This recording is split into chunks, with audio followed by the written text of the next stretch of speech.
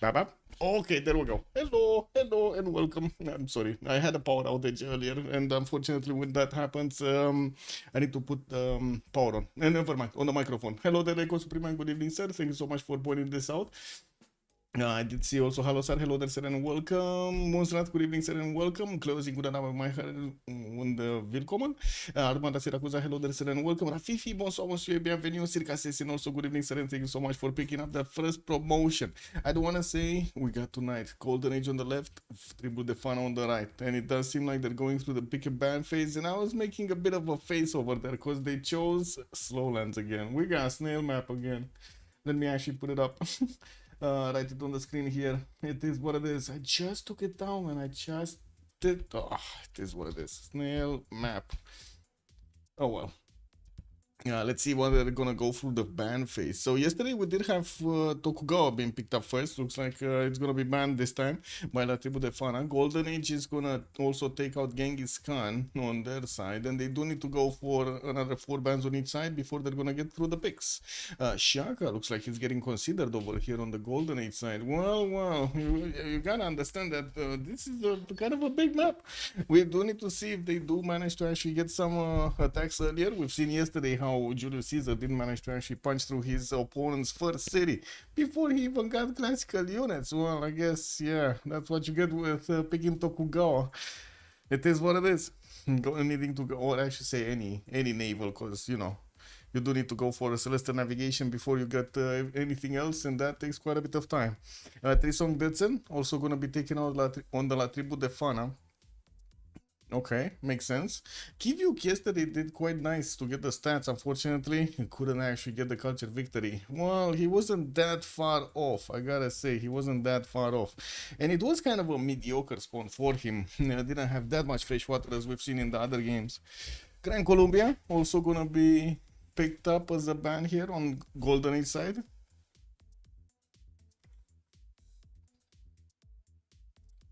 Beep, beep, boop, beep. Yeah, we got the rich lowlands. Yeah, we do. It's one of those games, man. One of those games. One of those weeks, I guess. We've seen multiple weeks like this before. It is what it is. It's in the meta, I guess, right now. We're gonna need to see in a week or two. The players are probably gonna get bored and we'll get back to their other stuff. Looks like Mapuche is gonna be picked up as a ban on La Tribu de Fana. I think also Teddy is kind of deserving a ban here. Even though yesterday didn't manage to get the win, he did almost take down Babylon there. Vercingetorix gonna be also banned on Golden Age. Haven't seen, yeah, we haven't seen this map for a long time. Well, it's always a new map, right? It's just the map type that just doesn't change. It is what it is. Lots of land. We just like lots of land.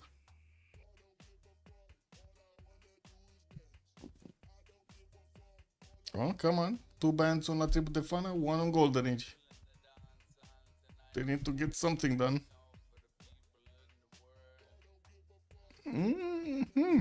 Okay, Olympia. Macedon. Makes sense. Are they actually gonna ban Teddy? Ethiopia? No. Teddy, Ethiopia. Come on. All of those hill getting bonuses civilizations. By the way, we still have no idea about 3i Atlas. Just saying. We don't know where that big guy is or what is.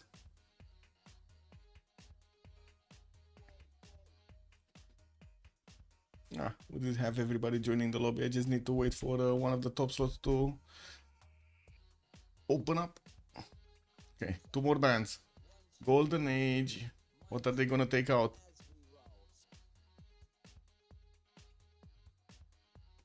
Teddy. There we go. Teddy Rough Rider. Totally makes sense. Totally makes sense, man. 100 strength units. That's a bit too early. That's a bit too strong too early. Let's see what's next. That's the last ban, by the way, on La Tribu de Fana. Before we're gonna see the Golden Age picking up the first civilization of the game. They're gonna set the tone.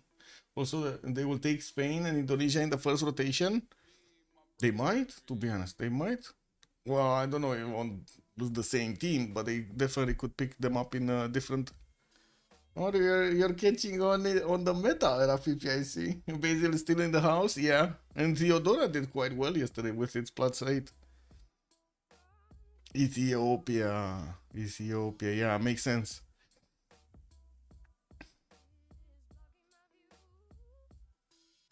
Okay, got locked in.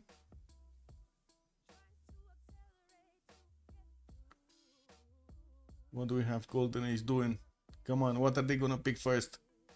It looks like they didn't really have something in the bag here, something in the plan, or pre-plan, I guess. Just went with the flow, and now they're thinking about their choices, or maybe they're thinking about their other choices, I don't know. Let's see, they're not clicking on anything. Ooh, Sulaiman. It's gonna be Sulaiman first. Is it that good with the Jihazi and everything? I don't know if it's that. I guess we'll see. We'll see. Yeah, like, is it better than Spain and Indonesia? That's probably the question, right? Is Suleiman better than Spain and Indonesia, or maybe it's just at the same power level? Maybe we'll see. Guess we do need to see a few more games. We kind of saw him like in the first 2 weeks when he was implemented here. Pretty strong. And look at that, Basil is getting considered. Well, not really locked in. The big guy is very angry looking. Did you see that? He's frowning at us. What is this? Come on, Fana. Oh, are you gonna lock it in? Yeah, there we go. He locked it in. So next up, we got Julius Caesar. Oh my god, we got again a team that is gonna go for war, and then we got on the other side a team that might be actually just going for simming. Or are they gonna react to this? Because Julius Caesar and Basil II in the same team. Whew, Morfido, hello there, sir. Also, Eco Supreme Brazy got let in, yeah. They let him in. Incredible.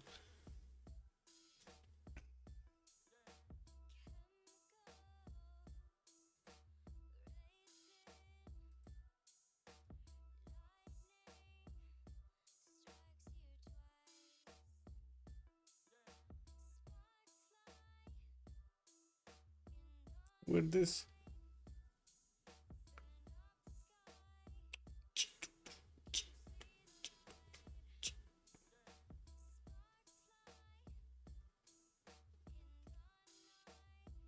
Oh, they're really thinking about this.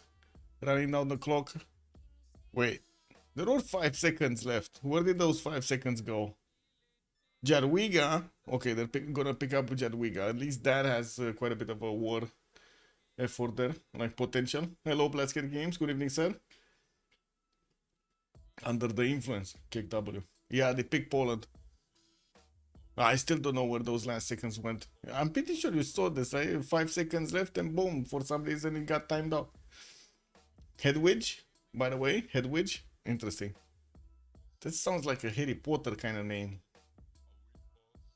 Wasn't something like that named in Harry Potter?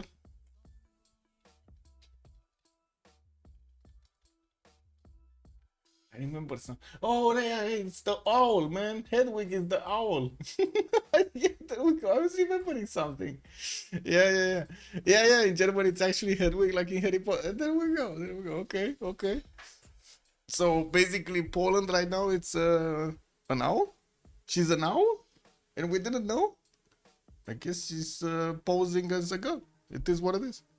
Age of Empire is also going to be banned on La Tribu de Fana, and also Eleanor going to be taken down. I do see they took out also Spain on the side of Golden Age. They do need to take out another 3 with 2 on the side of the Golden Age side. Team. Let's go.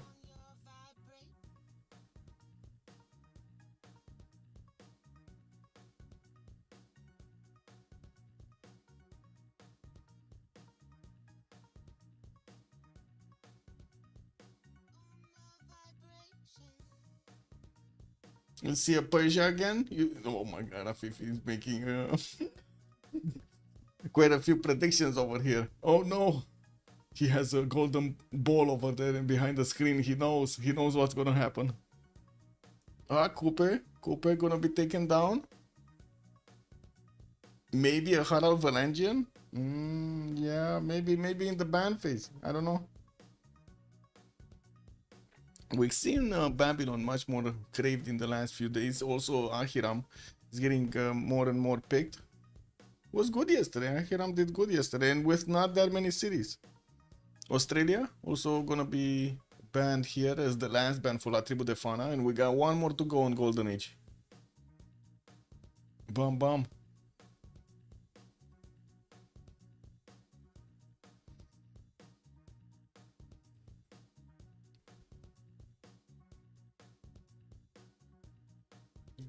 We got this. Beep beep. Boop. Beep. Manage prediction. I'm gonna put up the how many remaps are we gonna have. 0, 1, 2 and 10 minutes. Actually, let's put it for 15 because we got time. We got time to think. Indonesia gonna be banned. Oh my god. Yeah, I'm sorry. It's not getting in.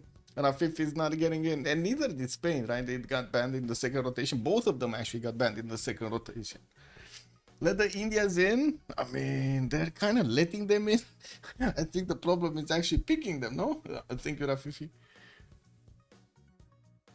Give you. Hey, we got the snow guy again. We're gonna get to count deers. Aha. Well, let's see if we get to count sheep also. Oh wait a second, Australia got banned. We ain't counting. We ain't counting no sheep. Maybe Cree. Wait, Cree. Cree is left open. We can count sheep. Cree, come on, pick Cree. No.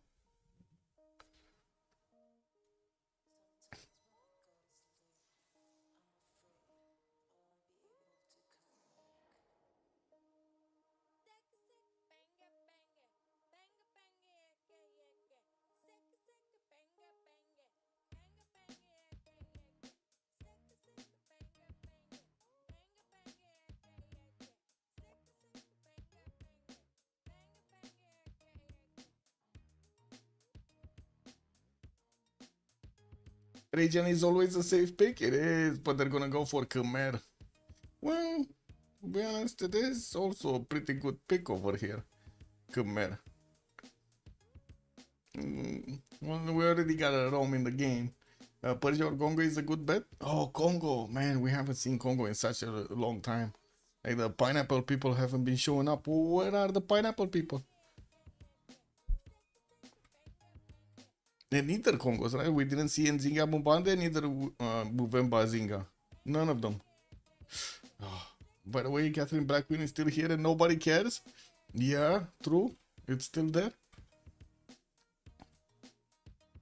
Technique? Yeah, they're gonna go for the new toys. That's what they're doing. That's what it is. Okay, we got 3 new toys getting in, right? We got Suleiman, we got Technique, and we got Kivyuk. It's new toys day. That's what it is. There we go, locked it in.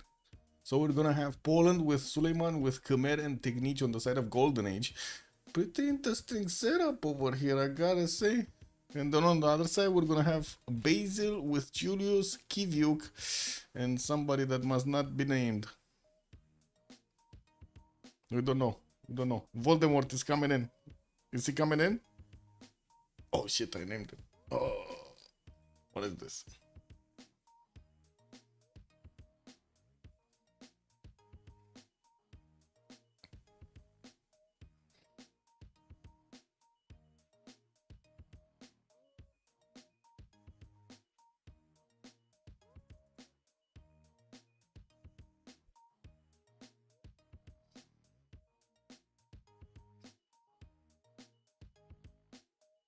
Well, they're taking their time. Babylon. Okay, well, that makes sense.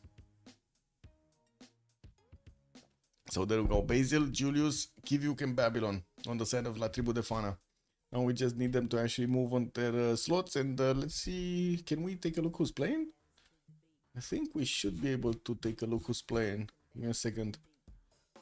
So we got, I think it's this Golden Age. Baptiste, Biwenwen, Bobshu, Orval, and Soritek on the Golden Age side. And then on the other side, we got Armandarin, Burikot, Captain Morgan, Fana, and Nemesis. Pum pum. Okay. Uh-oh. Somebody doesn't have MPH. Nasty. I don't know who. Or maybe it was an error. I don't know. Well, definitely was an error. Fana can take Ludwig. Yeah, but I mean, You mean Hedwig? Not Ludwig, Hedwig. Oh wait, that's another team. Oh, I see. You made a prediction before. Never mind. I thought you were already talking about Civ that they need to pick. And I was like, that didn't get picked.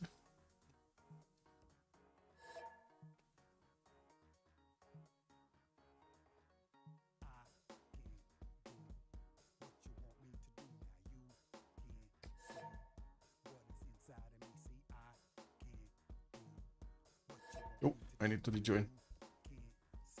I saw 0 MS. Need to rejoin and fix. There we go.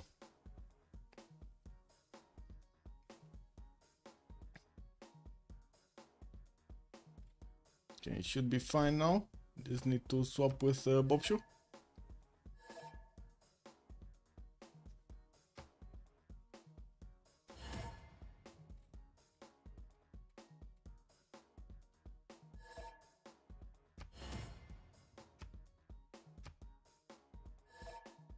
Okay, there we go. I even gave him Mansa Musa, because you know, that's all it is.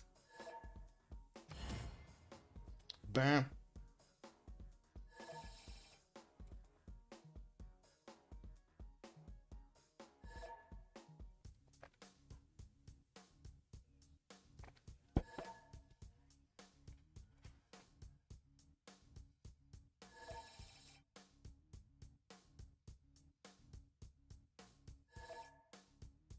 Well, they're taking their time to actually pick Civ. So Baptiste is gonna go for Suleiman, Captain Morgan, Kiviuk, and Bobshu. We don't know yet. I picked Mansa Musa for him. Hopefully he's gonna get it in. Well, or not hopefully, because otherwise, you know, we're gonna get to relobby.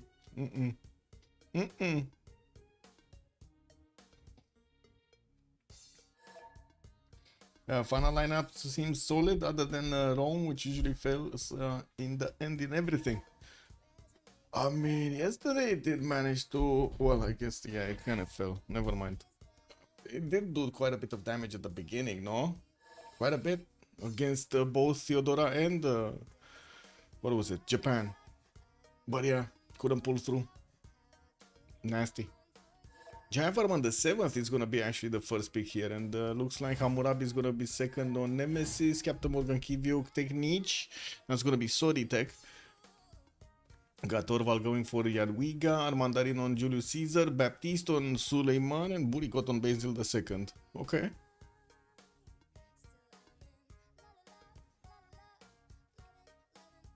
Should be good to go. Should be fine.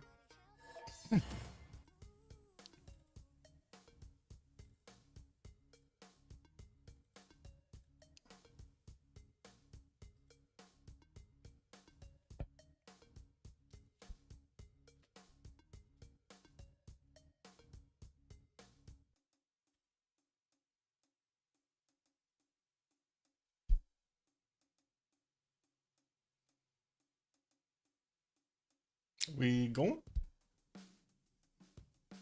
Ooh, they need to change. Never mind. Oh yeah, they needed to change the map. Buricot did mention. Okay.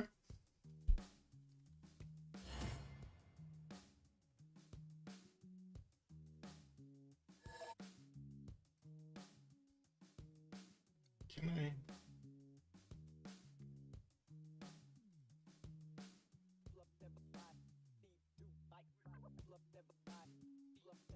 Aha. There we go. Much easier. Fix the settings. Got it.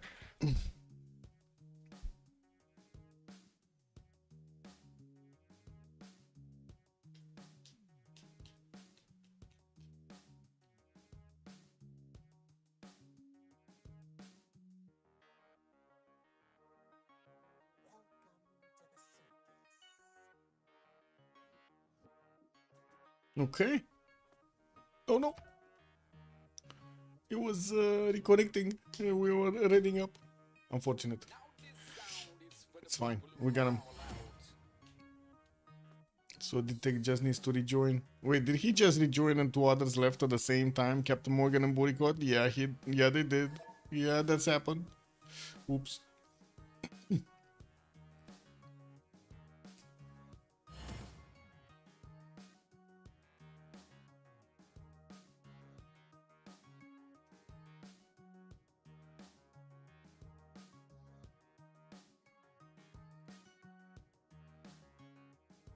Okay.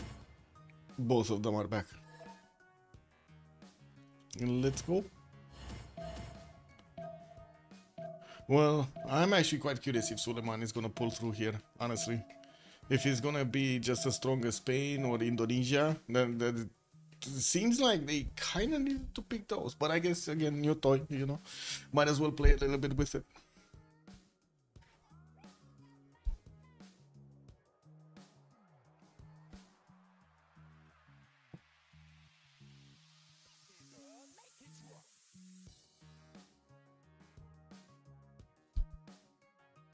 Okay, where are we going, chat? Left or right? When are we starting off? We going to the left or we going to the right? Which is it?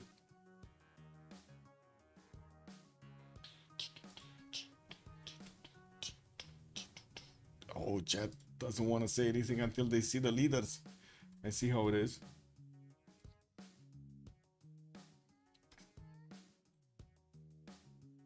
Nothing?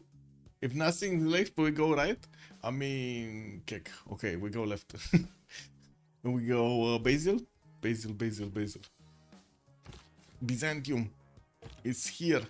Looks like he's gonna get his 2-2 base, a few 2-2s around him. I do see quite a few stone tiles that are gonna be available for him. Nice second settles northeast. Mato Tipila giving him those extra faith points and quite a few production points. And I do see he has enough fresh water from what I do notice.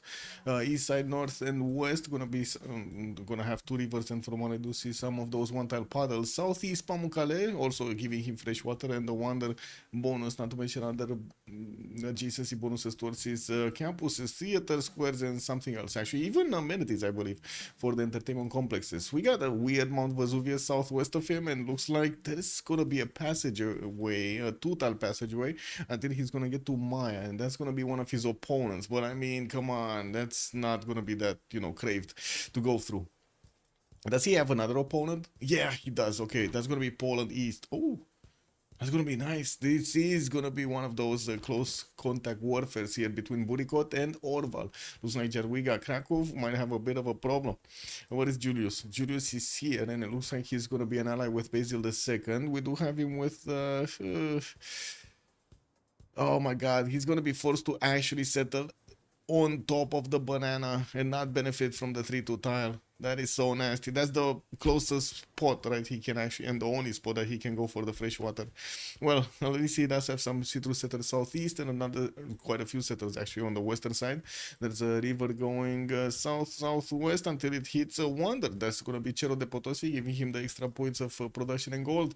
Also, if Basil doesn't place great adjacency campuses and holy sites next to Pamole, that's a Civ6 and also entertainment complexes. Don't forget about that. He needs to get his hippodromes going, right? Wait, can I see the drop down? Hello, game? Drop down? No? What is this? Hello? Oh my god, I need to actually open this up. It is what it is. Pamukkale. There we go. And so it provides one amenity to the cities that own at least one tile, major adjacency bonus to the theater squares campuses and commercial hub districts, and additional standard adjacency bonus to the holy site districts. Entertainment complexes provide +1 amenity if adjacent to the Pamukkale. Man, he needs to get the hippodromes. All the hippodromes around Pamukkale, all of them. Ooh, that would be nice. Non-freshwater cities, all hippodromes next to Pamukkale. That's gonna be a very happy empire. Yeah, Julius Caesar looks like he's not gonna have opponents, right? Oh, Ibn Suleiman, Eastern side. Yeah, I guess Ibn Suleiman might be a target for him. We do have Kilvaki Sivani here past Singapore. It's not gonna be close, but it's not gonna be that far away either. Definitely not in Legion range. I don't think this is where is this Legion range? So you got one city here, one city here, and then you can take Singapore with the legions, or the first legions, and then you're gonna. Oh, it is in Legion range. But it's like 35-ish kind of Legion range over here, 35-40. Not that early we've seen yesterday on 27. Anyway, now let's take a look at Kivyuk. What is the snow guy? Kilakitso, we got Dogsled Hunter coming up in 2. Looks like he has some dice tiles, but in the third ring towards the north. And we do have him with 2 deers in the capital. That's only 2 deers in the capital. That's kind of nasty. Ugh, underwhelming spawn over here with only 2 deers. Anyway, a good thing is he does have a lot of fresh water. Eastern side, at least 3 rivers that he could settle on. West, he has a big river going from spanning from the north towards the south. And from what I do see, a few more deers are sprinkled through. We got a few more deers, okay. We got in total like what? 1, 2, 3, 4, 5. I did see this. Nothing here. That's it? 5? Ugh. I wanted to be optimistic, guys. I'm sorry. It's such a great wonder. Yes. Also, a question about the plantation pantheon bonus. The settling of the luck tile can be improved with a plantation makes you lose the pantheon bonus for that tile. Yes. Yes. Basically, you cannot have the improvement in the city. Basically. Also, Finarfin, hello there, sir. Yeah. Basically, it's not a plantation if you settle on the resource because it deletes the improvement. Nemesis. We got Babylon here, and it looks like Nemesis is gonna have the opportunity to get some trade routes going with Kiviok in the southwest. He's gonna get to use these water bodies for that, and I do see he's gonna have a 2-tile choke towards an opponent here compared to the northwest. Well, that will be another conflict zone. We got Babylon benefiting from a 1-4 deer, a 2-2 deer. Oh my god, what is this deer place? These are 5 deers.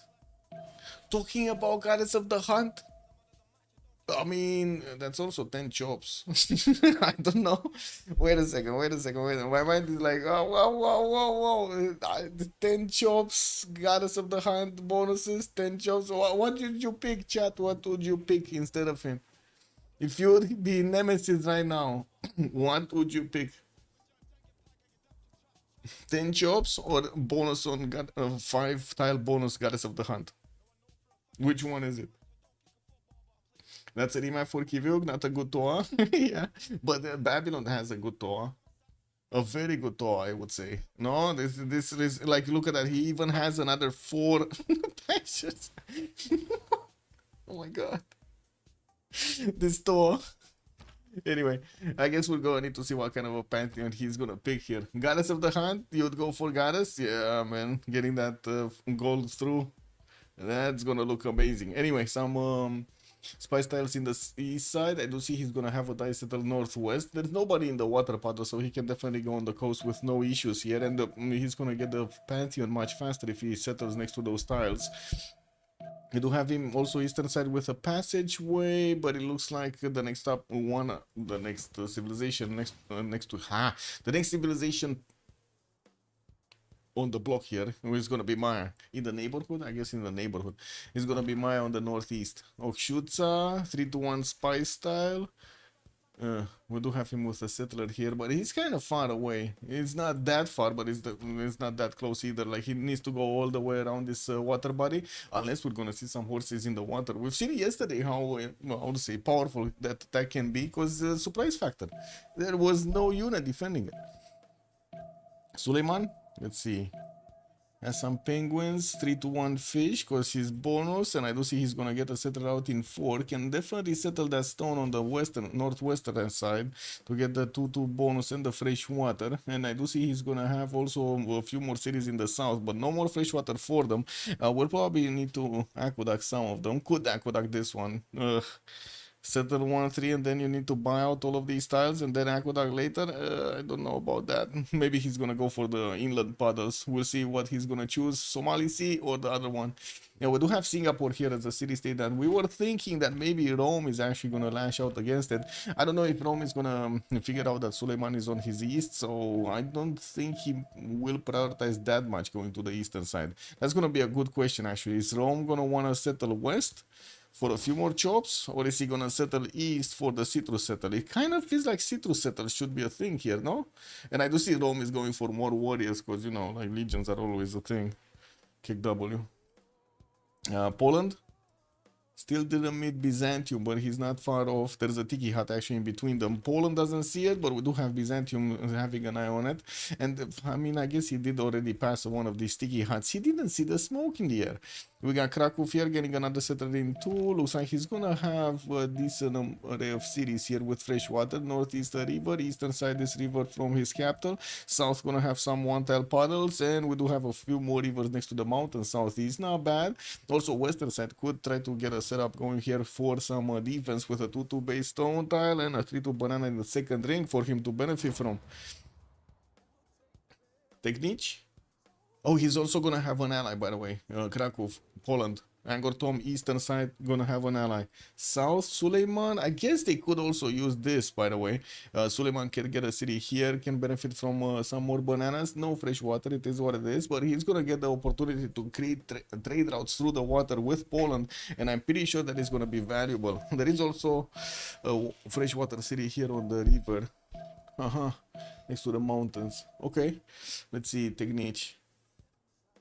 Really quickly. I guess we did glance a little bit over him. Spy style coming through. Quite a few plantations all around. We got dyes, we got sugar tiles, we got some bananas. Okay. And his neighborhood. Oh, he's gonna be free sim. It's only Babylon that's relatively close to him, but of course the water body between them is making it quite hard to get there. And we do have also Khmer here that I think we can also consider him free sim, because again, 2-tile choke, man. 2-tile choke to Babylon doesn't seem like it's gonna be that easy to punch through, and Khmer is quite a defensive nation. So yeah, there we go. We got this map going on. It's not Suleiman, it's Swahili. Well, I guess we can call it Swahili if you want, sure. Potatoes. Rome should go after Al Hassan, taking. Oh my god, that's the third name. Yeah, they need to go against Al. Yeah, Al is very bad, very bad. Taking city states first in this map. Yeah, isn't he called Al Hassan Suleiman? I mean, yeah, Al. We can call him Al or Sule. I don't know. I don't know how to actually. What is the shortening word on that? You know, like in Romanian, we have some words that we change for, you know, like for instance, diminutives and superlatives, I believe they're called. What would be, I don't know if you get that, if you have that. Plus 12 Babylon, Temple of Artemis or Civ6. Oh man, Babylon really needs to get this going, yeah. Wait, he's going holy sites? Holy Babylon, man. Oh. Nemesis is pulling out a strategy here with holy sites. Okay, well, I think we need to move to Basil II and see his strategies before we actually get to see what he's cooking over there. We got Constantinople getting a holy site in 2. He did upgrade his horse style. Got a builder? Probably got it from this hut. Yeah, probably got it from the hut. We do have him with the settler moving west, and I would assume he's gonna get closer to those stone tiles next to the volcano. Probably will need to chop the stone before the volcano just eats them. We did have him also with Penguin settled north, and of course Matotipila settled that I don't think he actually discovered. I don't think he saw this.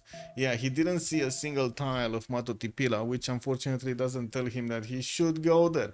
And of course he also left the Tiki hut. That's gonna be just Poland walking all over it. Gonna get the bonus points over here. He's gonna get the tilt bonus. Oh no. I do see also Constantinople, horses first ring, Iron Tile is going to be second ring northeast, while he's going to get his first holy side. That's only a +1, unfortunately. Yeah, I guess he could get it improved a little bit more. We got Julius Caesar towards his south already with a second settle on that citrus style eastern side, and I do notice he actually went northeast with his one scout there. There's another scout coming onto the coast. We're going to see. Oh, he sees the Somali Sea, no? He sees the sea. If he looks at the name, he should know there's Swahili somewhere around here. Okay, well, I guess he does have a scout moving forward. We got another 4 turns for this settler to pop off, and the question is, where is he gonna send it? Is he gonna send it here somewhere and get that attack going? Because it kind of looks like he's not feeling it. He's not feeling it. He's going currency. You know, yesterday we had that awesome attack because we did have Julius Caesar going in cannon first, and he did manage to get to swordsman very, very quickly to his legions. But anyway, I guess this is going to be a different game. We do have Rome with an iron in the capital. He does have his horse tile second ring, and I do not see a second iron tile immediately close by. We do have a few on the western side here. Well, I should say one on the western side, one on the northwest. And while I do see also Byzantium is starting to bridge the fog of war in between them, he did spot out Pamukkale, which is a wonder there, in between the two nations. Let's take a look at Kivyuk. What is he opening up with? Settler moving southeast next to Diestyle, Builder moving with it. He did not improve any of his deers yet. He still has those two in the capital city. Also did put down a holy set, which is a +2 next to the mountain. Getting a settler out next, and I do see he's right now 15 points of production. Did get two of these, how to say, hunter's houses with the dog sled. Where is he? Where is his scout? Oh, here. The dog sled hunter moving towards Yerevan. And I do see he is actually discovering the lands of Swahili. Oh, he's gonna give. Okay, they know. They know. Rome knows. Rome right now knows exactly where Swahili is. Is he gonna switch? Doesn't look like it, right? He's gonna still discover currency. Go, Julius Caesar, go! Yeah, too many religions in this game. Yeah, and I guess Theodora is not one of them. We're gonna need to see if Basil II is actually gonna get religions here. Kivyuk is definitely gonna get a religion, but he's kind of far away. He's like halfway across the map. Babylon is gonna get a religion, but he also has an opponent in between him and Basil II. It's gonna take a long time, man, for those actually to get out anywhere. Looks like we did have Thule actually settling the dice style directly. He's starting to place down his second holy site and working on the first. Got the third city going while he did improve his two coastal resources here. Now he's starting to get some extra culture and faith on those hunter's houses. We did have him also with an iron in the capital, and I do not see horses. Again, we got a problem with horses. Looks like the first horse style is going to be northwest here towards that water body of Yerevan. Hammurabi, we did have him with a beautiful deer arrangement here in the city, in the capital city. He has 5 of these tiles to get improved, and from what I do notice, they didn't actually get a pantheon yet. We do have him making 5 faith a turn already, and I do notice he did get 1 holy site down. Wait a second, 5 faith? I guess 2, 3. So we got 1, 2, 3. Oh, he finished the shrine. I see. 5. Got it. 4 and 5. I didn't see the shrine in the holy site. No, okay. We got him on 17 points of production, getting the third settler out next turn, and I do notice his second holy site is going to be quickly finishing in Rapicum in 3 turns. Started to acquire these great prophet points, just as Byzantium is, and we're going to need to see what kind of religion is he going to pick up when he's going to get it to pick it up. He went for River Goddess, man.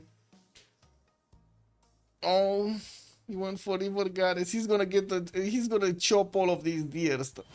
All of them. Not one of them is gonna remain standing. Yeah, I guess he wanted the extra face over here. Kinda interesting, cause well, definitely going for holy sites is gonna put pressure on his economy, so he's gonna need the gold anyway. Anyway, I guess we're gonna need to see how he's gonna make that through.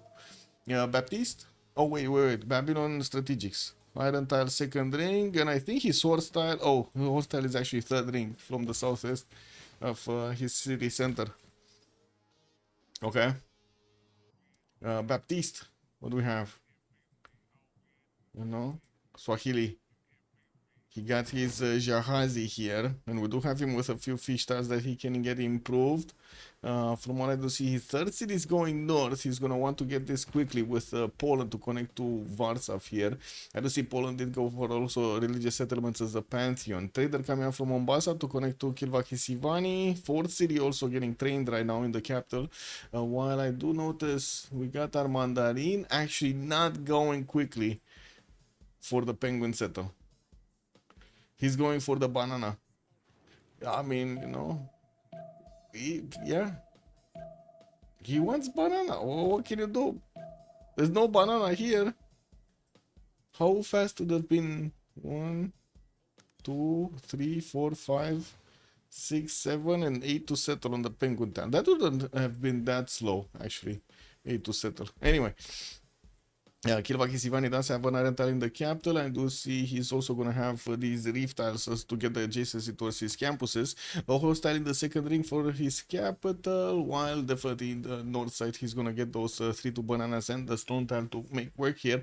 We're going to need to see how quickly Poland can get a city so they can actually connect. Because right now Warsaw is not in a correct position to get those trade routes, not yet. Yeah, Orval, 5 science, 4 culture. We got him getting his holy site projects going in 2 turns. His second holy site is gonna finish in his second city next turn, and I do see he's protecting his holy sites from the Byzantine scout here. Not gonna do that much damage. We do have also Byzantium getting his holy site projects. They really want to get this quickly. Look how many are making religions here. We got Poland, Babylon, Byzantium, and Thule all rushing to get a religion. Also, this seems too easy for Fana. You think? You think this is easy for Fana? I don't know. It doesn't seem like it right now. We'll see. We'll see next time. Yeah, we'll see at the end of the game. Rome is too full of peace. Yeah, man. He has a bladder problem, man. I don't know what you're talking about. Krakow is a capital. In game, Warsaw is the capital. In German, Warsaw is the capital. Interesting. Yeah, yeah. And this one is Krakow. Or Cracovia. Anyway, strategics. Horses in the first ring from Krakow, and we do have his iron tile in the third ring from that city center. Warsaw also did settle on a 3-1 tile with a 2-3-1 ivory next to it. That's a pretty good second city, I would say. As a banana central also eastern side, but that seems like it's gonna be settled by Khmer more than anything else. Actually, Bobshu here did actually finish his first holy set, getting the second one next turn, and he's benefiting from quite a few of these maple tiles. Did improve also one of these marbles, so he can get those, you know, and those gold points and the amenity going. And I do notice there's a Babylonian warrior that really wants his holy site here. Anyway, I do see Khmer did manage to get a slinger out, and I would assume he's actually gonna defend. I hope he's going to defend his holy site. And getting the third holy site in Hariharalaya, which did settle on a 3-1 base, could actually grab one of those bananas for the 3-2, but unfortunately doesn't have the gold. There's only 7 gold in the bank. He would need to actually acquire all of the gold of his teammates to buy out the 3-2 banana, which, to be honest, would help his city grow faster, so, you know, would be quite good. Now, we do have both of his strategics actually in the capital city with horses in the second ring, also an iron tile in the second ring here. And let's take a look at Technique. Putting down his observatories, 7 science, 3 culture, got the first one up, and I do see another 2 are coming through. Wait, did he finish this one also? Oh, he did finish this one also. Interesting. And we do see him starting to improve his spy styles, or I should say the plantations next to his observatories to get those extra points. We do have 3 plantations next to this one, and 1 plantation next to the capital one. And I do see Sunantunich is going to have, or Shunantunich actually, is going to have 2 of these adjacent to it. Getting an army of builders to start improving those plantations, and also needing to actually put a few farms down. Unfortunately, got the farm down on a horse. I don't know, man. That sounds like a dangerous farm territory over there. You get all of those hoofs of the horses just stomping on everything that you farm. What is that? Or is he farming ponies? Oh, he's farming ponies, man. Yeah, I know what it is. He's farming ponies. That's what it is. Spicy's ponies. Okay. Spiny pony farm. Got it. Let me actually put it here because I'm gonna forget about it. What is it? Not here. Here. Spicy pony farm. Is this any... just give it a few more turns for the Scout of Babylon to get through so he gets the vision, so we don't actually, you know, reveal, because this tile wasn't revealed, right? We shouldn't reveal it. Okay. Yeah, that's trippy. Imagine, man, all of those ponies on the spices. Very trippy. Yeah, Krakow was the official capital of Poland until 1596 and has traditionally been one of the leading centers of the Polish academic, cultural, and artistic life. Very nice. Also, iron in the second ring from Oshutsa. We did have that horse in the first ring, but he needs to somehow, you know, get rid of the farm over there. That's not gonna work. That's definitely not gonna work. For some reason. Okay. I think we went through all of them, right? Do we have anybody going crazy with production? Kivyuk again, man. He's already won 31 points of production and 26 points of faith. We did have him picking Earth Goddess, and he started to get the faith points from each of these tiles with a breathtaking appeal and charming appeal. I do see he's going for fourth settler from Kinakitsu and plugging in Moksha in the capital, while we still need to actually see what kind of religions they're picking up. We got Poland going for his reliquaries and tithe. That also was the first religion established in the game. And Hinduism on Thule, he went for work ethic with lay ministry. So that's why he's getting all of those production points. He has the production coming out from his shrines and temples. Let's see what it is. Okay. You got Moksha here. Oh, give me a sec.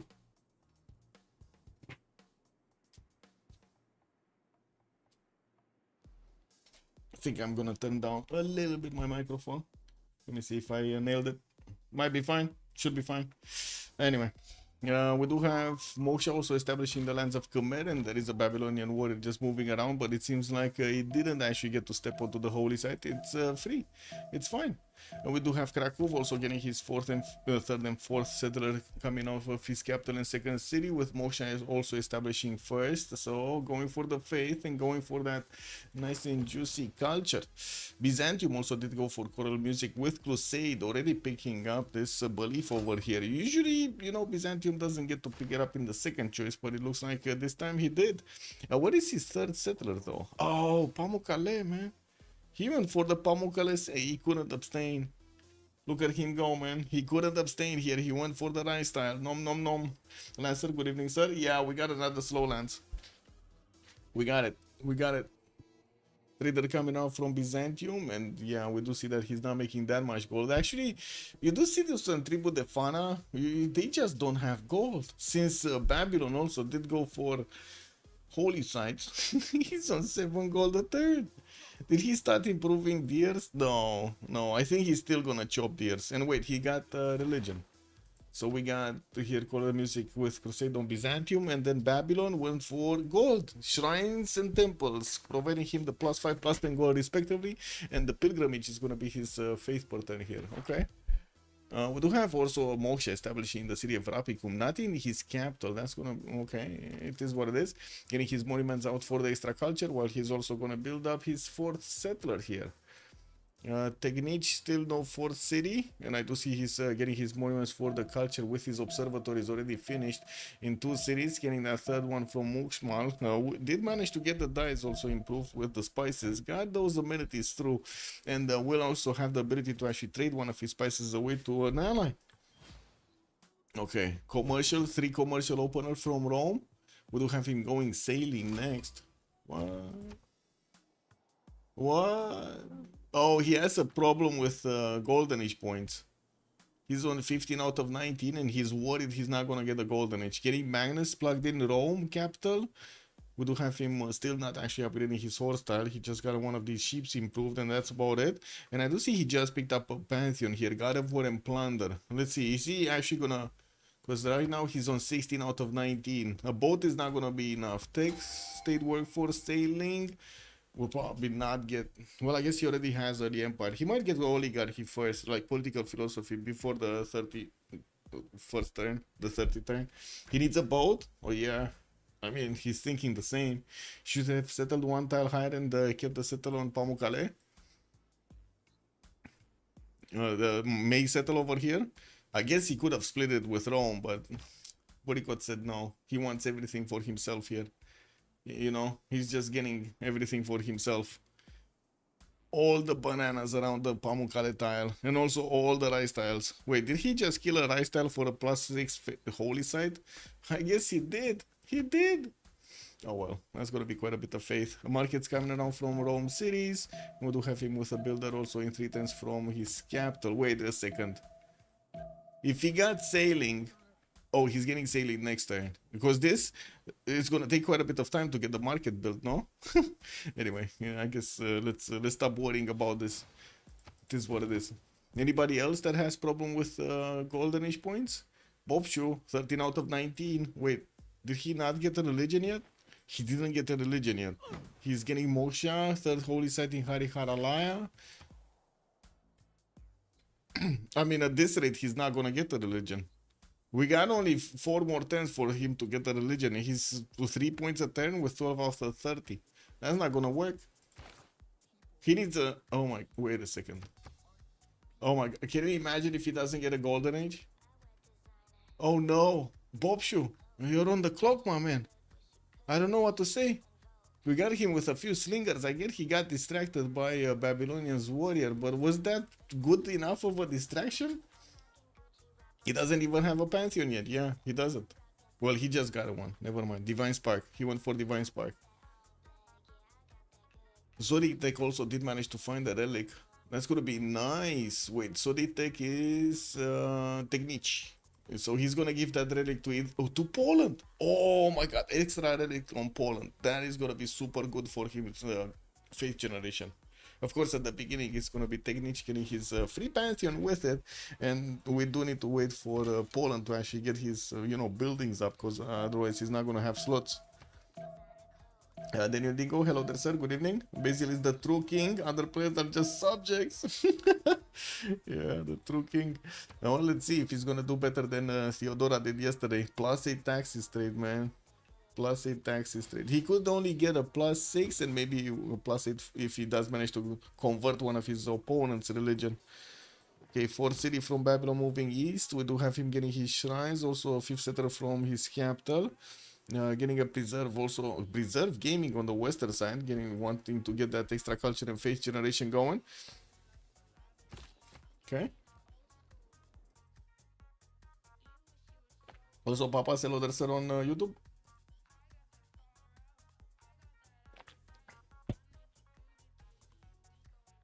Okay. So, takes mining finally on Armandarin. Did he get it? He's still 16 out of 19. Okay, getting bold next turn. And takes state workforce. He just finished state workforce. Wait, can he get political philosophy in 3? Because I see Captain Morgan can get it. And we do have him just 1 point difference in the culture. But I mean, look at that production, man. 37 points of production on Kivyuk and 44 faith. Oh my. He's like 50 points of production at 1027. That's insane. How many religions remain? 1. It's just 1. Khmer. That's it. If Khmer doesn't... Well, I guess he's gonna get it. Yeah, I'm pretty sure he's gonna get it. We do have also Soditek going first for horseback riding. He's 3 turns out from getting it. Could definitely take Jerusalem for himself. And we do see that he's starting to actually get the 4th, 5th, and 6th settlers out. Okay, so not that quick on getting his units. He did also pick up Goddess of Festivals as a Pantheon. He's getting those extra culture points going. Also, White Streak reached. Whoa. Oh man, Fortuna Belli currently on 5 streak. 5 stream streak. Let's go. Good morning, sir. This is something new from YouTube, no? From Twitch. I didn't see this before. Very nice. Good morning, good morning. Okay, 3rd city from Poland got actually placed quite far away on the eastern side here, where the banana central is. Okay, definitely wanted all of those bananas. Going for 4th city here, and we do have him starting to actually get his scouts next to the Byzantine territory, meeting Matotipila before Byzantium met Matotipila. Moksha establishing the capital city of Constantinople, and I do see a few more monuments coming off here from Trebizond, while Thessalonika's holy site is still getting built. We do have Rome here, 18 out of 19 points. Oh my god, his political philosophy in 4.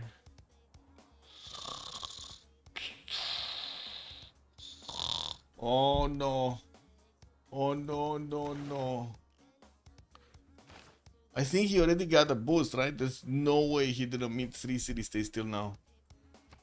Yeah, they did meet 3 city states. That's unfortunate. Is he gonna get maybe an envoy somewhere? Oh man. What are the chances of this happening? We're 10-20, he still has 2 turns to fix this. Come on. 10-29 and 10-30. Oh, this is so unfortunate. This is so unfortunate. He didn't even go for something like horse parenting to discover a next era technology.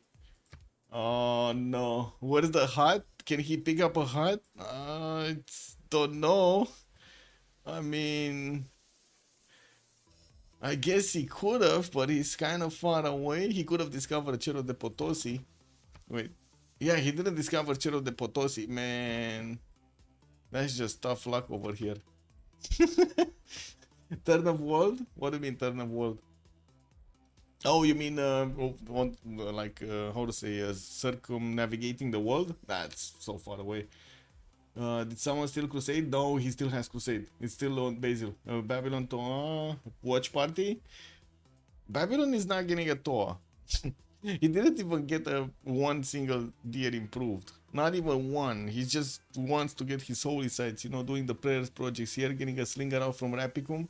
And I do see he actually is building preserves in Makfa Shapir, getting those extra culture points and the faith generation going. Oh man, I cannot believe this. Julius Caesar actually 1 point off a golden age?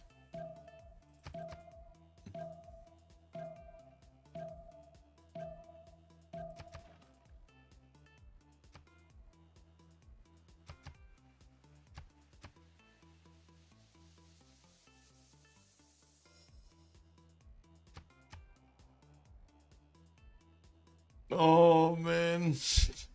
Deers are made to be chopped? Yeah, true, true. How did Babylon waste such a massive Toa spawn? I don't know, man. I don't know. Okay, he got it. I don't know what he did, but he got it. 19 out of 19. Okay, it's fine. It's fine, guys. He got it. It is what it is. Again, I don't know what he did, but he did it. So it's all good. He got the points. We do have him also getting quite quickly the merchant points. He's on 6 great merchant points a turn. And I do see all 5 of these prophets did get picked up. Let's see the 5th religion. That's Khmer Buddhism, going for feed the world and stewardship for his food coming up from the shrines and the temples, while he's going to get the science on the campus and the gold on the commercials. Still on 3 cities. Khmer is getting his 4th and 5th out soon, and I do notice he started making 23 faith a turn, was also 31 points of production, but not coming even close to Captain Morgan. 54 faith and 46 points of production. 4 cities strong. I do see he got his 4th to the north of the English Channel while he's building up his shrine count and also getting settlers out from Kila Kitso. Going for Magnus in the city of Torngat, also started building up that hanging gardens there. I do see he first is trying to actually improve his styles, not actually getting a builder to start chopping. But I guess that's not going to be a problem, right? Because next turn, boom, that faith pattern is going to activate because of the monumentality golden age, and he's going to start buying stuff everywhere. He's already on 400 faith, 454 faith before, or even more, 457 faith before he even touches the monumentality golden age. He can get like 2 settlers out immediately. Wow, that's amazing. Anyway, I guess we'll see. Babylon can easily noke. What is noke? What does noke mean? Punch both Maya and Khmer. This game is over. Poke. You wanted to say poke, punch? Because I don't think you're using the C word there. I don't think you wanted to use the C word. The C word is kind of big, no? Take that back? No mistake. Wait, what is going on? What is going on? Hello, sir. What should I take back? Pepega scouting? Oh, you mean the Cerro de Potosi lack of scouting? Yeah. Maybe someone on his team found a wonder. Oh, yeah, that could have happened. Maybe somebody on his team found a wonder, and we didn't see it. Let's see.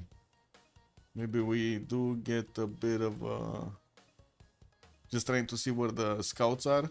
Maybe we do see it discovered. No. Anyway, we did jump into the monumentality golden, or I should say into golden age, and we got a Basil II with 8 science, 13 culture. Monumentality, Moksha activated. We got Governor Plaza coming up next, and I do see he's getting that 4th city out from Trebizond in 9 turns. Moksha Magnus establishing that for a few faster chops. Definitely needs to get his strategics up here. Only got the horses. Anyway, I got the Salonika's holy site built, and he's getting all of those nice and juicy faith points. He's only on 24 though, and 31 points of production. Not very big right now. Definitely not as big as Captain Morgan. Armandarin, 12 science and 19 culture on Julius Caesar. I do have him with still 3 cities strong. Didn't go for the 4th and the 5th. Started to place down his campuses and got the commercials down. Only has 2 traders right now. And I do see he started, yeah, there we go. He started getting his settlers out 4th and 5th from Rome and Arretium. I would imagine he's actually going to get over here either Wall of Throne or Ancestral Hall. What do you think, guys? Is this going to be Wall of Throne play? He definitely could have been a lot more aggressive against Swahili. Let's see when he's going to want to be aggressive here. Because 14 science and 24 culture does seem like a good start now. He also has 43 points of production and quite a few chops available. These campuses are going to give him nice juicy points. That's a +4 and a +3 here. That's going to turn into a +3 when the second one is going to finish. Anyway. Captain Morgan, 13 science, 12 culture, 62 points of faith and also 55 points of production. About to get his Sangi Gardens done from Torgat, and I do see he's getting campuses out. We do have settlers from the western side here, being sent towards the western side, where there is also Swahili's units. Okay, so I mean, there is a possibility for him to do some damage against Swahili, and Baptiste is going to be in a pincer. I'm not gonna be that happy actually with a 2 versus 1 situation coming through. We do have to see also no cities on the east. Interesting. I was expecting him to actually get quite quickly another 2 cities here northeast, but anyway, I guess it's fine. Kilakitso campus is gonna get a +3. He got his Governor Plaza down, but no specializing building of choice in it at the moment. Nemesis, 9 science, 18 culture on Babylon, 4 cities strong.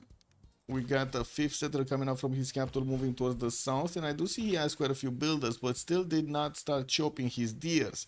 He didn't touch the deers at all. What is this shenanigan? Danny Derb, good evening, sir. How does city defense numbers work? So you get the garrison defense, which basically tells you how strong the city is, just like you would have a unit. You see, like it has like a melee strength and range strength. The garrison defense is basically the highest strength unit -10, if I'm not mistaken. Plus the districts, yeah, like you get +2 for each district, if I'm not mistaken. Then you do have the range strength of the city center that is depending on the highest unit, the highest range strength unit that you have. So you have a slinger, you're gonna have 15 range strength. If you're gonna have an archer, it's gonna be like what, 25 or whatever that is. If you're gonna have a crossbow tech and so on and so forth. And then you have also the wall, which is gonna be added defense over this. To actually attack into the wall, you need siege. Otherwise, you're gonna get penalties. Also, Halostar was naming Rome a noob, but he's a stone cold genius. Yeah, he is. Rome should have required to have bloody wars to keep people happy and get that Colosseum going in the middle. Yeah.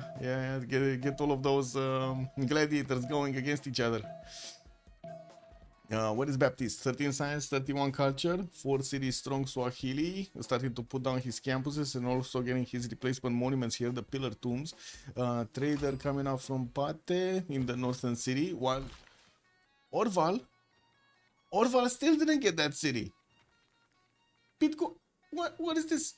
Glad to help Denny. What is this, man? Oh, it's like really. Orval could have settled this. They could have already traded with each other. Benefit from all of that juicy ching ching. All of the money. No? They don't like money. Trade routes, man. Trade routes. It takes the strength of the unit. Garrison inside as a base or the strongest unit melee strength -10. Then add the modifiers. Yes. Let's get games is correct.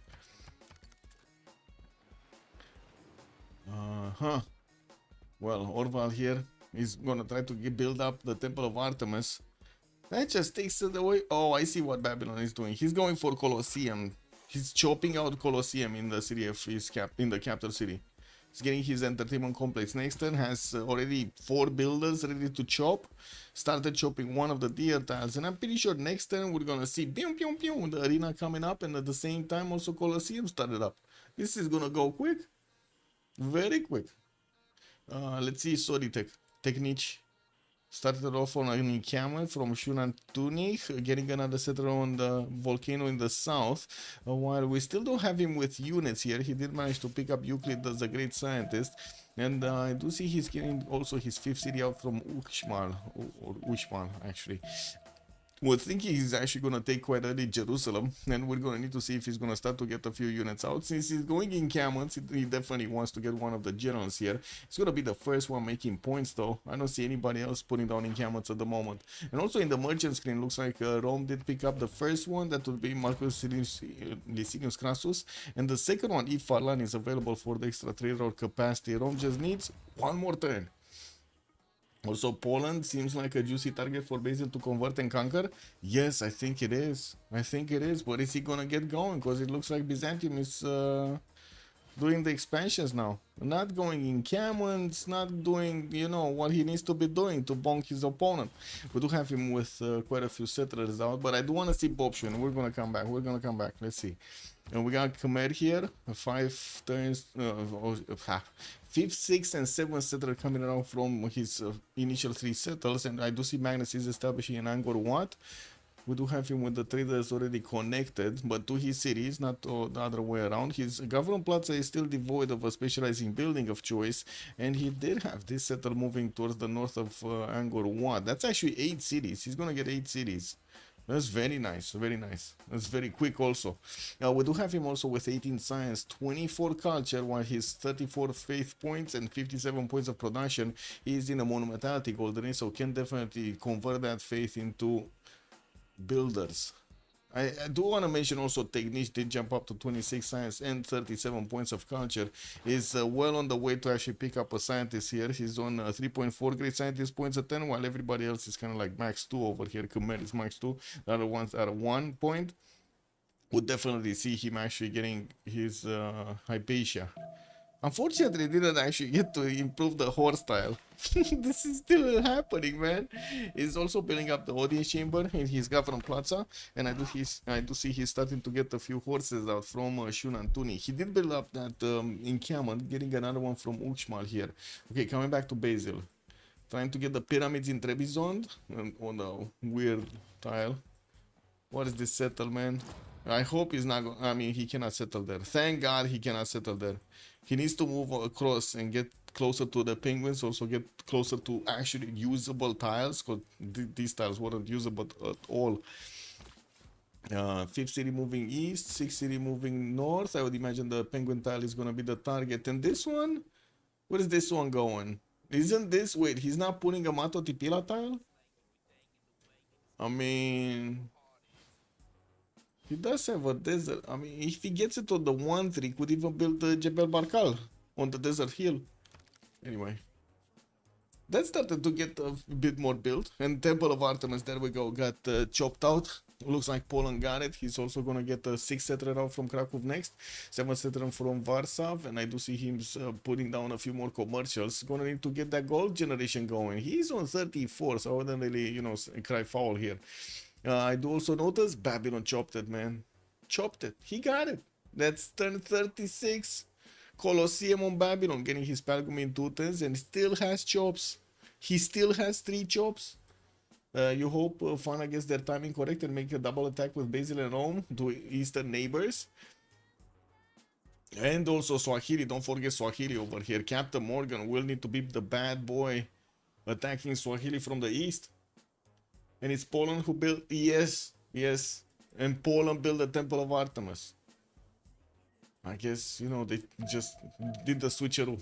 So this is what Fana sees, and let me actually put up also the team labels. We got Tribu, the Fana on the left side, and on the right we do have Golden Age. There we go. Beep boop. User error. Okay, Swahili also getting his 5th and 6th settlers out from Mombasa and Kisivani. I would imagine he's gonna go for the southwestern seas. Oh, there we go, there we go. Finally, it's happening. Our Mandarin is coming through with a few settlers. He needs to stay away from the coast. I gotta say, he should not smell the coast. If he smells coast, that's bad. Swahili might actually come for him. Man, you never know when you get some Swahili monsters just jumping out of the water at you. It's like piranhas, man. They're everywhere. Now let's see. We got Magnus establishing Mombasa. Settler coming out there. God of the Sea as a Pantheon. He's getting those extra production points on the fish tiles. But I gotta say, he only did manage to improve 2 of them. That's it? 2 of them? Ugh. Anyway. In the capital city, he's also gonna get another campus here, and I do notice he did manage to get the 19 science with 42 culture. That is a bit better than Julius Caesar, but now the cities are started up from Julius. We got 3 of these settlers moving out from his capital cities, and I do see also he's building up his world of throne in 3 turns. We didn't have any specializing building of choice here for Swahili, not yet. No, he got his government plaza here, and I'm guessing that's from his capital. Anyway, it is what it is. Okay. More settlers from Babylon. ODA Chamber is Governor Plaza specializing building. He's pushing back one of the mine scouts. And to see Maya just keeps on getting a few horses out. Okay. Yeah, I'm pretty sure he's gonna take Jerusalem. Like, this must be the target. There's no other target for these horses. I guess, okay, sure, you can consider Babylon a target, but that's kind of looking far away. Okay, Bronzon Baptiste, Bronzon Orval, Bronzon Bobshoe, Bronzon Nemesis, Bronzon Boycott. 5 civs are getting bronze this turn. 5 civs. I think the game is starting to get heated up. No? Lots of heat. We got Boycott finishing pyramids here in Trebizond. Got to chop it out and started to actually... Oh, he did actually get to benefit from the stone tiles. He chopped them before they got splashed down by all of that volcanic ash. Okay. Getting his temples up for the extra faith per turn, while I do see Burikot is 65 faith. He's getting that going. He's getting that going. I'm gonna get another city on penguins, and also is moving towards the Mato Tipila settle. I'm guessing. Okay, yeah, there we go. He's going for the 1-3. Okay. Kivyuk, Kujana Jup being placed down, theater squares coming up, and also more temples for those extra production points. Didn't get to 100 yet, but he's on 70, and we do have him also with 77 faith points. So not only he has more production than everybody else, he also has double the amount of faith that everybody has. I think this is a pretty strong start for Thule, no? Should I get the who's gonna win prediction? I think we should start up the who's gonna win prediction. Don't you think, Chad? We're getting going. So 0 remaps, that's 22,000 points just going through. And now we got a champion start prediction. Who will win?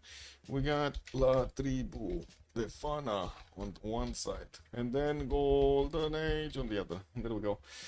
Submission period 4. Let's put it for like 20 minutes. We got time. We got time for this.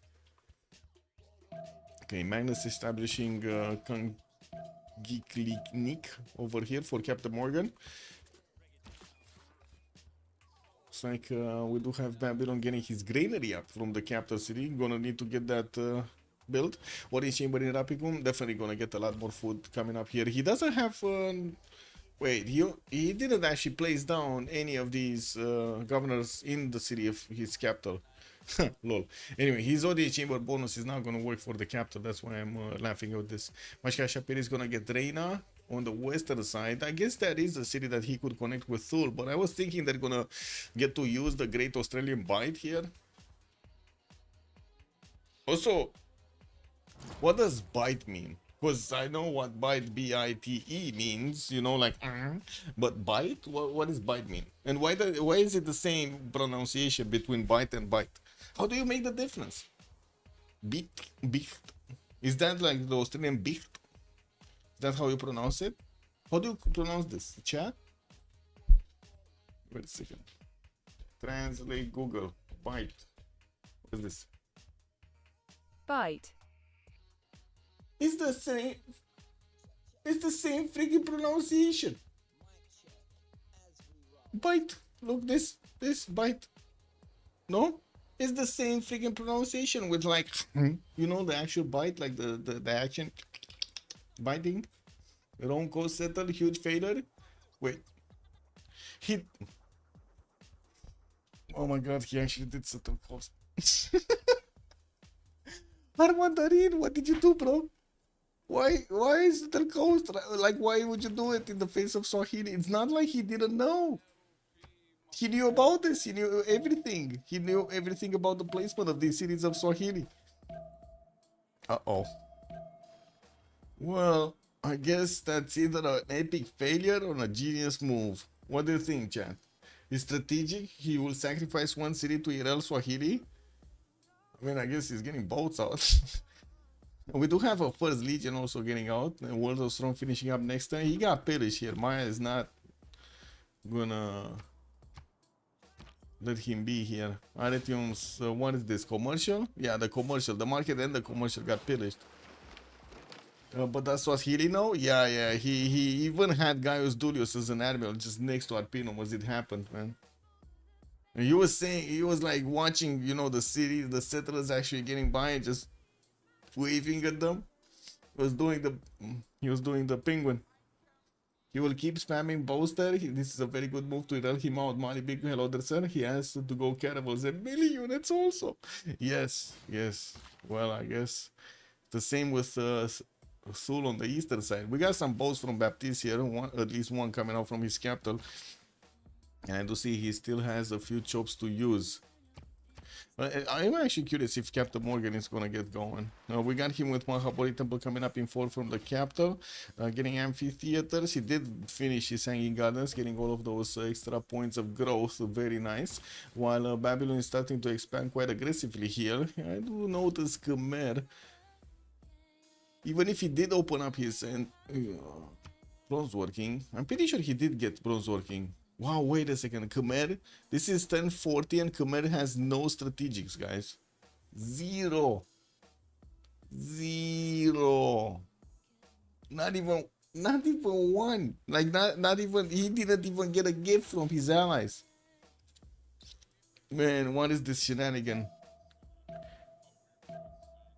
You're trading empire to empire and you don't trade ponies? Oh, it's not possible. Not possible. You always need to trade ponies. Don't you guys trade ponies? You love ponies, no? Wait, he forces Swahili to build boats for a city while he can send him legions. It's a bait, I call him out. Well, let's see if Rome is gonna have enough units, because it looks like he only has like another pre-build here for a warrior, and his first boat is coming up from Arpinum next turn. Well, I'm pretty sure we're gonna have quite a few boats coming out from Swahili. More cities, right? He's gonna have 3 cities versus 1 city. Who needs strats when you have elephants? Yeah, I guess the dome rays are gonna be something. Jerusalem has been defeated. Looks like Maya did manage to take over that city center. And we do have him with the second encampment finish. He's starting to make 2.3 general points a turn. Did Hypatia get picked up? No, not yet. We did have Rome managing to get Ifadlan and also Coleus. And I do notice a first admiral, actually a second admiral got picked up by Swahili. So not only he has a free melee unit, but he also can make a fleet out of it. I mean, he might as well just use them. No? This is gonna take the city of Arpinum. Anyway, I guess we'll see. Baptiste here is starting to get his libraries down, and we do have him right now only on 20 science with 43 culture. Armandarin here is on 21 and 33, and we do have him establishing Pingala in the city of Ravenna, where he does have a pretty good campus. Don't get me wrong, that's a +4. He's starting to get a few more legions out, and I do see him getting an army of builders. First encampment from Aretium. Took a while, man. He took a while to place an encampment. That's quite long. Also, how do you send ponies instantly from one to another? You just click on his portrait and send ponies. No? This is, you send ponies everywhere. Shrines from Krakow. Poland is gonna try to build up the oracle here with Magnus establishing Warsaw in 3. He did try to build something else. I'm not sure what he did try to build here in the southwest of Warsaw, but he bought a 3rd ring tile and it doesn't look like he chopped anything from it. We got his Sukinitses coming out, and let's actually take a look what's going on here. Byzantium still no encampment. We do have him getting a campus from Constantinople, not an encampment. Ugh. So he's not gonna hit a general anytime soon. Wait, is he actually... I guess they're gonna force everything on Julius Caesar and Kivio here to do the damage against Swahili. Not sure if that's gonna be a good one. But anyway, we do have Basil the second, 26 science and 61 culture. He does have good production and faith generation right now, 55 and 66. But to be honest, in the production screen, he's the lowest one in the game. Wait a second, he's actually the lowest one in the game. The closest one would be Bob Shaw on 366. Okay. And let's actually take a look here. 246 cities. Great library coming out from Angkor Wat. Pingala establishing a few more builders, and also Magnus going in Vimayapura. He did build up his Stonehenge, and we do have him with Defender of the Faith with an extra +3 on his religion. Not bad. So ponies have teleport abilities and fire immunity. Yes, I mean they're ponies, no? Some would call them also unicorns. Corns. Also Tandorius, hello there, sir, and good evening. Does Thule Captain have God of the Sea? Wait, no. Thule doesn't have God of the Sea. He went for Earth Goddess. God of the Sea is here on Swahili, on Baptiste. And I do see also Warlord's Throne is getting built in Kilva Kisivani 3 times. He's worried. He definitely realizes the danger he's in. We got Velitre here coming up. Our Mandarin is going to go towards Singapore, and we'll probably take this city on the way towards the cities of Swahili. More boats coming up, Arpino, boats coming up from Swahili. They're gonna start bonking each other soon. While I do see encampment training projects are coming out from the Roman encampment. It's gonna take a while to recruit a general here. Maya is also 3.4 a turn. Babylon is 2.3. Wait, Babylon put down an encampment? Oh, he did in Durkuli Galzu, getting also an encampment training project. So he might actually, well, I guess he does have Maya to worry about on the eastern side, and he will need to close up the choke point over here next to Masha Shapir so he doesn't let Khmer through with any unit. But it should be fine to bunker down, especially using the mountain defense, the river defense that you get to the southeast of Durkul Galzu. Anyway, now we do have him needing to improve some of his strategics here, and I do see he did get audience chamber in his government plaza with another settler moving towards the north somewhere. Okay. Well, he didn't settle Ko, so he cannot really do anything about the Khmerian city of Ningapura yet. Anyway, we do have Thule managing to get 2, 4, 6, 8 cities with the Mahabali Temple finishing next turn. And I do see he started off on some horses here from Kikitanga. I wouldn't really say he has a military to go against Swahili. Not yet, at least. Oh wow, you feel like Thule, God of the Sea is a must have. Well, getting all of those, if you do have a big sea, getting all of those whale tiles kind of feels good, no? Yeah, Honduras, I know where you're coming from. Magnus establishing here. We do have more builders coming up from Thule. Traders getting bought also. He did jump up not only to 110 points of production, but also 108 faith. Well over the next one up.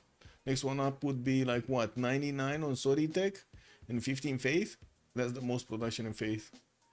And we do have also Nemesis started to get quite a bit of production in faith per turn. Buricod kind of lagging behind on 59, still the last one. And he did manage to get 2, 4, 6, 7 cities down, finishing his campus next turn from Constantinople. That's going to be a nice +4 here. Also getting his granaries a little bit taller, well, for his cities to get a little bit taller. But we still don't have an encampment. Even though he did discover his bronze working, he just didn't put an encampment down. Oh, there we go. He has one in Thessalonica finishing next turn. Okay, where he also has Magnus, so we will have the opportunity to actually chop a general. Let's see. Babylon is 0.1 points away from recruiting a general. All great prophets anyway got picked up. Rome still needs 3 points. Maya. He didn't get one. Okay. Is he getting a project? Nope. Building up industrial zones already in Sunan Tunik, but he got the industrial zone in a no aqueduct, bro. Why is this no aqueduct gaming? Could have made this industrial so much better. He would have just needed to get an aqueduct here and put the industrial here. Anyway, yeah, we do have Maya going for his libraries. We still didn't see Hypatia being picked up. Zangheng is still the next one, and looks like Maya passed it. Thule is going to need to choose if he passes. He just picked it up, no? Oh, Khmer picked it up. Okay. So let's see. Let's see when next turn probably when that's gonna be picked up. Rome settled Valley train is actually going against Singapore. They managed to grab a builder from that city center. That's a one charger, not that good, but still works. Getting more galleys from Arpino. While he's sending everything he has on the eastern side, he didn't get a heavy chariot here in Ravenna. We do have him with horseback riding finishing up in 2 turns, and we do need to see if he's gonna go stirrups after this to get a stronger unit against Swahili. Is it just me, or I don't think the legions are gonna cut this? I guess we don't really have Swahili getting any unit out, so anything can cut this if there's no unit on the defense. Encampment training projects coming up from Swahili in Pate, while he's getting Pingala in there. Finally, Gdansk did get settled on the same seas here, so they can trade. What's going on here? General screen. We need to see general screen. So Babylon still needs to pick something up. Okay, we're waiting. We're waiting to see next turn. Seems like Maya and Khmer want to intercept the Babylonian nukes. Yes, with some archer shots. With some very expert archer shots, yes. Babylon getting 1, 2, 3 more cities going. While I do see he settled Magium so he can trade with Thule in the Great Australian Bight. They did it. He did it. Finally, we got some trade routes going through.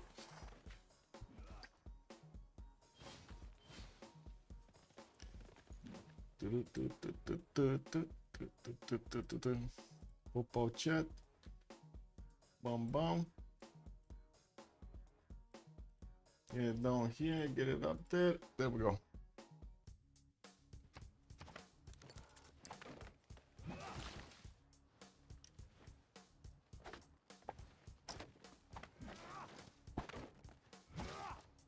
Okay.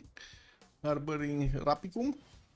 In the second ring, Singapore is also going to get a harbor, and I'm pretty sure it's going to be easier for Khmer to get boats out. We do have also Rome managing to go through the initial units of Singapore, while I do see that city center is trying to get a heavy chariot. There we go. Trungtrak just got recruited. The second encampment training project is also going to get finished here. He's going to try to deny the general. Byzantium also did manage to get the first project out, second project next turn, so he's going to get the general for sure. Poland.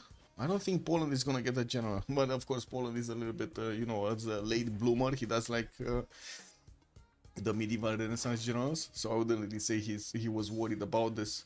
Byzantium definitely needs one. Babylon, he did get one. Sun Tzu, he already recruited it, okay. And it looks like Maya is not going for the projects. Where is he? 4 points, 3.4 points. So Byzantium is definitely gonna get this. Rome is gonna get another one, and we already got 2 picked up. Maya's not gonna get one. Maya's not gonna get one. It is what it is. Unfortunate, because he was the first one to build an encampment, but he got lazy and didn't get the projects, and this is what happens. Okay. It looks like Bob Shu did manage to get over 100 production. Solitech is also 118. We got Nemesis here on Babylon 106, and also Captain Morgan is still the highest up with 125. Aryabhata did get picked up by Thule, and looks like Hypatia did get picked up by Maya. He's gonna get the free library and the extra science for each of his libraries. Okay, Pingala. That's it with the generals, no? That's it. Yeah, that's it. So this encampment training project is not going to help out at all. They managed to deny Swahili the general. Very nice. Swahili and Maya. 2 generals got denied. Very nice. Rome did very good here. Also being helped out by his teammate. Byzantium. First horses out from Constantinople and Trebizond. They will need to take care of the police scout in his territory. And I do see the clock is ticking down until the next era.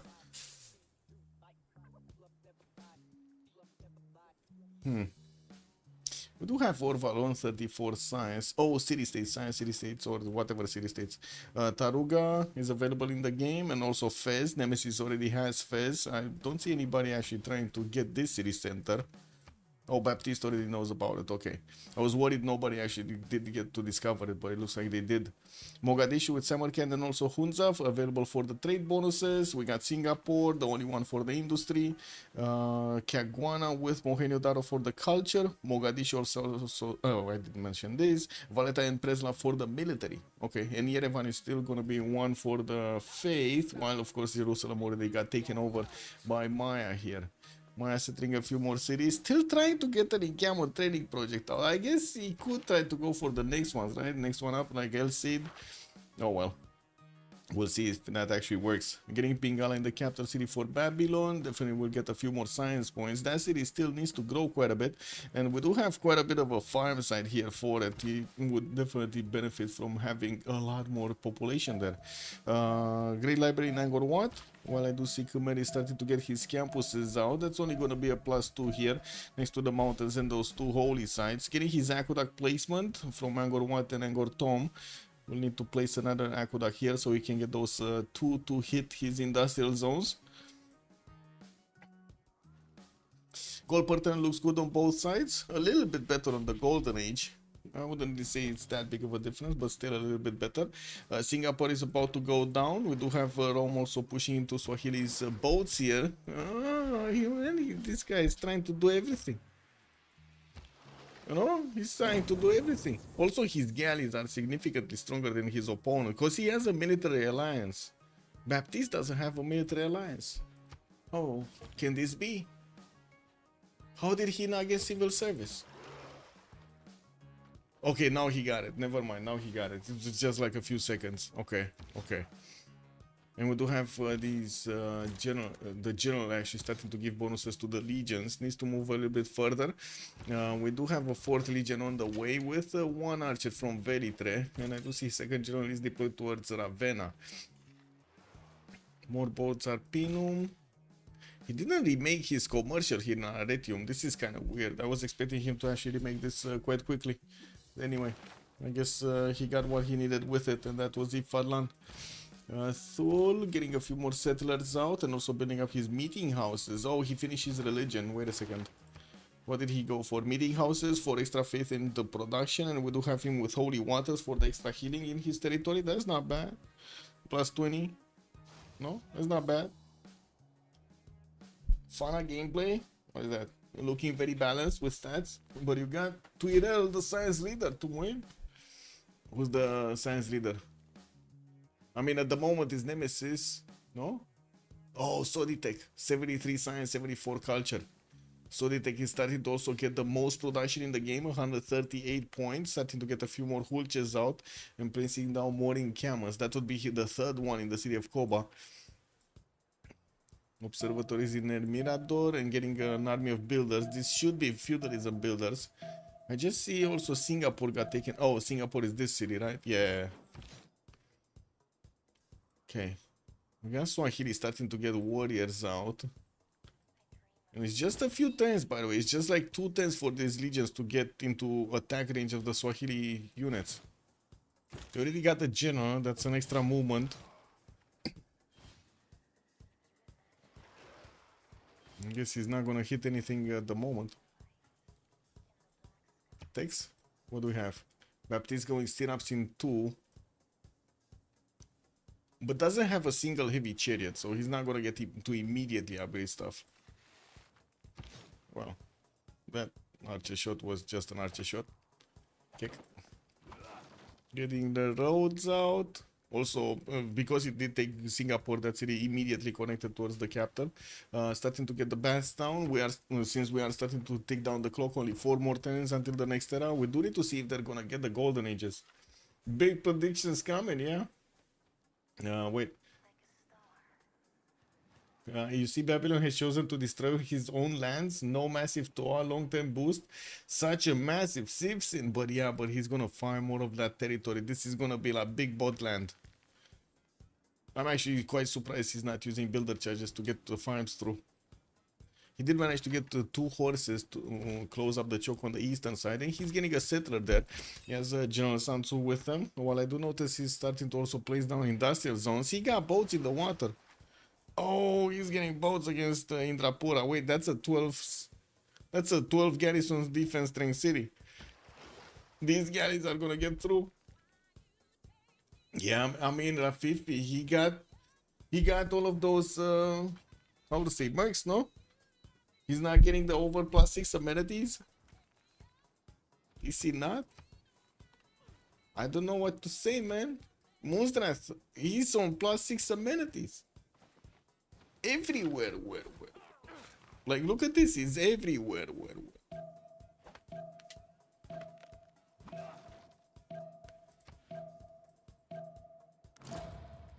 Oh well.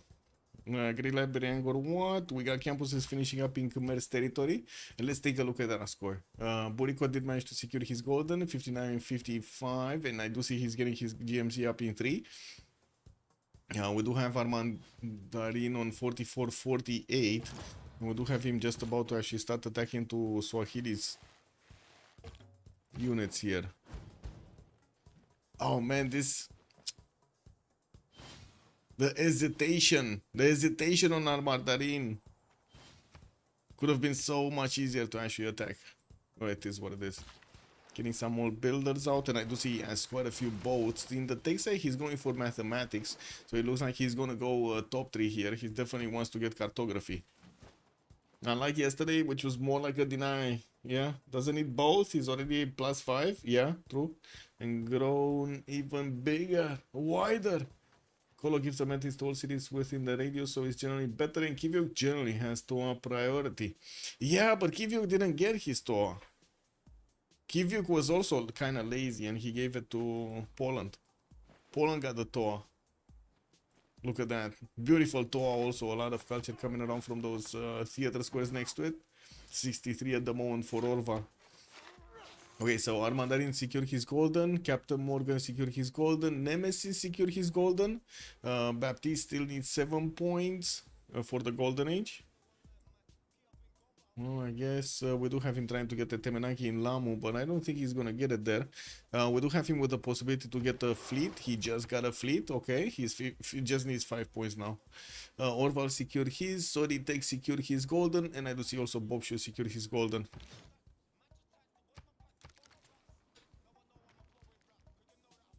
Kivyuk didn't have a good tour. I mean, he had like what, 2 deers in the capital? 3, Yeah, I kinda agree with that. Didn't really have a good tour. But he did give it to his opponent, so I don't know.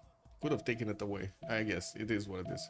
We do have heavy chariots coming out from Swahili, and he did discover his stirrups. He's gonna get next turn with also Mercs coming up next. Actually, wait, is he gonna finish his heavy chariots? Yeah, because he doesn't have iron. He actually is on 0 iron. Probably gave it away or something. So he can pre-build. So if he gets knights, the legions are just gonna be stopped dead in the tracks. And I gotta say, I don't really believe his Armandarin is gonna get to cartography before Swahili is gonna get to cartography. Do you believe that? I don't believe that.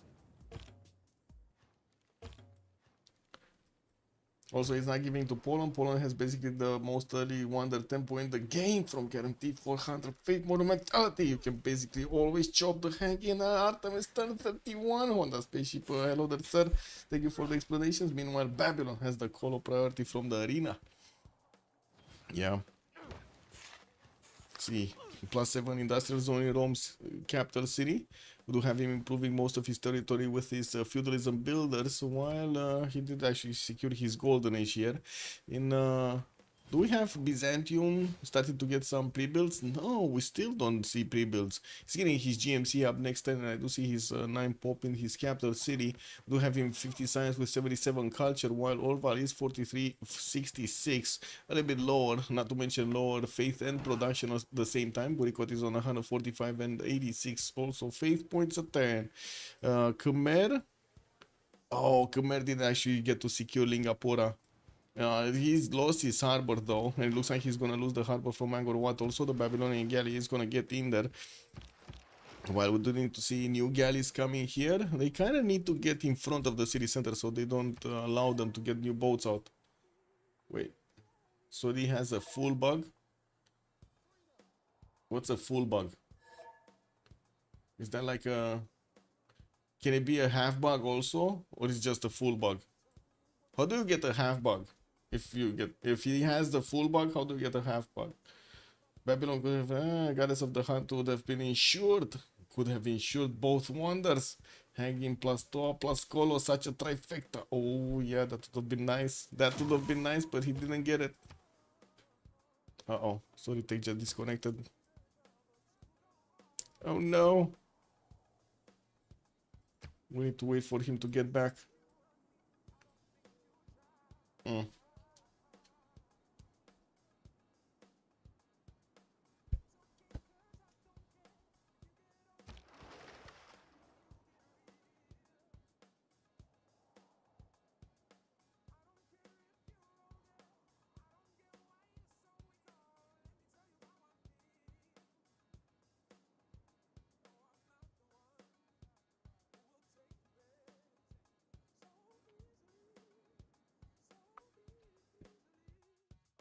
I don't know what's with the bug.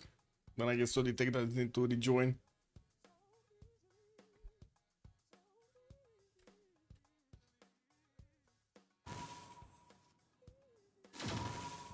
What? Oh no, his bot actually played. That's unfortunate. That is unfortunate. So we're going to need to relobby. Basically, that's what they're saying.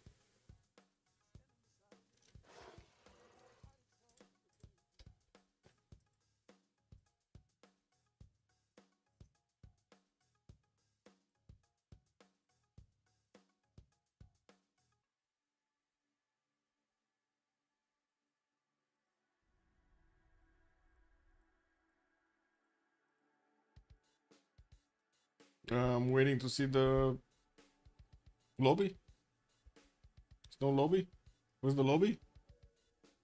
Oh, I can actually, yeah, can share this. Spiny Pony Farm. What is this?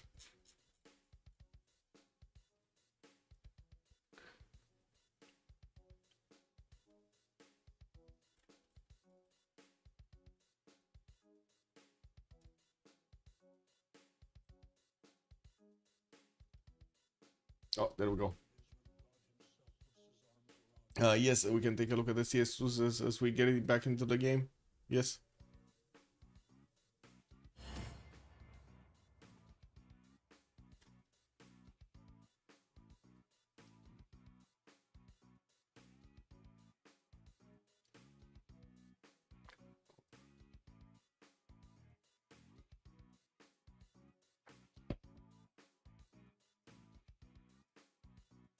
Oh man, this gold adventure is amazing. What is going on in the gold scene, man?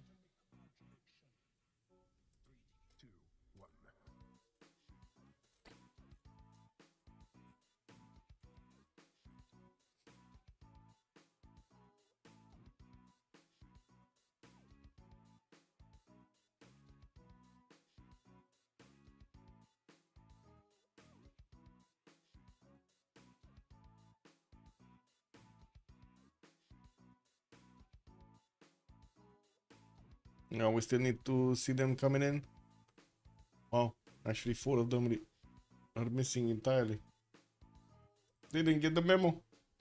Wait, you should have that. Oh no! Soundbite set up on the ready. I can see it a bunch on YouTube videos. Would be cool if you had these kind of sound bites on your hotkeys. I mean, I kind of make them myself, Sandorios. Maybe you don't like my quality of sounds, but I think I'm getting better at making sounds. That's something I would definitely like to keep on doing. It looks to me like it's much more fun and much more or say entertaining to do this. Also, I'm not sold on Khmer Divine Spark Pantheon. Want a war-related Pantheon be a better choice? Bronze working plus shipbuilding plus castle stirrups rush across the ocean to hit the Babylons. Yeah, I guess, but Khmer was kind of slow on everything. And also in Sasubon Somos Bienvenue. Let me rejoin once. Oh, we got Insasu dancing over here. Very nice, very nice. Getting the hula hula going. Is Civ7 finally rising and becoming a proper real game? I mean, I wish that happened, but looking at the numbers here, they don't seem to be better. Let's see. 47.16 and we got 7,100 players right now. It's just dying. It's continuously dying. The players just don't like it, man. They just don't like it. I don't know.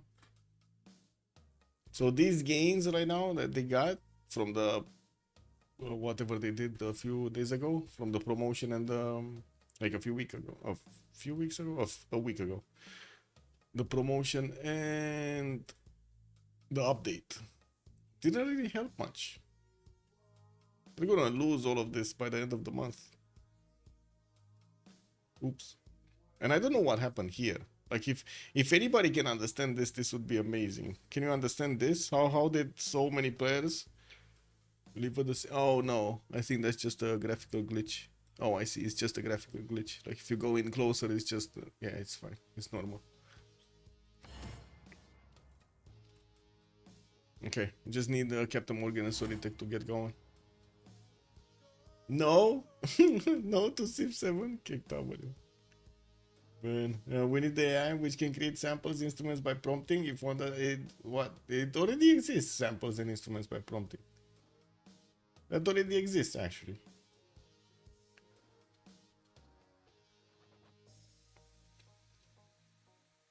Wait, wasn't this was it? I don't think they implemented it yet in this.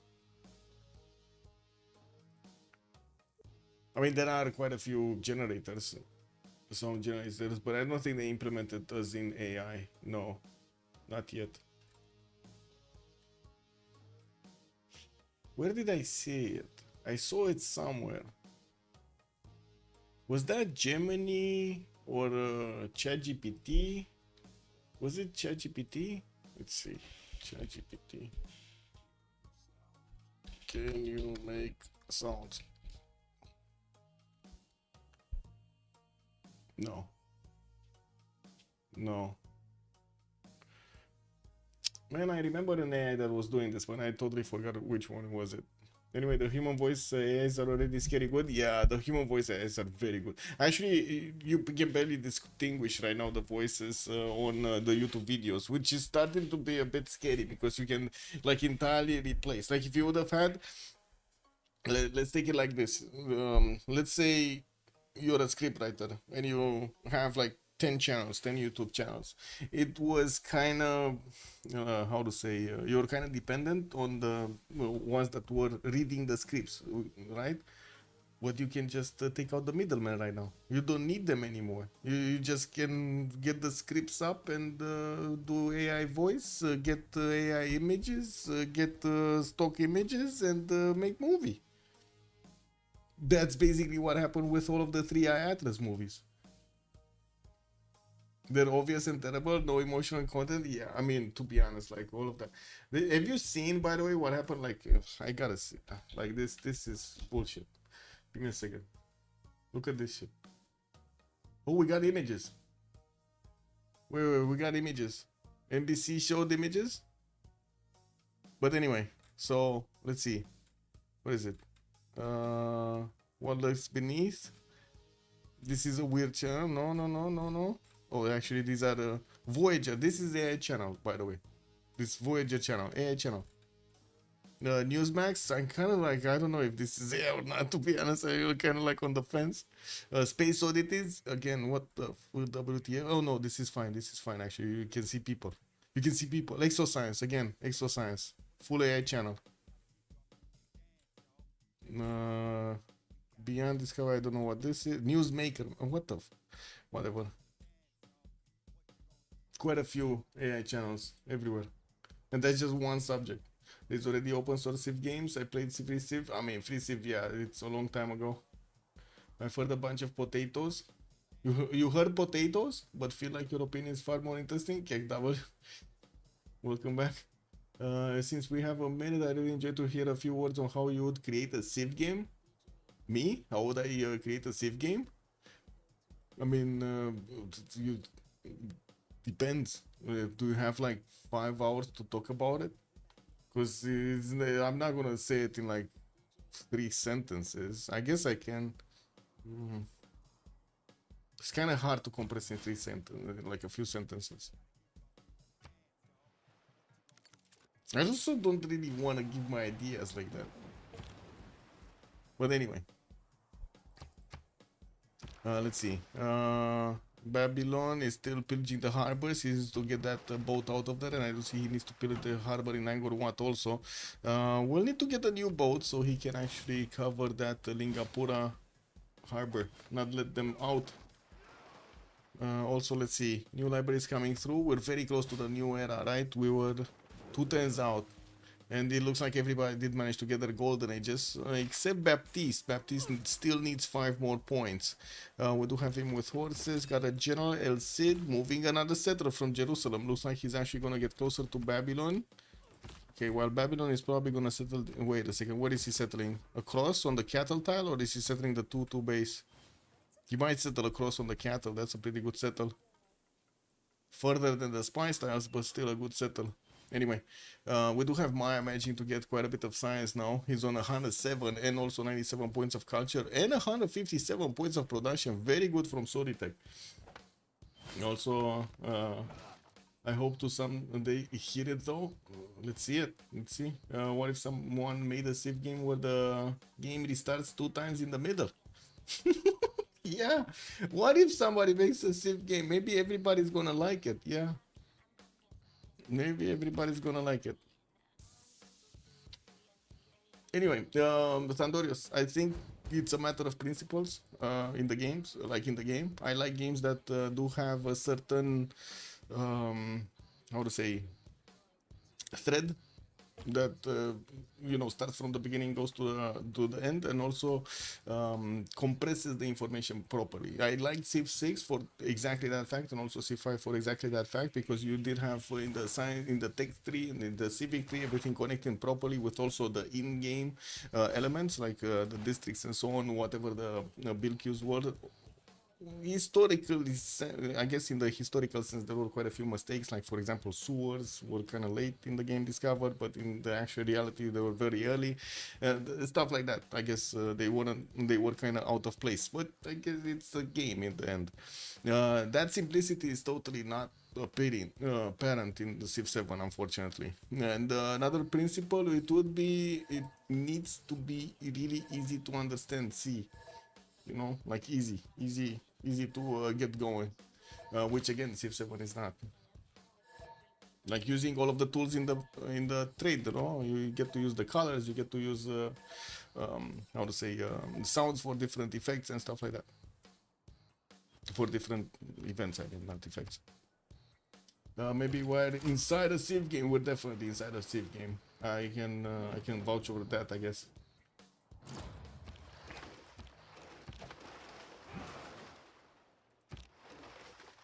Okay.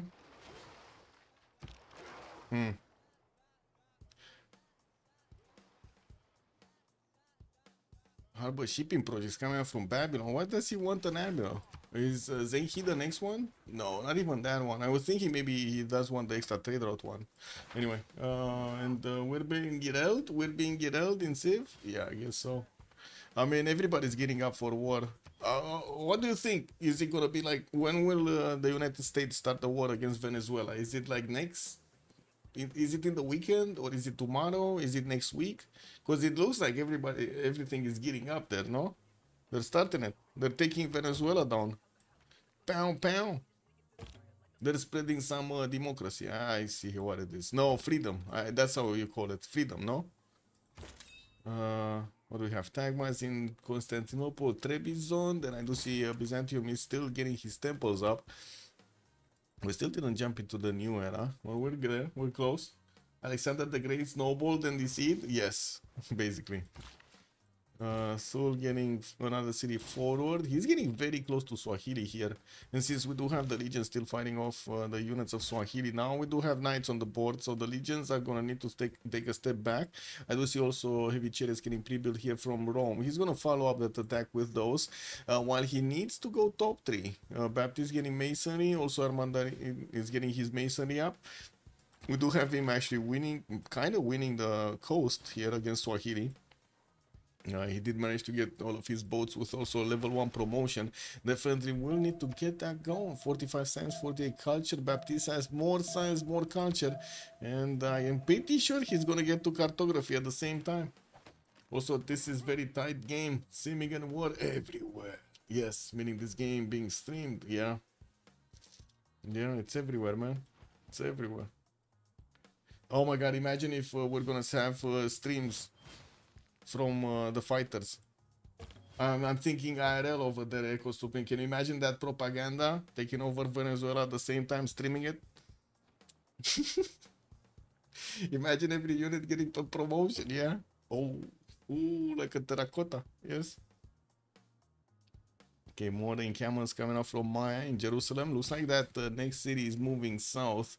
I do see Durmuti did actually get settled on that cattle tile, while Babylon did get a builder. Let's see the farms. But come on, man, you need to get the farms going. Come on, Babylon. You get 5 farms. 5 farms. You're gonna be big, boy. Okay, Karka placed down a campus. Actually, Opus placed down a campus. No freshwater city. Kind of weird placement, though. Like, pff, what is this? Anyway. Oh, city state, right? City state. Hunza, Orval. Captain Morgan is keeping Yerevan. Soritek is keeping Preslav. Armandarin is on Valletta. Mogadishu, nobody. Looks like Nemesis is keeping Fez. We still have nobody in Taruga. Oh, Golden Age is keeping it for, I think. Yeah, Golden Age is keeping it for a pocket city state. Okay. And then Samarkand, nobody. Burikot is keeping Mohenjo Daro. Okay. Getting that extra culture through. Also, Singapore should be a tile and build a harbor. Should buy a tile.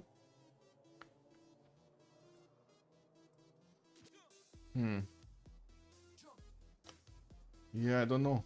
I don't know. I'm not convinced yet. I'm also very sad that we don't see Byzantium actually getting units against his opponent. I mean, I guess he does have a Tagma and a horse in the forest here, but I wouldn't really call that a military, would you? Would be wise now that it's in the clear. I don't think he's in the clear yet.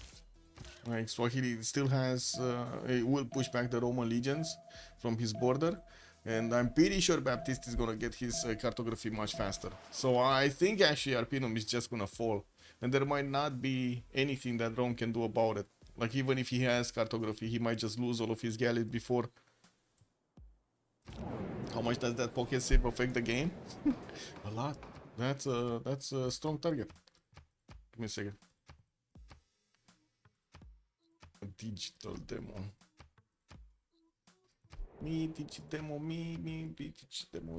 Bonsoir, monsieur. I go a me digi demo me beep beep. Okay, there we go. And be right back. 2 minutes.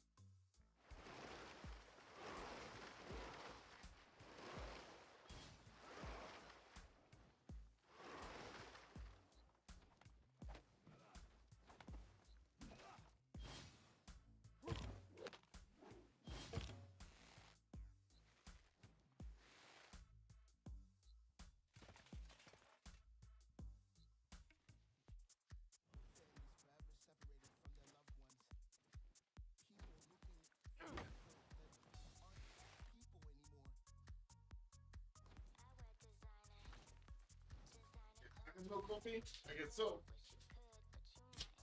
Oh, door open. It's getting hot.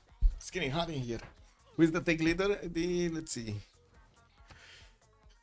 Tech should be. He's on 19 techs. Captain Morgan. Oh wait, actually Kivyuk. He's on 21. Bob Shu is 20. We got Orval on 17. Nemesis is on 19 of his own. Armandarin 17, and then Burikot is 18. Okay, Rome did upgrade a few units. We don't have yet Poland with the ability to actually get his wing hussars, but I do see he's gonna get his reformed church in 2. So let's see. Basil II, Pem Russian Voice Golden Age, 53 science, 112 culture. We do have Basil here getting his Tagmas up finally. He got that in pyramids earlier, got a military engineer also. And we do have him finishing up his temples. So 122 faith and also 154 points of production, working on another encampment training project, which is going to give him the access to Amina here soon. I think he's going to need at least another project after that. Armandarin, 55 cents and 32 culture, went for drums of war this time around and got quite a few of these pre-builds for his stirrups. His stirrups in 2 turns. Mercenary is also coming up next. While he has boats in the water built from Arpino to go against Swahili, doesn't seem like he's actually gonna, phase out Swahili here. We got Baptiste 3 turns out from getting cartography, also getting his exploration. This might come back to haunt Armandarin. Also, do they keep pocket city states to the end, or does it make sense to suit it? It does make sense to suit it when you do have all of your universities starting to show up. It doesn't make sense to suit it before universities, though. It's only 1 science per, how to say, per library building, and in the capital, that's it. But then you do get the +2 science on the universities and the consulates in the 3 envoys, so yeah. But you kind of need to build them. Captain Morgan, 61 science, 140 culture on Pem Russian Voice Golden Age. We do have him southeast of Swahili, and I gotta say he only has a few Dogsec hunters, doesn't really have a strong army. We got Thul here starting to get his chops, building up a few more commercials and getting his production capabilities higher. He's on 155 points at the moment. GMC coming up from Kirakitso next turn. He did finish his religion, and with GMC finishing, he's also gonna get the ability to get some units out. Machinery next turn, or I should say in 2 turns actually. While in the Gavron Plaza, yeah, he's getting that GMC. Universities coming up, a few more of these lighthouses, also for the extra trade routes. He can already connect his economy with Babylon and start making 71 points of gold. That's pretty good. And look at Babylon go, man.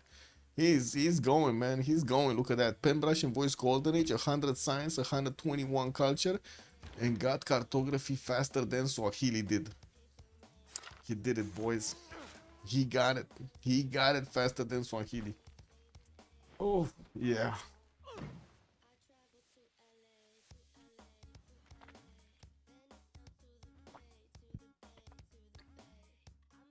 Oh, yeah.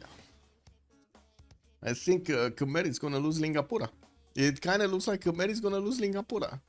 We do have Khmer getting his... Oh, no. Wait a second. Khmer is also getting cartography faster than Baptiste? What is this game? Nemesis is not... It might not actually kill a single galley before they're going to turn into caravels. Cake W. Anyway. We do have Nemesis here on 187 points of production and 100 faith.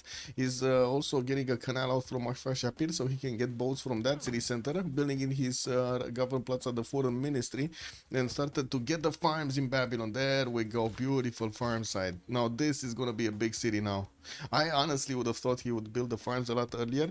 Like usually, I've seen this so many times on middle student sim. He really valued the farm, the extra food coming up from the farm, so he can get that population higher.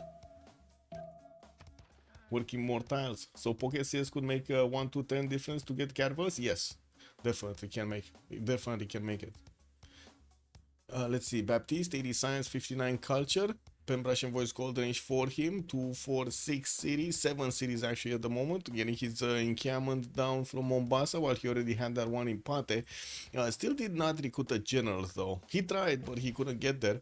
He's gonna get his cartography next turn, while he did pump out quite a few galleys. We got like 1, 2, 3, 4, 5, 6, 7, 8, 9, 10, 11 galleys, and he does have admirals, but I don't see the Renaissance one. I see Hano, which is ancient medieval. I see Artemisia, well, classical medieval, I guess. Classical medieval. Yeah, they're not getting those out. Also intelligence coming up from Rome in 4 turns. Anyway, Orval, 92 science, 76 culture, 134 points of production, and also did manage to get a few pre-builds for his wing hussars. Has quite a few of them actually deployed in Gdansk. This might be a big comeback, like if we do see Orval starting to actually get these upgraded into wing hussars and will start going against Rome. Rome might just die.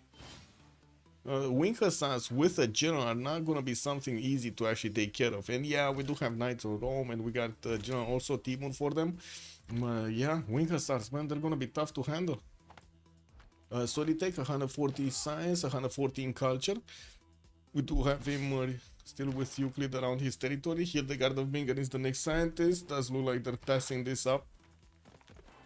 University is coming through, and he's starting to deploy more units towards Yashchilan, the city that he just placed towards Babylon in the southwest. Only 3 horses though, wouldn't really say that's that big. He's getting quarters technology, he got castles, and I do see he's starting to hard build a few of these, while he's also building up the university count in his cities to get that extra science. He's well over the science of everybody else in the game. Well over, and also has 204 points of production. That's also the highest raw production that we have in the game. Of course, Nemesis is a little bit higher with his 196 plus the faith of 101, but still. Bobshu, 87 science, 109 culture, getting pushed hard by Babylon, and I do have to say, we got admirals on both sides.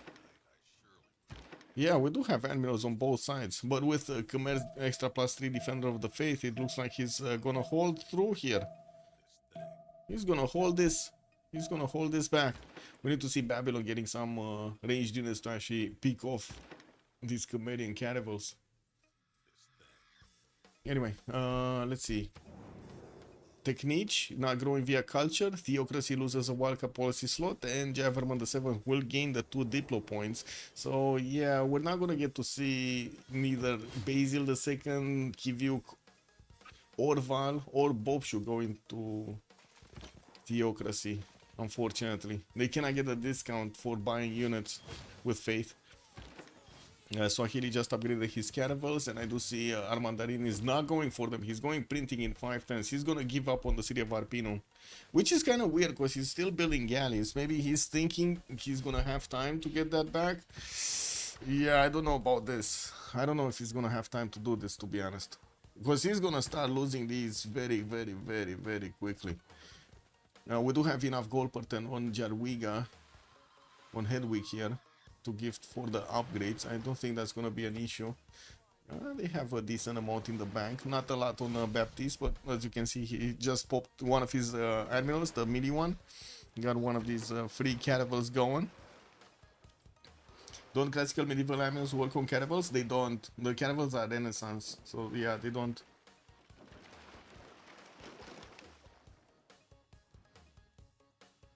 Babylon campus research projects, foreign ministry finishing next turn. Oh, I see. Isaac Newton is the next one, and I do not notice actually Ibn Khaldun available for them. We do have Maya with 11 points. He's 90 right now in the bank. Khmer is 80, making 13. Thul is 6. He's on 60 actually, making 6. Babylon is just 50, making 5. And of course, we do have the 2 projects that are going to give him quite a row of points here. We do need to see him also upgrading these units next to Durmuti, because it looks like Maya might actually get aggressive here.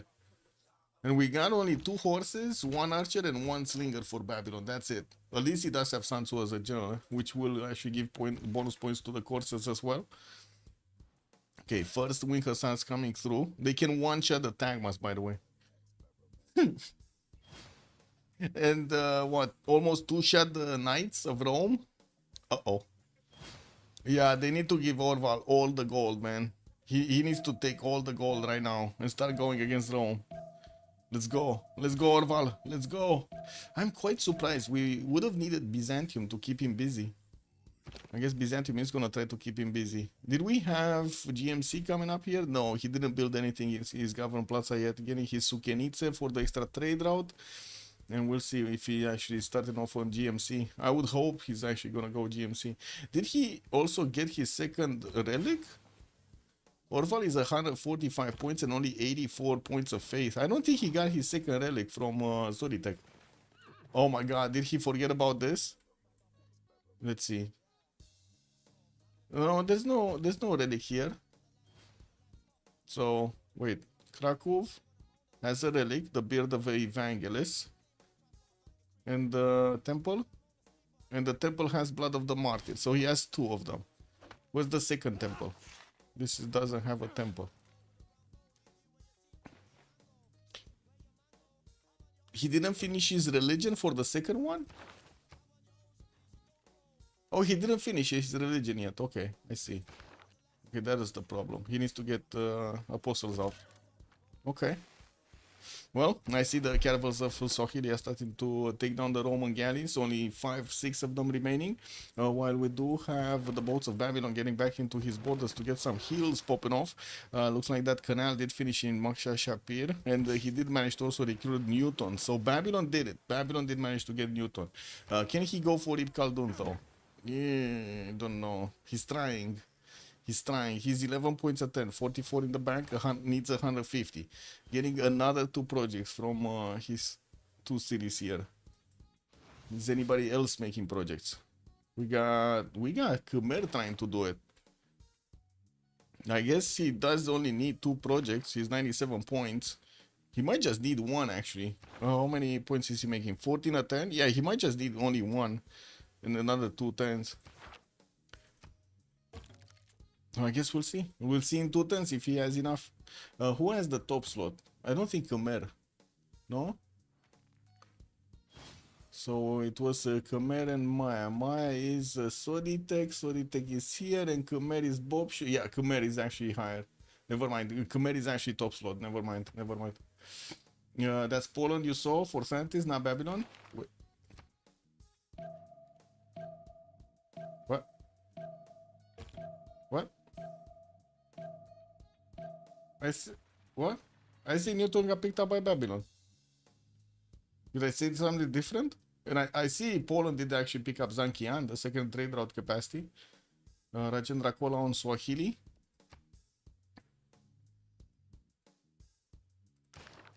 Oh, I see what you mean. This one, 44. Oh, I see. Babylon is 0 points. Yes, you're right. You're right. Babylon is 0 points. He's only 5 points at 10. So, oh my God, he needs like 5 projects to get going. He's not gonna make it. We got first privateers also coming up from Babylon. He's gonna get his spy out from Aksha Shapir, gonna plug it in Khmer's territory and get that juicy intel. While we do need to see him getting more bonus points. He did put in his Walls of Religion card, and I don't see Khmer at the moment benefiting from it. Okay, we got the Polish unit starting to move forward. He definitely needs more gold here. Like, he's on 234 gold at 10. Why is he not upgrading everything? What is he missing? Like iron? Oh, he's missing iron. He needs to get iron from his teammates. He's down to 8 horses and only 4 iron. Okay, big major cleanup in the IL-5 here. Arpinum is trying to get the walls up. And I do see Armandarin is still trying to get his printing. 5 turns to go though. We do have him starting to build up a few pikemen. Definitely worried that we're gonna see the Polish Wing Hussar start to punch through his defenses. It kind of looks like the Knights, as they rearrange themselves into a defensive line, they can hold the fort. They can hold the line for a little while longer. Thul here. He did finish his GMC, and I do see he did pick up Ibn Khaldun. There we go. He just bought it. Never mind. So Thul will have it. Does he even have good amenities? No. So this is a happy scientist for the not that happy. Okay, it is what it is. Getting more markets for the extra gold per turn. He's on 99 right now with also 120 science and 165 culture. 220 points of production here and a lot of faith per turn with GMC available for him to actually buy out units. He has settled Kakorto here right in the face of Swahili, but never actually got units. Well, let's see when he's going to start to actually get units out against his opponent. Would be quite useful to get to open up a third front line for Swahili, so he, you dwindle that available production. Looks like Maya sending his courses towards the south. That's a lot of forces actually going towards Preslav. Wait, does he have Preslav as his city-state? That is Soditek city-state. Oh my God. Oh my god, this is gonna be a big invasion. We got 1, 2, 3, 4, 5, 6, 7, 8, 9, 10, 11, 12. 12 units. With a possible general getting into Preslav's border soon. We'll get upgraded into Cav. Oh my god, this is gonna be a big attack. Now, are we talking about Thule getting attacked, or are we talking about Babylon getting attacked? Because both of these can be on the chopping block. And since Baptiste is starting to win the war over here on the seas against Rome, Rome is gonna have a problem with Polish wing hussars. Yeah. It's starting to look grim on the side of La Tribu de Fana. We did have a few Byzantine tagmas being sent towards Polish borders, but they got shy. These are, look at these shy boys. Also, I gotta say, man, guys, I saw today, like I'm very worried. I saw today an interview done with one of our generals from the international NATO whatever brigade, whatever name you wanna insert there. Man, bro, that guy was scared of talking to the camera. And I was thinking to myself, bro, that guy must have been like through training, right? Through military training, and he must give orders to his, you know, subordinates. How is he scared of talking? You know?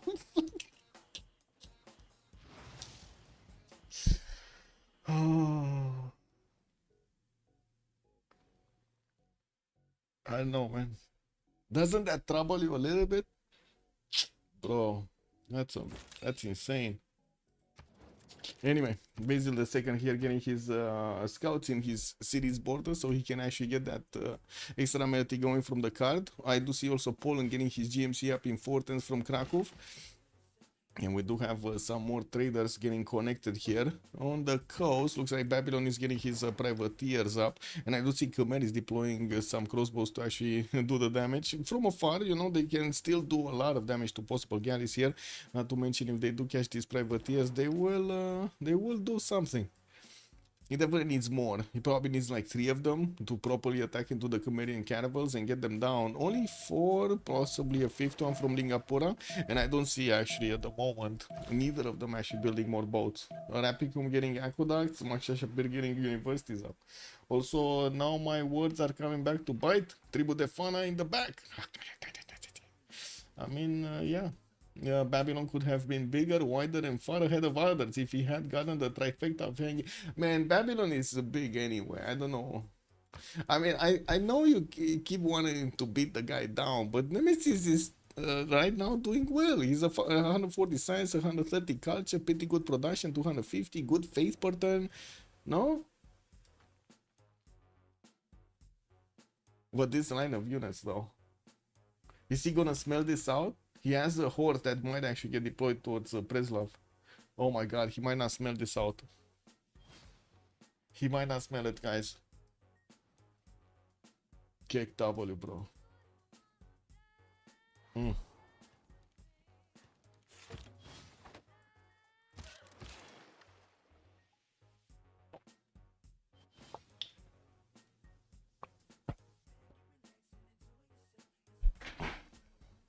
Oh well.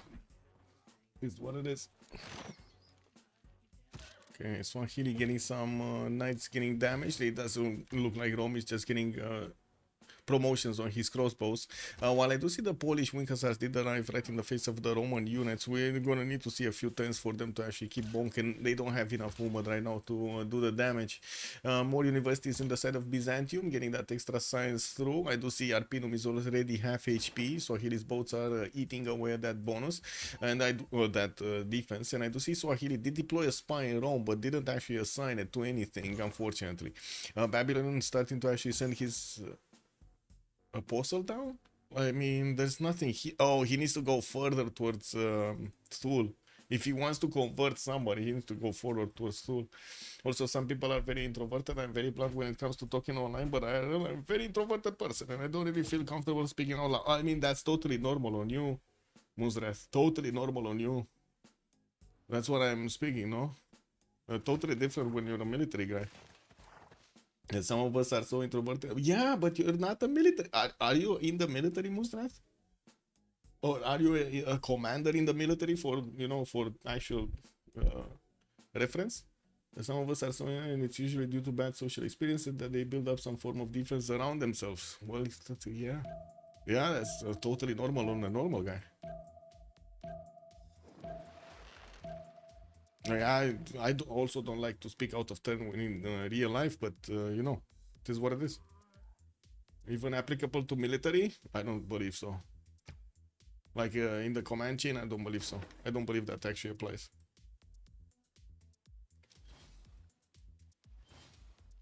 It doesn't matter if you are a leader. I mean, a leader that doesn't talk, doesn't actually, you know, carry his units properly. Absolutely. So you called the heck out of that Rome Sea battle. Yes. Looks like it's dead. Muzdras knew Arpinum is just dead. And we do have some of these Roman legions getting damaged here. Looks like one did need to retreat. The Wing Hussars are trying to push through. We're going to need to see if they're going to get that extra bonus activated. You know, when they do massive damage against an opponent, they try to push him back and boom, you get more damage. More damage. Just piles up over there.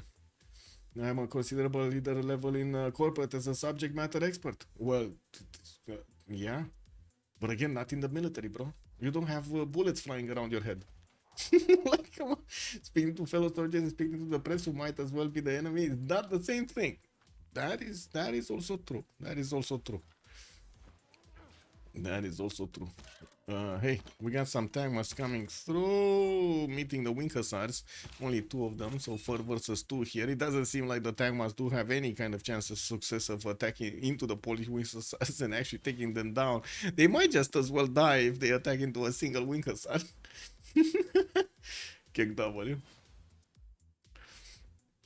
Chiamami in Constantinople, campus in Nicaea, campus in Kherson, ok?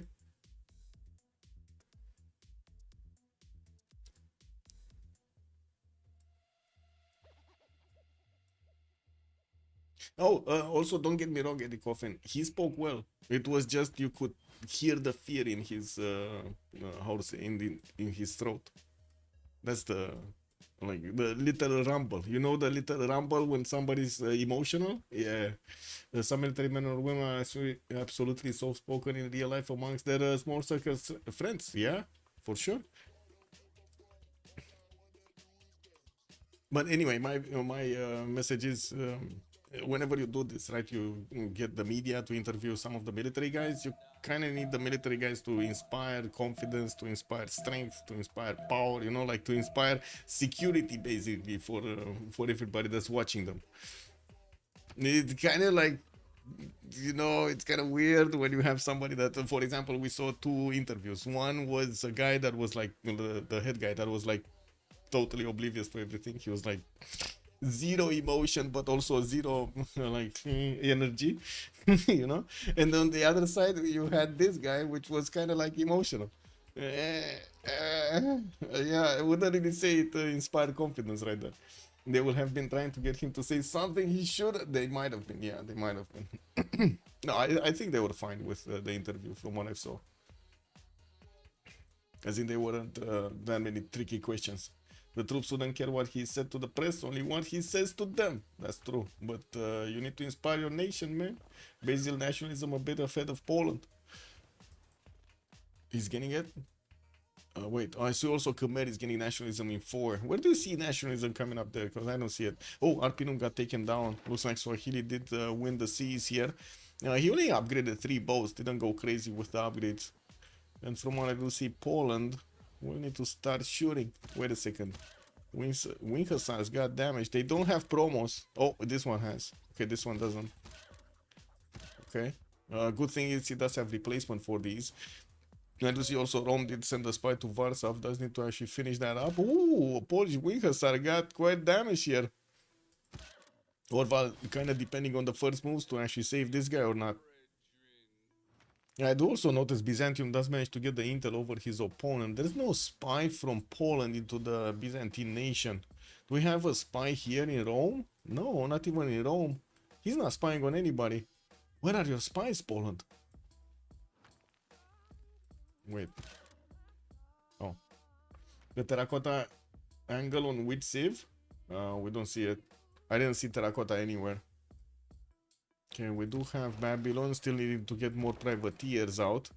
I did manage to push back these Khmerian crossbows, the pesky ones attacking to his territory. Privateers și appear. Khmer does need to activate his spy to get the extra intel.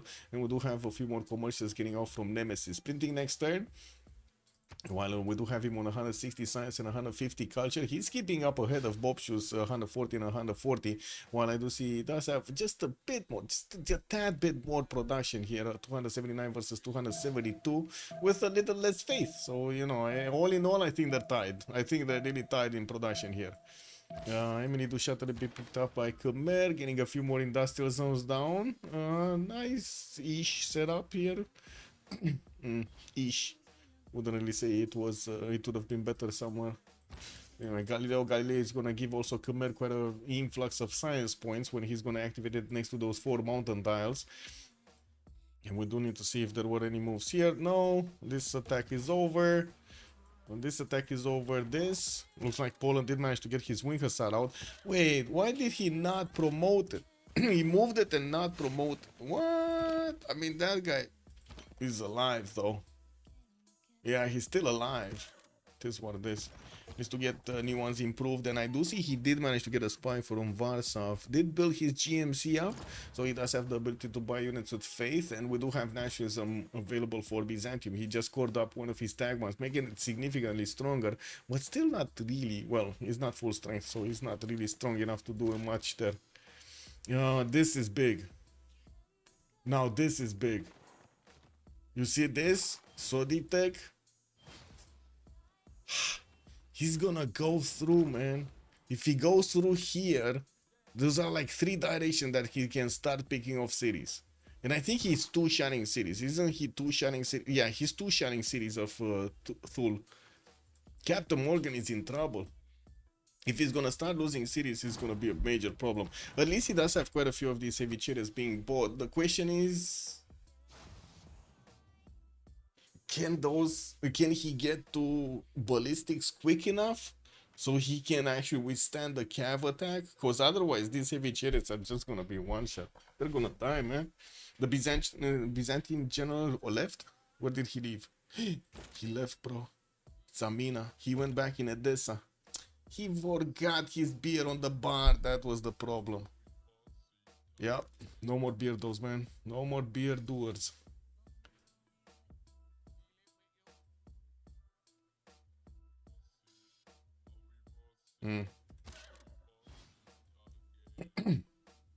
Mussolini Metallic Carnassus coming up from Kilvaki Sivani 9. We have those commercials also getting finished.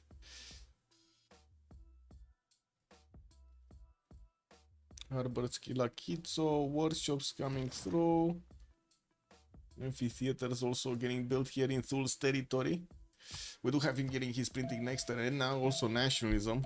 But these, oh my god, no, sorry tech. He just revealed his cav attack.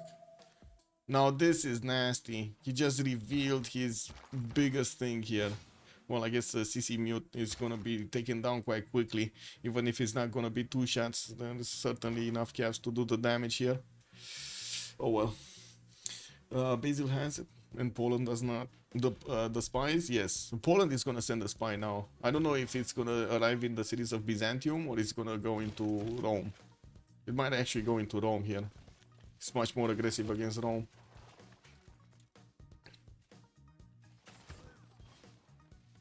Okay, starting to open up another front. Byzantium is sending a few Tagmas to help out there. He does need to also fend this attack, well, I should say fend off the Polish wing hussars. Looks like he did manage to recover this one. Got it promoted finally. Okay. Let's see. Cavs getting next to Shishimute. Sisimute. Wrath of Venus +4. Doesn't seem like Thule has that much to defend with. He's starting to get a few more heavy chariots out, and in the tech side, we do have stirrups coming up next. Oh no, he's just getting stirrups, so he needs to go through all of those, like gunpowder and metal casting and ballistics, or going bottom 3 to actually get calves. That's gonna be such a long time. At least he does have science, no? He's on 160 science, 230 culture. He's gonna also have nationalism for his units. It does look like with his GMC up, he's buying as many of these many times as possible, but that's still not gonna help out. Maya is getting calf cores in front of his face. Calf cores, man. These guys are almost one-shotting the many times of Thule. And there's just more coming. Another 2, 4, 6 are on the way. Oh, looks like also Babylon is gonna try to move out his army. Maybe he can do some damage. Maybe he can get some pillages from Babylon's territory. Babylon is ready to go. He has new units. And I do see also he kept El Cid in his city center there. He didn't send him on the way, on the front line. Oh well. I do see promotions there. Did Terracotta Army get built? Oh, it's getting built. No? Yeah, it's getting built in Fortens here in Shunan Tunich. That's also gonna be big if he does manage to get Terracotta. Quadrims in Babylon. More quadrims coming out. Looks like he didn't finish his second privateer. He was building one for Maksha Shapir but stopped short of finishing it. And while I do see also Khmer did manage to get 2 frigates now, this is starting to be dangerous for Babylon. Where is his frigate tech? 2 turns? 2 turns frigate tech? Oh my god, he might actually lose like half of his fleet in the next 2 turns. And you see these frigates. They can take down the caravel to very low HP, and with caravel fleets, he can definitely overwhelm the remaining strength of the Babylonian caravels. It's just a matter of time, man. How many times we'll hold the city? I mean, I wouldn't really say it will hold the city.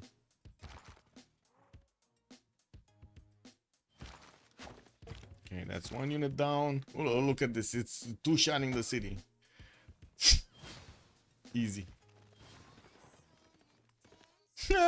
Well, that was an unfortunate move from Captain Morgan. Just moved out the heavy chariot in the face of a calf. Hello. Just stomped all over it. It's like in the cartoons, man. He got splattered all over the asphalt. Okay. Morning cannons from Poland. It looks like he's getting a few more of these wing hussars to keep on the Byzantium nation far away from getting into his borders. And it does seem like the Tagmas are starting to get quite a bit stronger, especially as they're getting their core ability, but not many more are coming through. While we did have Poland pushing through Rome, it looks like they're keeping Rome as much as irrelevant as possible. He's 93 science with 42 culture. And we did have Baptiste managing to get over 100. He's on 127, and also double the amount of culture that Mandarin has on 95. Not to mention the gold. Look at the gold per turn. He's 244 gold a turn. That's pretty big. Only 189 points of production though. Even that is higher than Julius Caesar, but not that big in the grand scheme of things. I guess it's good that Thule is getting pushed on the eastern side, because otherwise he might have just, you know, gotten units in the face of Swahili here. And this is, I guess, a surprising fact. I was expecting Captain Morgan to actually be a lot more active to go against his opponent, go against Swahili. He just didn't want to. Looks like the first city of Thule is gonna go down. Not that big of a problem. The city didn't really have even a single district, no? Yeah, he didn't even get to build a harbor in there. So yeah, it's not that big of a problem. A new reinforcements getting in Preslav, and we're gonna see these move forward, not to mention getting cored up in the meantime. While we do see this cap did manage to move very close to Tatlurit. In the take side, we do have Sorita getting his metal casting next turn, and Captain Morgan is barely getting his gunpowder, but I think he's gonna want or 2-turn his other takes here, since he does have a lot of science. I'm a bit surprised that he keeps on building, I would say, stuff instead of units, no? We got Mausoleum of Halicarnassus from one city, Oxford University getting built here, skinning art museums. Yeah, this is what it is.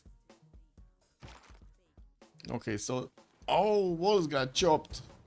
Walls got chopped. No! Again, sorry, take. This is what it is, man. I guess he couldn't get to the Maritimes and take it down before the builder would have used his chop anyway.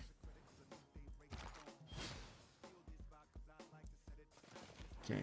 Musketeer shouldn't be able to hold for long, especially Cav cores, and I do see he's just attacking to the city center to take it down. Getting next turn, he's gonna do the massive damage. Yeah, next turn is gonna be the turn. Okay. Looks like Babylon was sending a few units towards Preslav. Preslav kind of stopped him dead in his tracks, and we still have Maya getting to upgrade some more Cavs there.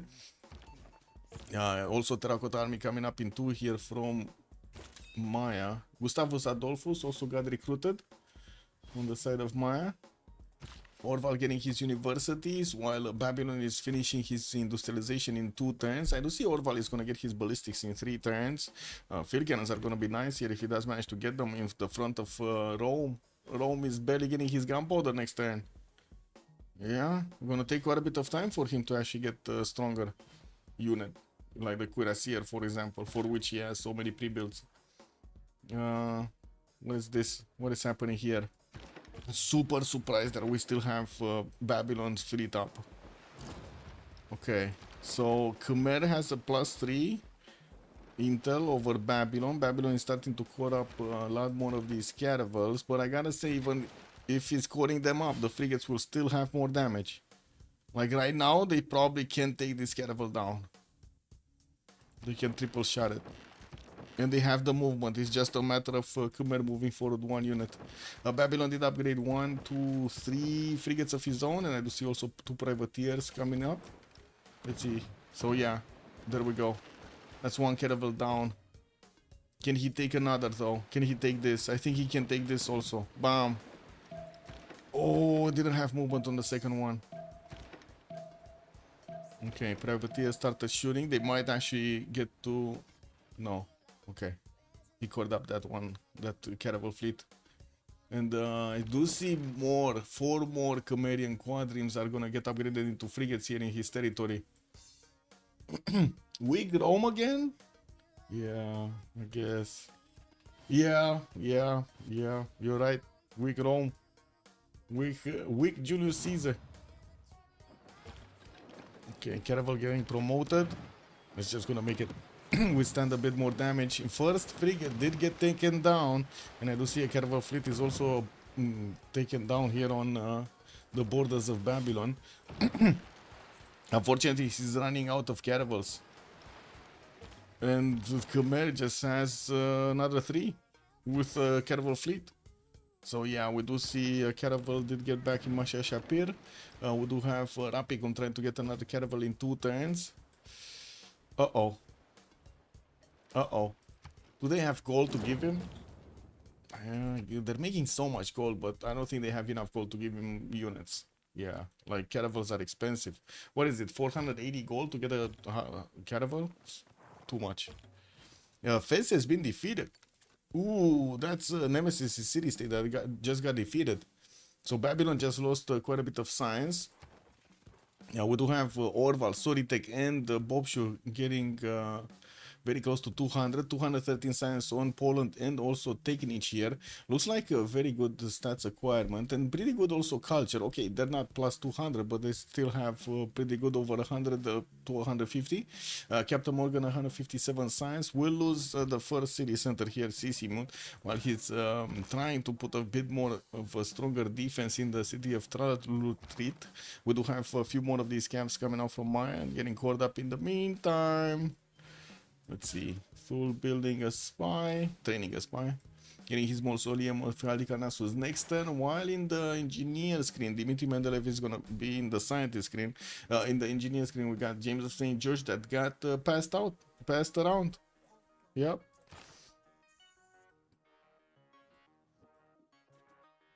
He got passed around.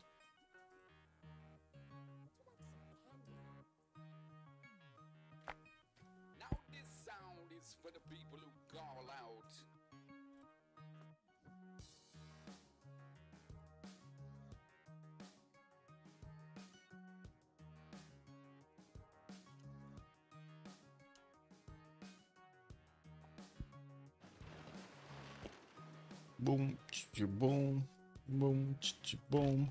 Didn't Poland get his field cannons? Military science. Oh, he didn't finish ballistics. Interesting. I was thinking he already finished it. Well, I guess no. Getting a few more of these heavy chariots in each of his cities so he can get the extra amenity while he keeps up the pressure against Rome here. It does seem like Rome has more than enough units to actually hold the front.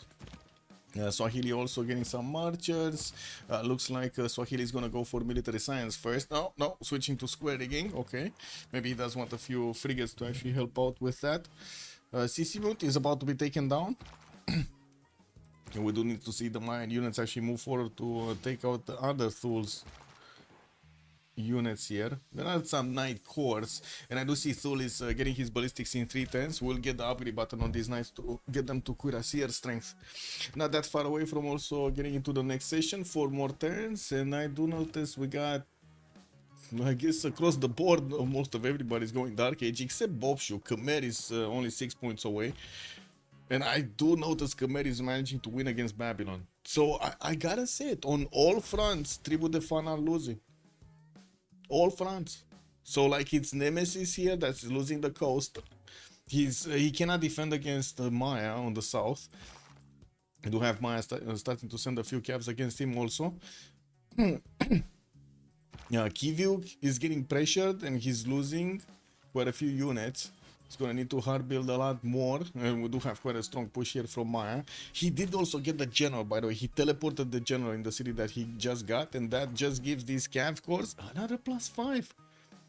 These are 91 attack strength units. Of course, yes, we're gonna have in 3 turns here Thul getting his ballistics, but in the meantime, he's just gonna lose units.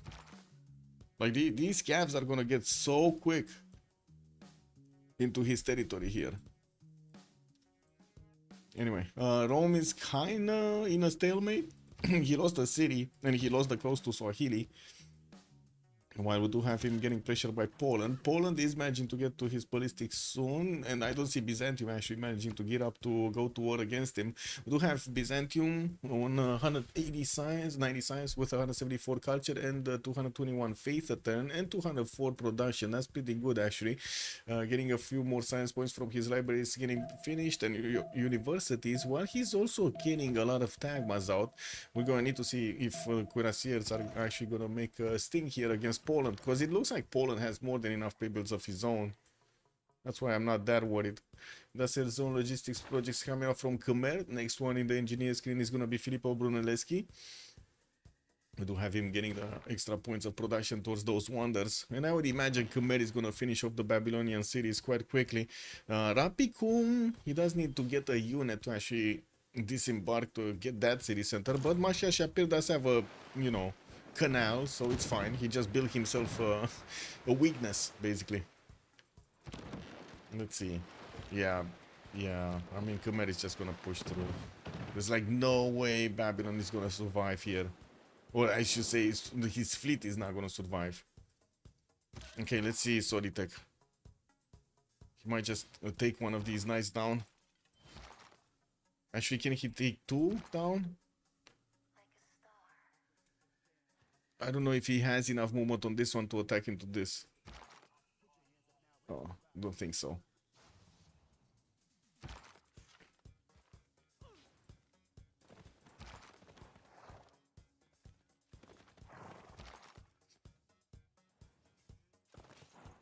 This one cannot attack anywhere, and this one, he moved it weirdly. Yeah.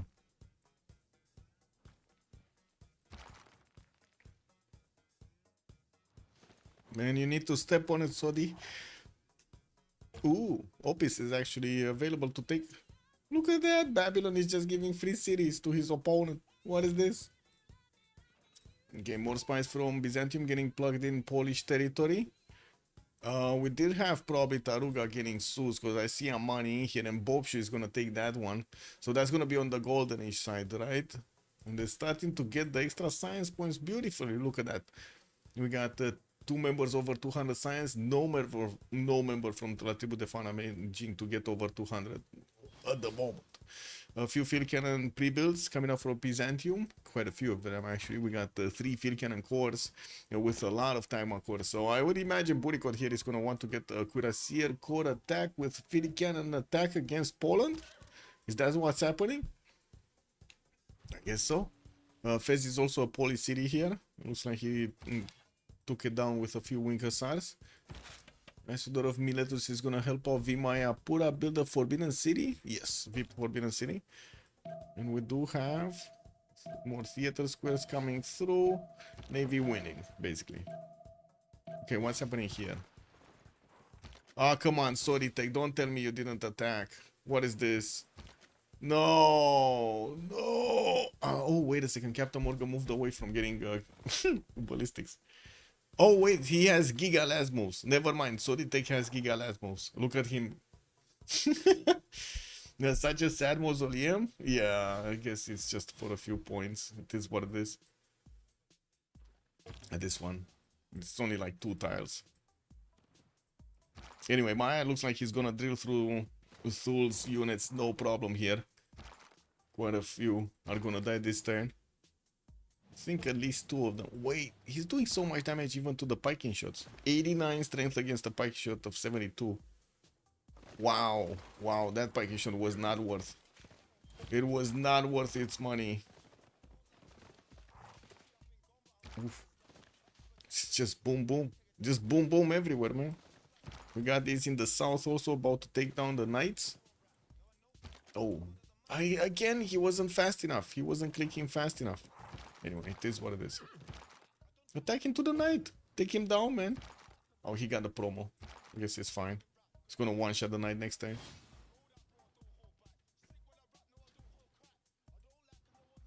Rome. Spies. Universities. He's trying to get more science. He did manage to get over 100 at least, on 126. And looking at the era score, it does seem like Bobshu still needs 2 points to get his golden age, while everybody else is going dark. We got only 2 more turns until the switch of the era. Looks like Khmer is still fighting here. Babylon did manage to actually get to 110 caravels in Rapicum, building more frigates in the south. Got another caravel out from Akshar Shapir, and he does have a level 1 here that might actually help him keep these frigates alive. The frigates are super important to be kept alive, but I do see Khmer still has movement on his boats, so probably will take out the caravel. Might even step on the harbor next turn. Oh, Terracotta Army did finish, by the way. On the side of Maya. He got it. He got Terracotta Army.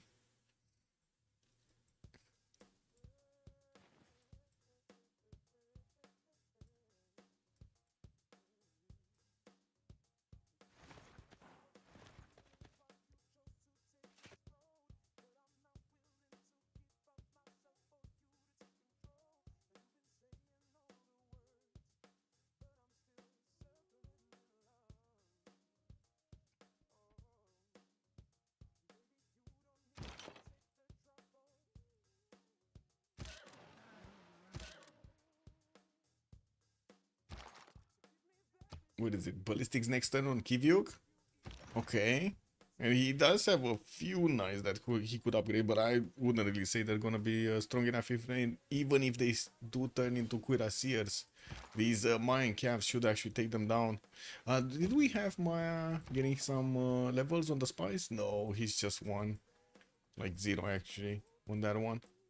I do see Babylon did send a spy, but we don't have a spy from Kivik into his city, so extra intel is definitely on the side of Maya against Thul. And yeah, there we go. The cuirassiers are not strong enough. The Cav Corps still 2-shot the cuirassiers. He might have... Oh, man. 1-shotting crossbows, 2-shotting cuirassiers, kick W.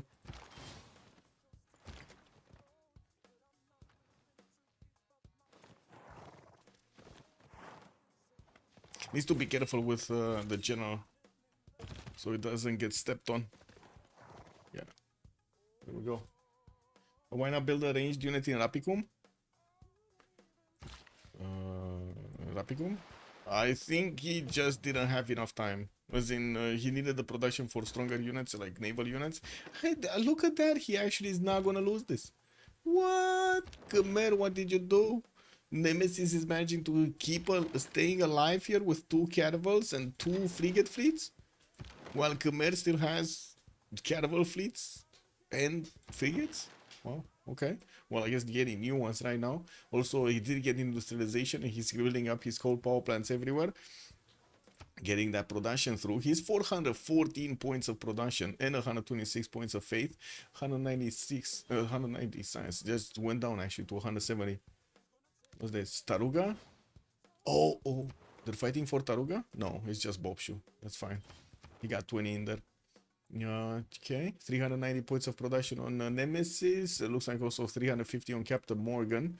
We got only 200 on Basil, and he's getting this going. Okay, he got to upgrade his field cannons. Now started to upgrade his cuirassier corps. Those are stronger than the wing hussars, but that's not cored up wing hussar.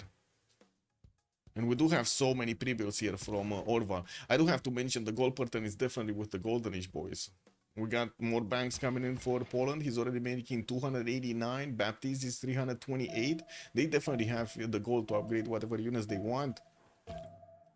And did we get Bobshu to go into a golden? Oh no, he's still 1 point off.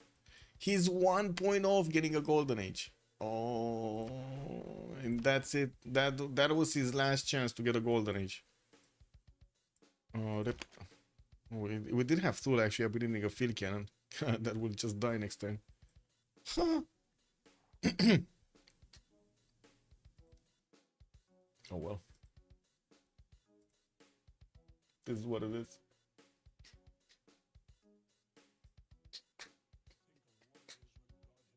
Four times for Oxford University coming up in Kangiklik.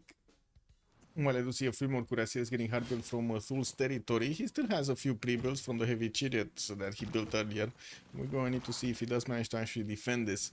Looks like the city of Tatlurit might actually be taken down this turn, even if it's getting the walls in 2 turns. It looks like Maya has more than enough units to actually bonk this city. And that would be a second city that is taken away from Thul. At least this one did have a harbor. It is what it is, no more harbor. It is what it is. To be honest, he should just ignore Kikitanga. He should go King Get over here, like to the northwest. There's no defense. And these are like so many Thul's units. He's just gonna lose time. Military Academy is coming up from Maya. We do have him going ballistics next turn, while Captain Morgan is getting industrialization. Baptiste is also going to get industrialization. Burikot here, moving his timer course forward. Definitely not strong enough to hold Poland, and Poland is going to start getting his wing hussars upgraded. We'll need to core them up quite quickly. And we see some of them are getting cored up. And are they strong enough to hold the cuirassier corps? That's the question. Yes, they are. So it's 81 attack strength cuirassier against the wing hussar on the defense of 92. I would imagine Poland should be fine here. Even if the field cannons start to attack into these wing hussars, he should get some promos. Okay, we're gonna have the World Congress, and we'll see in 40 seconds what's going on. Beep, boop, beep, beep, boop, beep, boop, beep, beep, beep, boop.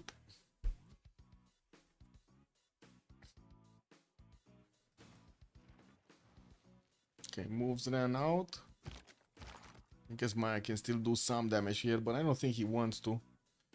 Didn't manage to take out the field cannon. Thul did move it out of the way, out of danger's way.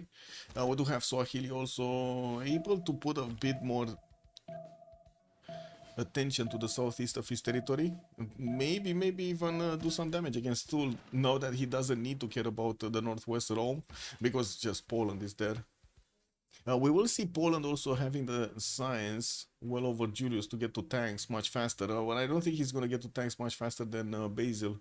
It looks like they're kind of on the same text. Anyway, let's see. It's down. Let's go. Hey, me, breach dam. Me. I'm gonna breach the dam. Woo! Yay! 2 minutes as a pause, and we're coming back. Beep boop.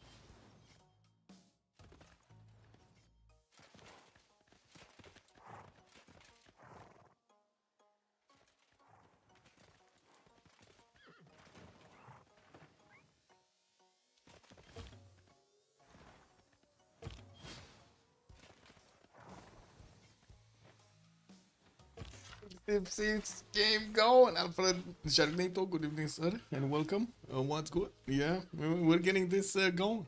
Looks like the Cavs are going through the territory here of Thule. We do have them finally moving towards the northern cities. They're just moving away from the army that Thule built in the south. We do have a few Babylonian knights that are also trying to get some defense up. Let's see, Dark Age, Dark Age, Dark Age, Dark Age, Dark Age, Dark Age, everywhere, even normal Age on Bobshu. So nobody did manage to get the Golden Age. Nobody. Ugh, that's unfortunate. Everybody's in the Dark Age. Dark screens, man. Looks like we do have 20% faster population growth for Kivyuk. Well, he's gonna get the minus loyalty. Siphon funds not available. And Javarman the 7th did get the 2 Diplo points. Didn't he get the first ones also? Or was that Kivyuk? No, Bobshu. Bobshu, he's on 8 out of 20. He did build the Maha... No. Wait a second. Mahabali Temple got built here by Kivyuk. So he's missing 2 points if he wants to go for the Diplo. He should try to get the Statue of Liberty, which of course he needs to clear the coast first. Well, I do see Babylon did actually get Isun Sin for an ironclad. This ironclad is dying against the cannibals of Khmer. How is this possible, man? This is a super strong unit. Oh my god, that is unfortunate. So does Iceman have double the culture? Means he builds a Newton University? Seems not. Seems, wait, is he? He's getting the Oxford. Yeah, he's getting the Oxford here in 2 turns. He's actually finishing it. At the cost of maybe even losing the city, he's finishing it. I mean, he's still gonna get the bonus points, right? The bonus text. Colossus got finished in the side of Swahili.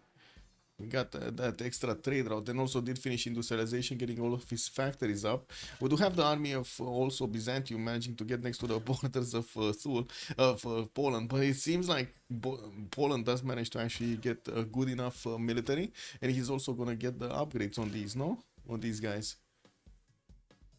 Oh well, not. Rifling coming up in 3. Seems not. Wait, there's no upgrades. Kick. Never mind. Needs to get tanks. Where tanks? When is he gonna get the tanks? Well, he's definitely two-shotting the Tagmas. That's not a problem. He just got to push back the Tagma. Did you see what happened there? He just got to push back the Tagma where it came from. Kick W. Anyway.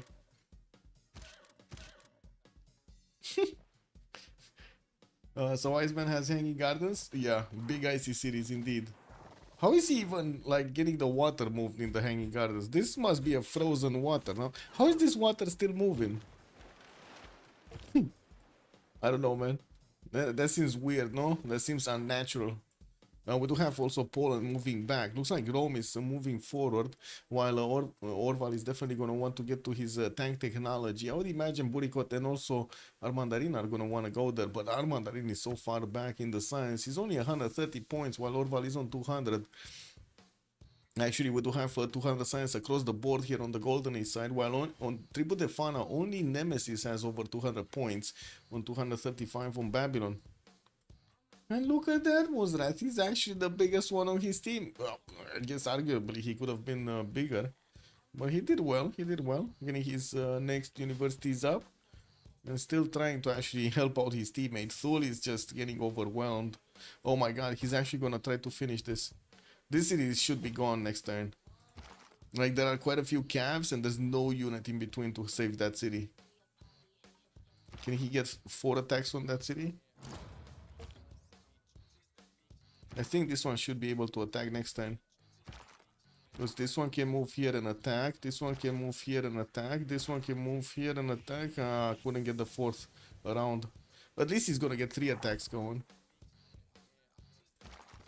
There are also quite a few traders that they can pillage, and nobody's in Reform the Coinage to have these defended, unfortunately.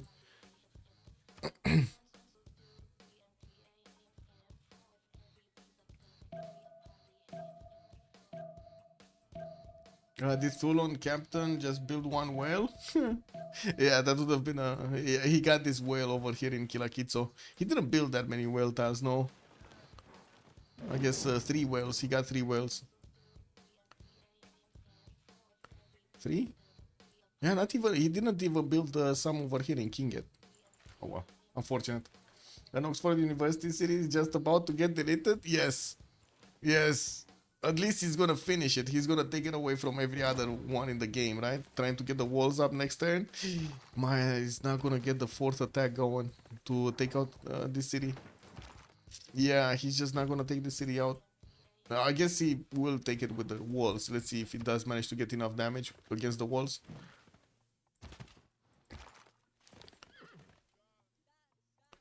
We got a few calves here in the south also that will get into the borders of Thule. Let's see. Okay, he chose to pillage. Pillage and pillage and pillage, getting the gold through, taking down the trade routes of his opponent. Okay, looks like he's not going for the city center. He just wants the pillages first. I mean, that's gonna slow down Captain Morgan getting science because he's pillage in production. That's good. We do have Solitech to 387 points of production with 237 science, but he's starting to lose gold. Not a problem. Actually, not a problem. Baptiste and Orval are making so much gold, they can definitely counterbalance that lack of gold. We do have Byzantium Cuirassier Corps getting onto the front line. These guys are strong enough to push into the Polish defenses, and with the field cannons right behind them, they can definitely go through this. What is this? This is actually a fort? Huh, he built a fort with the military engineer. He built 2 forts with the military engineers, and they're still not strong enough. Huh. Well, that is, I would say that is unfortunate. You know why they are not strong enough? Because Orval made the mistake of fortifying his units against level 1 heavy cabs. That's why. You see this? The Cuirassier Corps have an extra +10 against the units of Poland. That is a problem. That is a problem. I guess he's getting an extra +2 over his opponent because, you know, +10 minus the fortification and the fortified defense, -8. He could have had the 2 turtles and few whales on the mausoleum city. So bad that he didn't get them. Yep. Yep. So he did place a city so he can start trading with Khmer. He was already trading with Poland here, getting quite a bit of gold. Ooh, another calf went down. Another calf core from Maya. We do have him needing to actually keep his general alive here.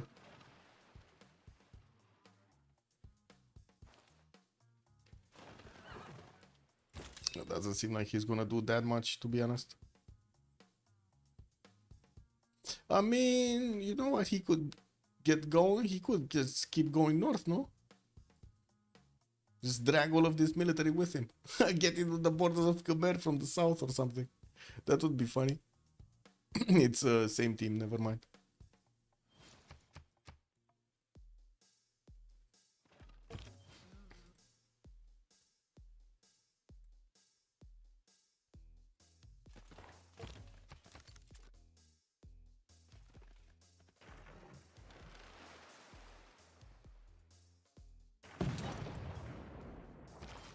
Okay. Well, still more pillages on the trade routes. Every tile he can get his hoofs on. Okay. Well, that's not that big damage against Captain Morgan, but it's still annoying. And Maya is sending these calves towards the south that looks like they're gonna pass around the Torgat. They cannot actually take the city, no? No, I don't think they can take the city, especially with a few cuirassiers next to them and pre-builds to upgrade from. We do have a problem though. Poland is having a major problem. Can he get to tanks? Refining in 3 turns, didn't get steel walls. And it's only gonna take a few turns for these Byzantine units to keep pushing through, no? Especially with the field cannons having so much strength against these wing hussars. And there's so many of them. We got like 2 level 2s and another 2 level 1s. These level 2s are deadly. 90 strength, 90 attack strength.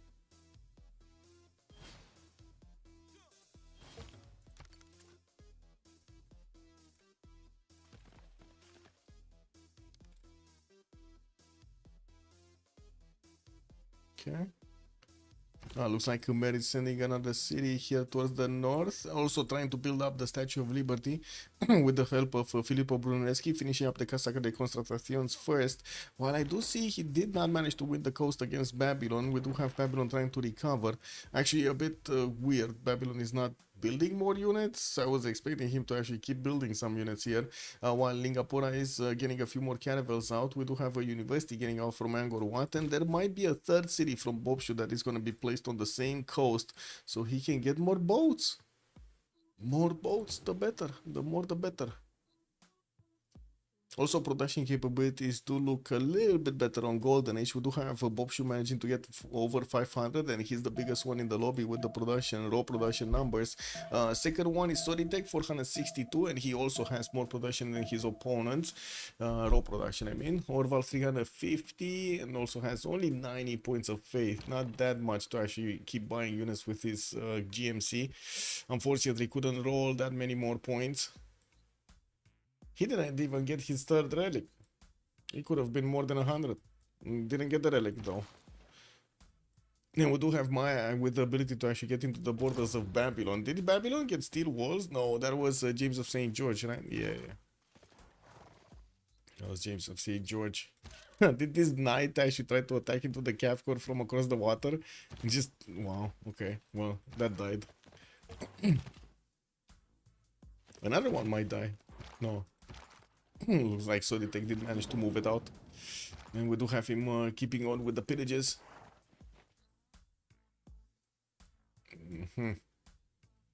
Okay, let's see here. Is actually Byzantium gonna do the damage against Poland?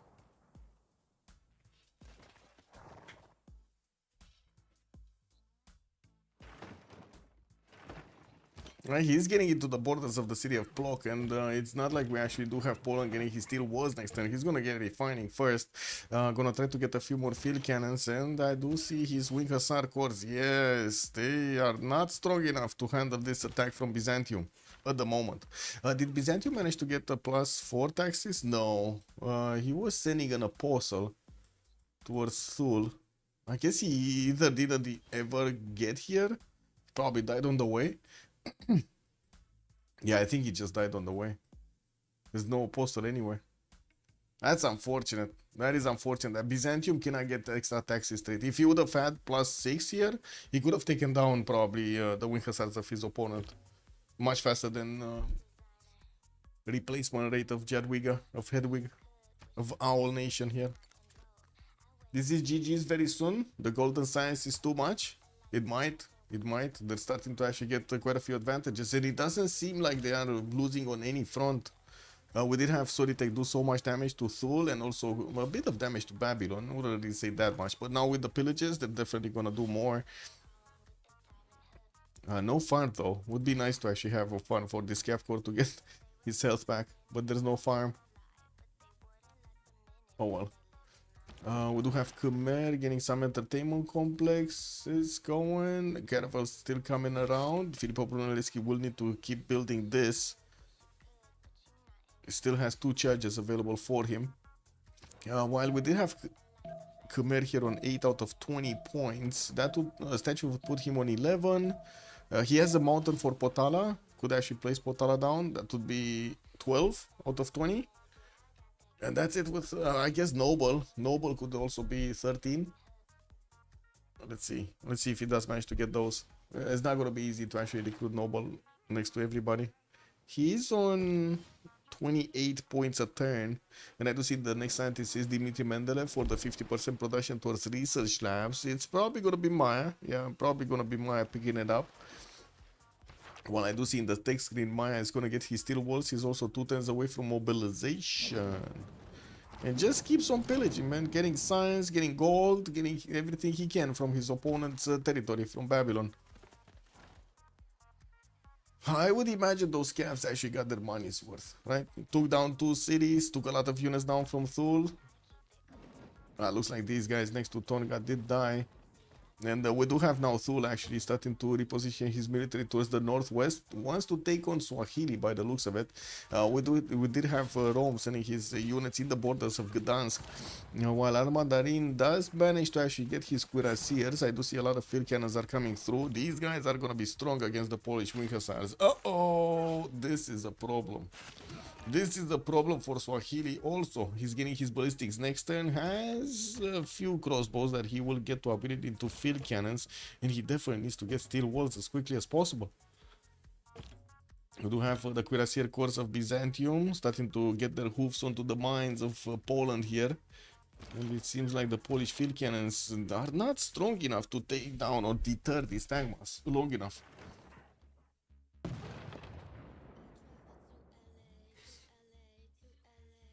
Ooh, cuirassier army. Ooh, Winkasar core strong enough. Okay, that's fine. Looks like it's fine, to be honest. Poland is managing to keep this defense, or at least for a little while longer. Getting refining next turn, also was close to getting steel. What's going on here? More cuirassiers coming out from Byzantium. He's also 4 turns away from getting refining, but doesn't have steel. Placing down a few more encampments, and he's also only 200 points of production. Well, lower than Orval. Orval is on 343 on the side of Jarwiga. And yeah, you could say that Basil does have 200 faith a turn, but that's like 50 production in total. That's not that big. Even if you couple it with the raw production number, it still doesn't add up to the raw production that Orval has. But this is an issue. They didn't have enough gold or position to upgrade all of the Knights of Rome here. Armandarin would have done very well if you would have managed to get all of these into cuirassiers. Would have been so much easier to actually punch through the wing hussars. They still are doing damage, don't get me wrong, but it would have been so much easier, right? The other way around. Okay, and that's another wing hussar taken down.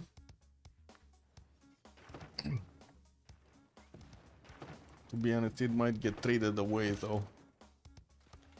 And in the north, looks like Byzantium is just getting pushed off the tile that he can actually pillage. We do have the Byzantine field cannon corps also moving towards the city of Plock, while a few field cannons from Poland are getting out. They're not cored up yet. Man, these cuirassier armies are quite strong, especially on the defense. Nice moves from Orval, saved his wing hussar corps from total demise over here. But that next wing hussar might just die next turn anyway. I'm not sure if he can get a new... Oh, he can go up a new one. Yeah, he can get a new one there. Just needs to move this one here, core it up, and then next turn switch it. And that's it.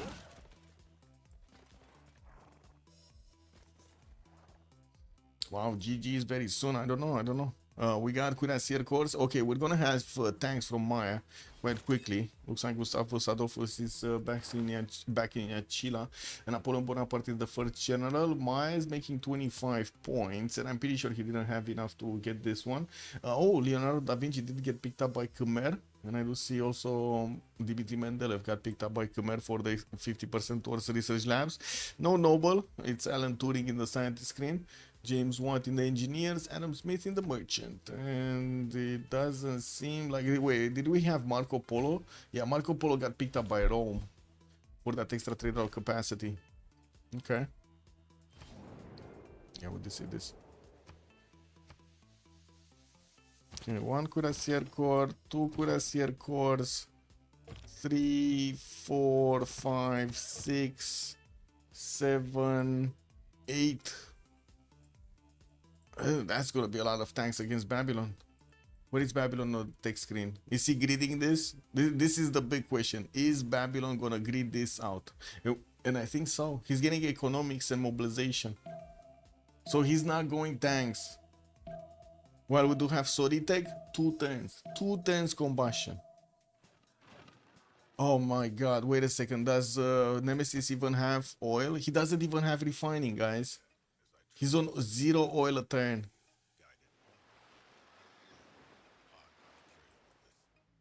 Lord Zath, hello there, sir. Good evening. Long time no see. How are you doing? Also, where is the airlift tech on Maya? Yeah, well, or I should say the magic carpets, Mothrats. Where are the magic carpets? How far is the airlift tech? Very far away. Very far away. It's right about there with the magic carpets. Isn't it windy? Why did you think about magical carpets, by the way? Why is that a thing? Isn't it windy sitting on carpets in the air? I guess they didn't think about that. Okay, we do have Byzantium actually getting to lose the units whenever he's getting into the borders of Poland, and it looks like Poland is managing to replace the units that he's also trading away. We do have a few more field cannons coming through and more wing hussars. He's trying to get to combustion, gonna get boosted there by Saudi tech. It does seem like he's gonna be way faster than Basil the second is gonna get it. He doesn't even have steel, and he's barely trying to get refining in 2 turns. Also, airlift tech would help rapid deploying of mine tanks to the front lines. Yeah, but they're getting there. They're getting there. 1, 2, 3, 4. He got a medic also for the extra movement. Ooh, starting to build the cuirassier armies directly. Got to finish their mobilization. Very nice, very nice, very nice. He's also gonna have a +5 against his opponent. Looks like he's sending some calves to keep on pillaging here. Babylon is gonna get the same tech, but he's still gonna lose the commercial hub. It is what it is. It wasn't a very good one anyway, only a +2. That's the idea? I see. Wait, is this actual pause or emergency? Emergency! Ooh, emergency! Oh, just be right back. Let me get to the bathroom also.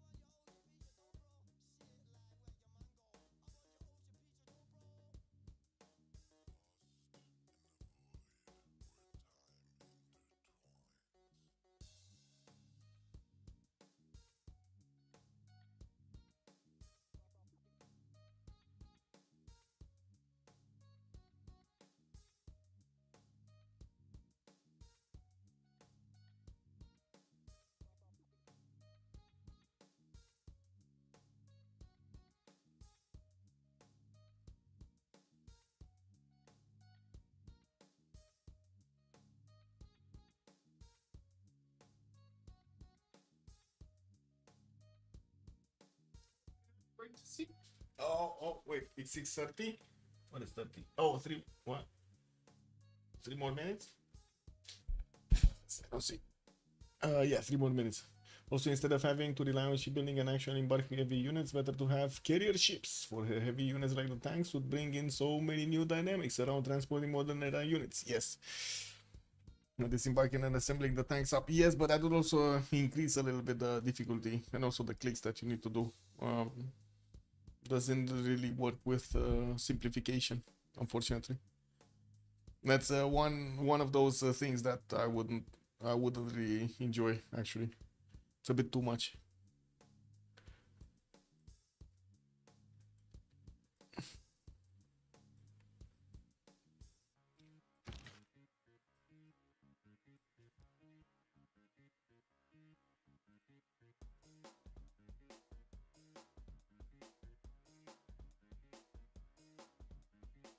What is this?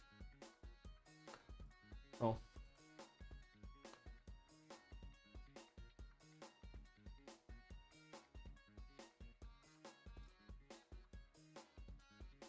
Oh, Dota. People wanna play Dota.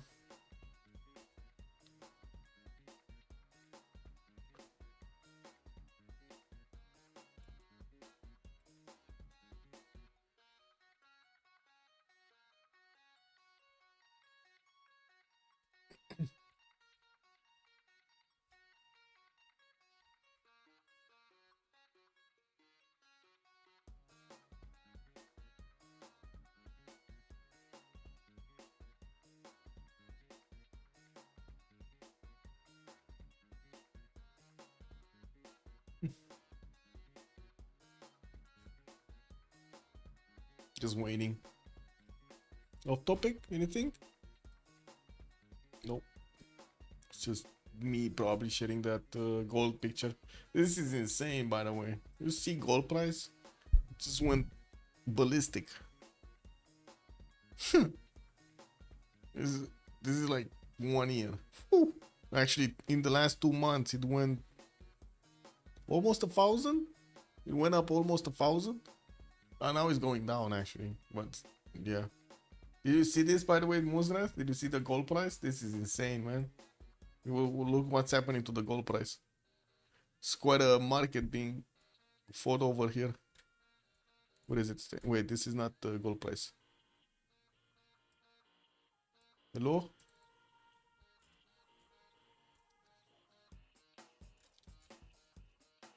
This should not be the gold price. I switched it with something and I totally forgot how to switch it back. Kick. Whatever. This is what it is. This is a problem. Look at this, man. This is insane. Wait. 30 days. Last 30 days, it went up from like 3,700 to 40, almost 4,400, 4,350. Went back down to 4,000. What the? What is this bullcrap?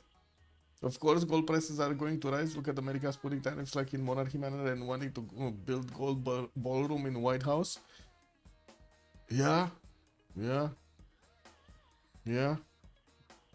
At the same time as almost every good tech equipment is requiring gold now. Yeah. It's like trebuchets, they have two forms, one mobile and one fixed, in which it can attack, and switching between the two it will be a turns cost. Well, I think that mechanic is kinda introduced because you cannot move and shoot your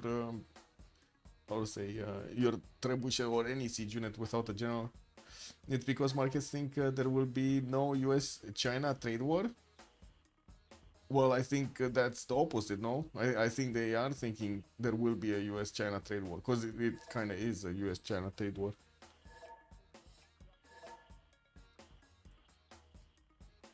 It's getting riled up. Everything is getting riled up. I'm curious how quick they can take Venezuela. Because to be honest, if America manages to take Venezuela in just a few days, it will totally take control of the narrative in the world. Because, I mean, Russia just, takes like 3 years to take down a little brother like Ukraine. And then, Venezuela just goes poof. Yeah, US-China trade war won't happen because China owns Trump. Oh my god.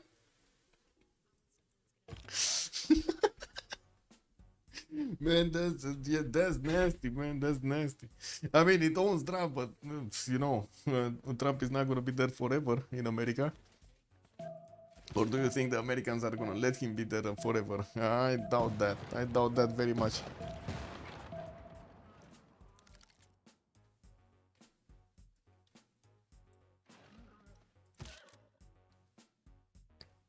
If they can do anything about it is another reason, but we'll see. Okay, Poland still getting pushed. Byzantium did manage to get to score a few more hits on the Polish wing hussars. It looks like in the north, Poland did manage to recover quite nicely the city of Plock, even if it got pillaged on a few tiles. They have leverage over him, just like Russia. How much leverage? That's the question. And don't ever take into account the, I'll say, the ability of somebody just you know, flipping the finger if he gets mad.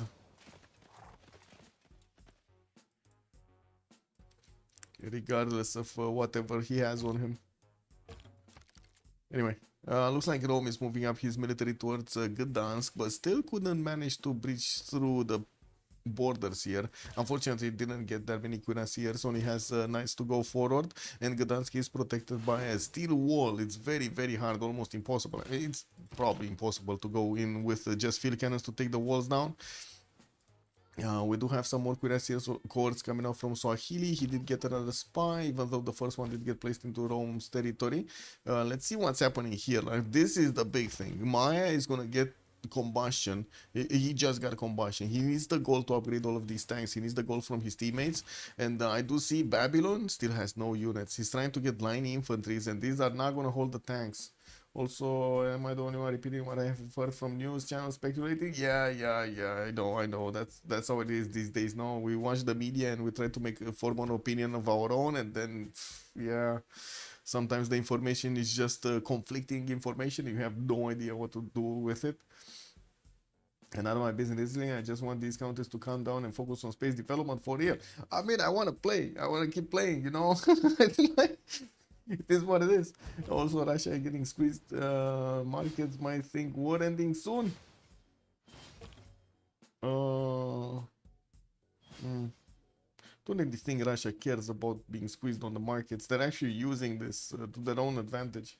Like even the, how to say, like you gotta understand this is nasty, right? As in, if Europe and NATO takes away Russian assets, it's just gonna annoy everybody that has assets in NATO and Europe. They're not gonna think twice to do it. They're just gonna be like, hey, you do this to us? That's not really cool. We should not trust you anymore. And, you know, things are gonna go spiral downhill from there. It's not, I don't think it's a good move. Yeah. Personally, I would wish that people just turn out to vote against current government everywhere. I mean, it's irrelevant if they vote against the government. Like, I don't think you can have a healthy, how to say, democracy in the current environment, because you can advertise everything, anything and everything you want on social media. So you can push anybody through. It doesn't matter. Like the opinion of the people don't matter anymore. Doesn't matter anymore. It used to be like, remember the times when the politicians were coming up with a kind of a platform. I'm gonna do this and this and that when I'm gonna get into power, and another one was doing something different and so on. It's not like that anymore. It's just like whoever gets the most ads. That's basically it.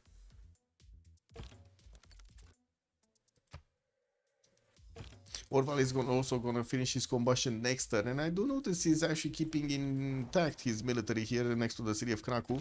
And we do have another one of these cuirassier armies getting next to, and I do see his wing Hassan corps. One of them just died here. It's fine, he's getting it to replace it. We do have Byzantium with a level 1 spy also getting in Warsaw.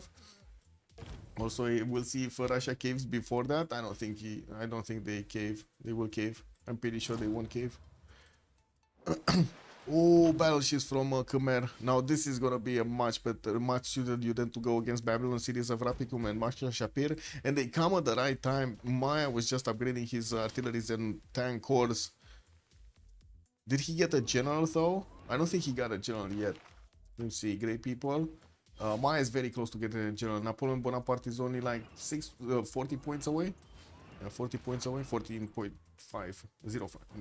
Yeah, 40.5. Yeah, we currently have over 10 million or more protesting people. That's a massive. Wait, really? In India? That's so many people, man. Or wait, in the States? Never has a leader seen such protests against themselves. Man, I don't see the protesters. I was seeing the protests back in like 2010 or something, 2012. There aren't that many. Like, if I search on YouTube, I don't see that many. Protest USA. Let's see. The trigger words, right? Okay, we had the... I guess there was the no king one, the no king protest. right? That's what you're talking about, the no king protest? It was like one protest like 3 days ago. Yeah, I don't know about that.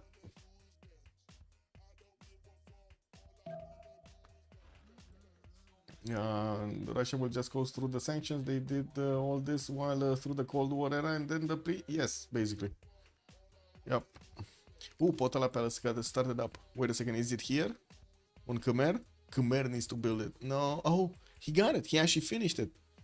Okay, in the city of Vimayapura. That means he got more of these Diplo points. He's still on 9 out of 20. He didn't build his Statue of Liberty. He's 6 turns away from finishing Hariharala. And I don't see he still has Filippo Brunelleschi with a charge that he could actually use on that.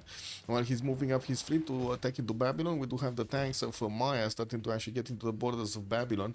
Babylon is getting replaceable parts. Oh, he wants... Wait a second. He wants... Oh, that's not gonna work well. He wants 80 crews. Well, I guess... Wait, they might actually work well. Okay. Let's see. He's gonna get infantries, which are gonna be stronger. They're just the strongest tanks. We do need to see Maya getting a few more artilleries going. Looks like he's still hard building tanks. Okay, there we go. Artillery army coming up from his capital next turn. And he's building up his military academies everywhere. This is just Maya getting up for full-blown war against Babylon. Tanks upgraded from Poland much faster than Byzantium can get them, and now I do see Poland does have the ability to go against Byzantium here. Burikot is 4 turns away from getting steel, but I do see he did manage to get refining, so at least he's halfway there to tanks. Also, High Mounted, good evening, sir. Doesn't have to follow democratic rules. That's a huge advantage, and we see it play out in a lot of places. Yes, that is true, High Mountain. But I wouldn't really call the F word here. I would actually just call the corporate. Because, you know, that's what it is, actually. It's not... It's just the private people doing it. So I wouldn't really say it's the fascist people. You are getting filtered results because you probably are following more news outlets on the conservative side of the spectrum, that's all? No, I'm following everything, Muzras. Like, honestly, I'm following everything. There's like, I don't make a difference. Hey, look. If I get this, if you look at my subscriptions, let me actually... Where is it? Come on. There we go. Wait, where are my subscriptions? Hello? Oh, there. If you look at my subscriptions, I have like literally all of them. Like all of them. I don't make a difference. Even in the languages, I have no idea. I'm just looking at the pictures and seeing what kind of titles they have. And sometimes just, you know. But it's like, look, all of them. From across the world. I don't have that, like, except CGTN, that's the Chinese outlet, and what is it, Yuan, W-I-O-N, from India. I didn't see any other one there. Anyway. It is what it is. I'm too bitter to believe in protests being able to change anything. I totally agree with you, High Mountain. I kind of feel the same. I mean, it's been like this for some time now, or at least here in Romania. I don't know there, but in Romania, they totally ignore even referendums. Like, we had a referendum back in, like, I don't know, 10 years ago that said that we should cut in half, like, we should cut the numbers of officials elected into office by 300. It's now like 600-ish, and it should have been taken down to like 300, and they didn't want to do that. The people voted, they went to the referendum. 10 years passed, nobody changed anything. And we're still in the European Union. I don't know. Yeah, you do the math. It would need what Gen Z people are doing in many smaller countries, a real united effort towards forcing government resignations.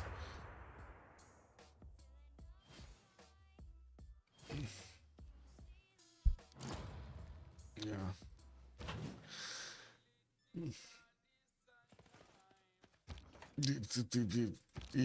If they want to resign, I don't know. I've been asking Gemini ChatGPT when USA fails to full fame, but they are not sure. They are not sure. Seems AI companies want very much to please Trump government. Kicked up, yeah.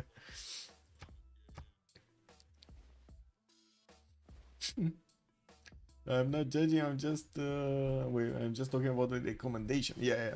Makes sense. I want support violence anyway, but I would predict the next round the freedom fighters on the rise in the next few years. Yeah, probably. If we're not gonna have full-blown war everywhere, because you know. Oh, Filippo did get teleported in Harel Haralai. We got statue in 5, so Bobshu here is gonna be 12 out of 20 points if he does manage to get this one. I don't think they can take a player down before this though. So Singapore is getting smashed down by battleships. We do have a Cav that will probably take and liberate that city center. We do have Rome still with the military deployed towards Gdansk, but it looks like that's going to be fine. And it does seem like Poland is going to want to push through Byzantine cuirassiers. And now that all of these units are getting back towards Byzantine territory, they don't receive any kind of fortified defense, any kind of defense here. Because they just moved. So they just squish here to the tanks of Poland to attack into them. And we do need to see here. So it looks like Maya is going to encounter an infantry army strength city here, and he does have the ability to go through the next units of Babylon. I do see he has his own tank armies pushing into this with an artillery corps that's just going to jump onto the hill there and going to start boomtsy. Napoleon Bonaparte also did get recruited. That's a general, a pretty strong one, and I do have to say we did have all of them we actually picked up. Whoa, wait a second. So Maya got one, Byzantium got one, Poland got one, and then Swahili, even Swahili got one. And we didn't have Babylon get one. We didn't have Kivio get one. Uh-oh. Well, I guess we didn't have, on that matter, we didn't have Khmer get one either. So yeah. Rapicum getting attacked by the battleships. It's a still walled city, so it's going to take time to be taken down, and I do not see a way for him to actually get it without getting a unit disembarked, so I'm pretty sure he needs to hard build or buy maybe a cav or so, or two. Okay, looks like units are getting taken down, cities are getting attacked by the artillery corps, field cannons coming through, more reinforcements with artillery armies and more of these tank corps getting through. Pagi shot army, wait a second, 80 crews should come out quick here from Babylon. His chemistry in 2 turns, so that's when he's gonna get his 80 crews. If these are gonna stay alive, because the Pagi shot armies could just die, to be honest. Like Durmuti is gonna be taken down next turn, and then we're gonna have these tank corps able to actually attack into his opponent directly, into his opponent's units. Okay. Orval moving through the majority of his military. Still can army up a few of his tanks here. He should actually. Should army up as much as possible to keep going against Byzantium. And Byzantium is 6 turns away from getting combustion. Oh, that's a long time. That's an eternity. 6 turns, it's an eternity. He might just lose all of his units. Uh-oh. Also, as Rage Against the Machine, one sang. You're right, High Mountain Man. Rage Against the Machines nailed it back in the day. Hungry people won't stay hungry for long. Yeah. I just want to see the world come down and focus on space research. True. When are we getting to space? We want to see aliens.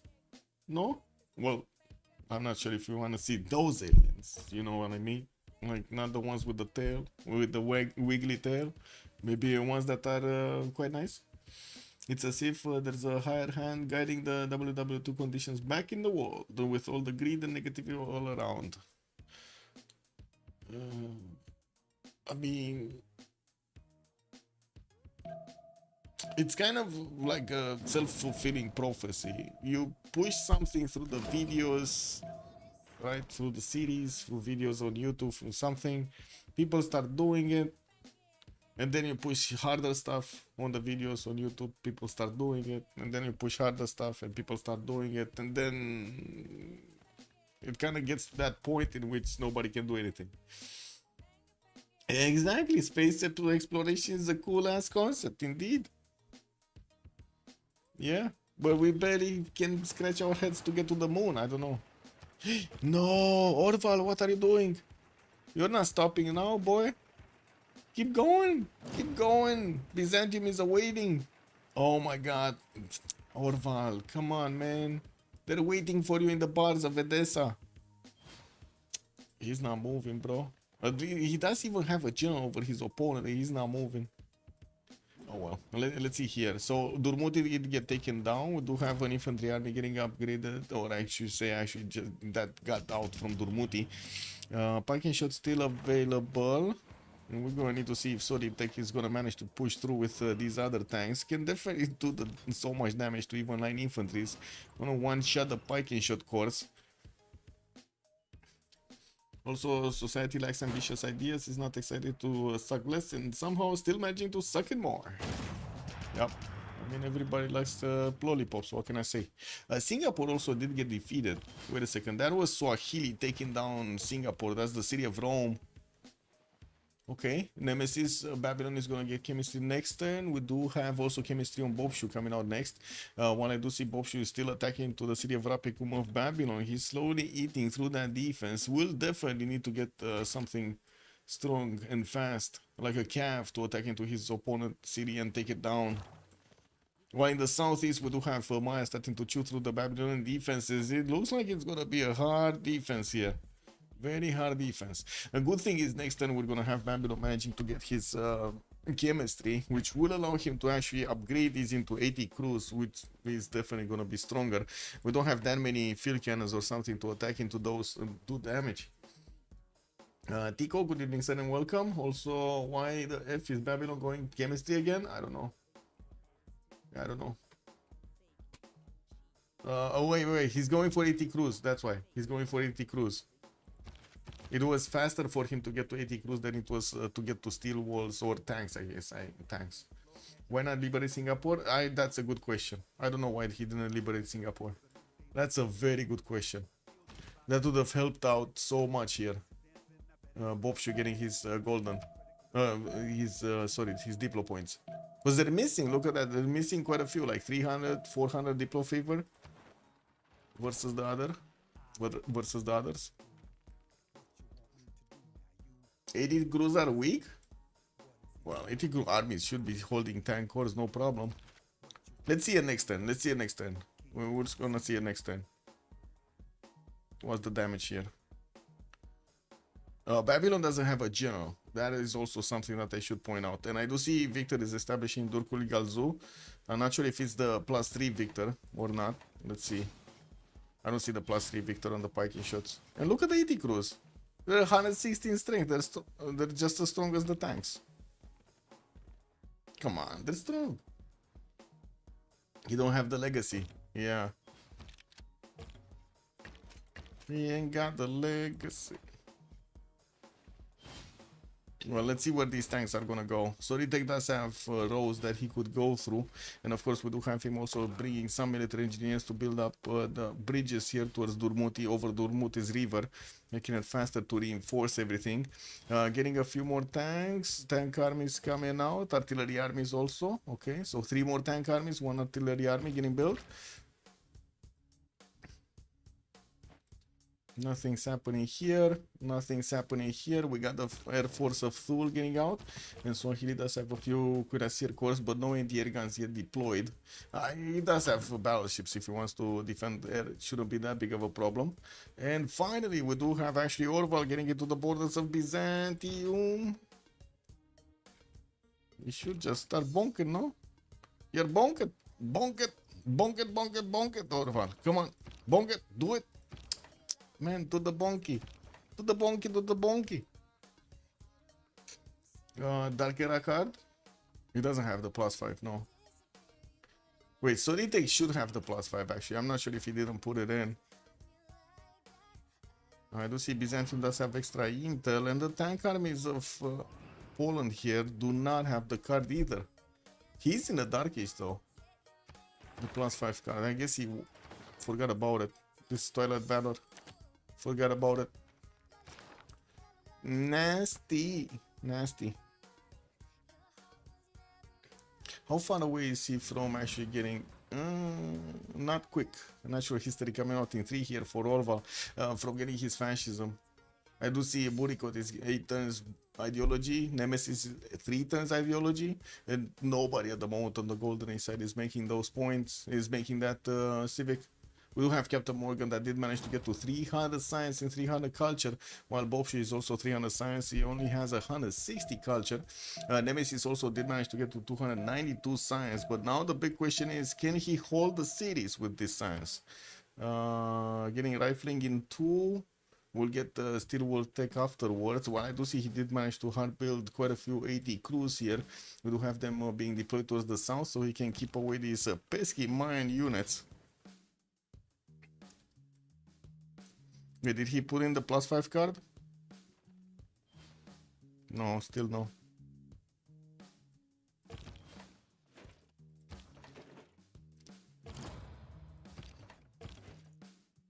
Oh, Babylon, if he does manage to actually get 80 crew armies everywhere, he's gonna have a strong chance of success. If not, that's gonna be a problem.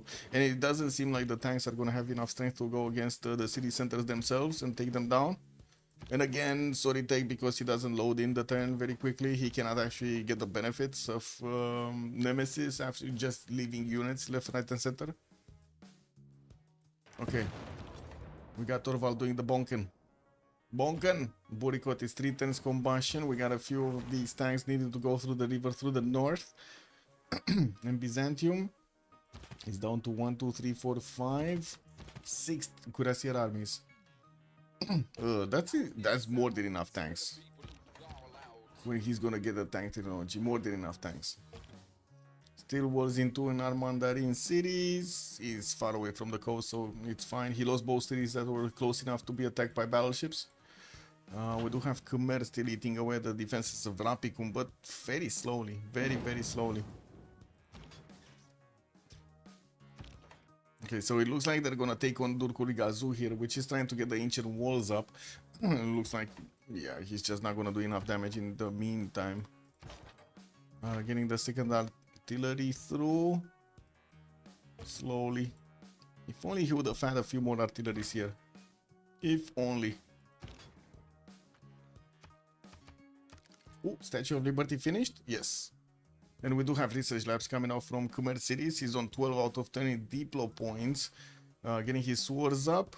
And I do see also a few amphitheaters for the extra culture. Welcome, Alexa. Hello there, sir. The tanks have promotions. Yeah, you do. Just took down the encampment. Put the city of Durkuli Galzu under siege. Let's see. Okay, well, they're gonna try to start bunker. And there we go. The ancient wall. Well, I guess the ancient walls are gonna be taken out quick by the artillery corps and the artillery armies.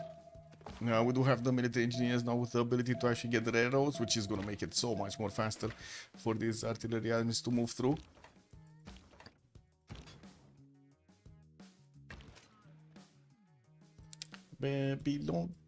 Babylon. Ooh, Byzantium about to lose another cuirassier army. When I do see Poland is needing to replace some of his tank armies from the front line. These guys got damage. Well, one of them does have promotions, but it's still better to actually replace it with a full strength one. Get to promoted and still attack. There we go. One tank army down. Got that back. Oh, push. There we go. Another tank army down. Boom. Byzantium losing his pre-built tanks. Another one is almost taken down. That's quick. That is quick. Still combustion 2 turns for Burikot, while looks like his opponent is pushing through that defense quite quickly. Turkuli Galzu lost half of its wall strength immediately, and we do need to see, yeah, the tank did just manage to take down one of the 80 crew armies here. And they still have damage to do against the city center. City center is still under siege, so he's not moving. That's a big city, by the way. That's a 14 pop city, giving him 27 science, 17 gold, 7 culture, 8 culture. Not bad to take it away. Won't be, how to say, it will be significant if they do take Rapicum and Mashia Shapir. Babylon is going to be like left on 5 cities or something. 1, 2, 3, 4, 5, yeah. You have Maya sending some tank armies from the north. Oh, I see. So with these guys, he's going to take Rapicum. Okay. He's just going to one-shot the cav on the way towards Rapicum. The worst case, he was Russian chemistry in this situation. Yeah, yeah. He was getting. He was trying to grid this out, man. He's trying to get the research labs fast. I just realized Babylon Rush Colosseum. Yes, yes, he did. You know, the thing is, he got it like turn 35 or something, 36. He got lucky with the spawn. He got like 5 deers. 5 deers in the capital. He was like, he chopped Colosseum in like 1 turn. That's it. 1 turn. Yeah, units from Swahili will need to get upgraded into tanks here to go against Rome. Rome is getting his steel walls next turn, and it will take him quite a bit of time to actually get his own tanks. I do see Swahili is actually not going for combustion, or at least not yet. You know, we do have him getting some anti-air guns and artillery cores on the eastern side, building up his power plants for the production. 1, 2, 3, 4. Well, there's still 4 Byzantine cuirassier armies that can turn into tank armies, and I do see he just pumping out 1 from Constantinople next turn. But another 2 should fall next turn also. No? No. I think 1. This one. The cuirassier core. I don't think he can touch the other ones properly. Deserves to die for underestimating his opponent's kick double. Also, now my words are coming back to bite. Tribu de Fana in the back. Babylon could have been bigger, wider, stronger, but he was not. Yes, he was not. Nasty. It's very nasty. So now Colosseum is a gift to the other team. Well, let's see if it actually will become a gift. It does seem like Babylon is gonna lose Durkul Galzun. Cannot do much about it. Mayan units are taking it down. That's 1 turn before steel, by the way. And I do see also 4 turns to get fascists up here on the Hammurabi. Okay, just lost the city. To have Babylon with the ability to do significant more damage against the 80 crew armies here. Oof, they should actually take this one down. Artillery army came onto the front line. No, they should... Wait, can they take 2 of them down? I'm pretty sure they can take 1, this one. I'm not sure if they can move towards the other one. Anyway, tank army from Maya moving towards Rapicum. The city is about to go down. It almost lost all of its fortification health. And it wasn't even... Oh, wait, it's gonna get steel. Never mind, it's gonna get steel. Oh, that's annoying. That is annoying. After hitting it with so many times, with so many battleships, it will get steel. Kick. W. That is just annoying. Swahili scientific theory, mobilization coming up next. And it does seem like we're gonna have that combustion discovered on Basil II to get his tank armies up here. Tank armies are gonna be able to actually push back the Polish units. And we're gonna see if Orval is gonna follow this up with anything. Getting more tanks up, but he doesn't have any encampment in the capital to actually get the armies directly. At least Bidgoszcz has it. When you get chops in the middle of enemy territory, shouldn't you just chop coursers out and irrel everybody? Yeah, you're not wrong, but not everybody's doing it like that.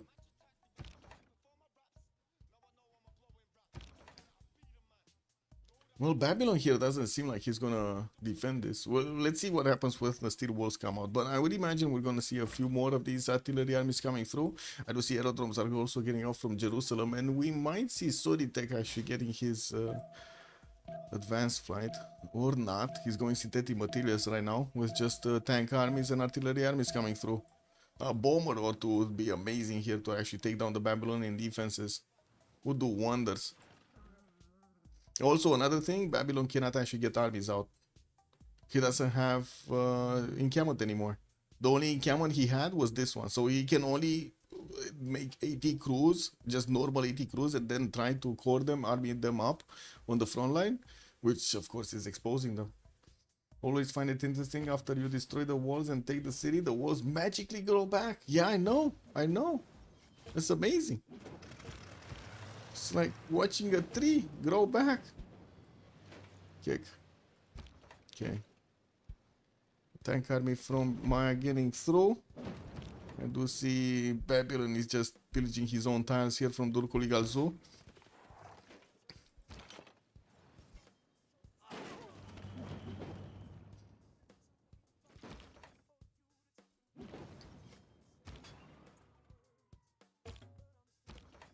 Tap it.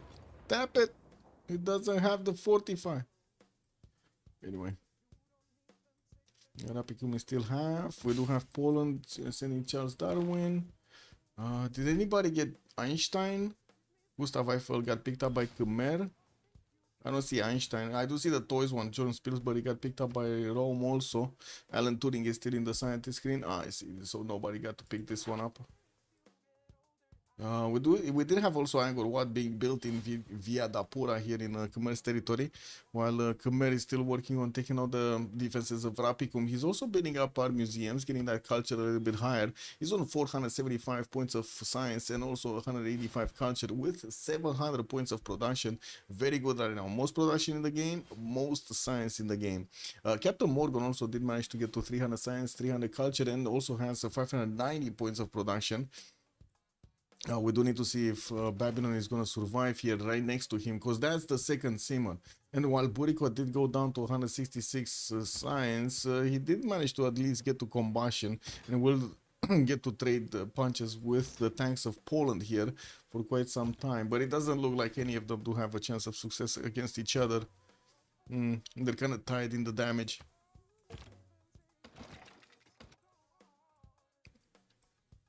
Also, next turn, we're gonna see the new Congress, or I should say the new era. Julius Caesar 4 points off from getting a heroic age. Kiev did secure his heroic age. Nemesis secured his heroic age. We do have Baptiste also securing his heroic age. Orval got his heroic age. Sorite got his heroic age, and also Bobshu. All 4 members from Golden Age did get their heroic age. Not in the capital. Yeah, he didn't get it. He didn't get it in Angkor Wat or Angkor Thom. He didn't get it. He went via Dapura, totally somewhere else.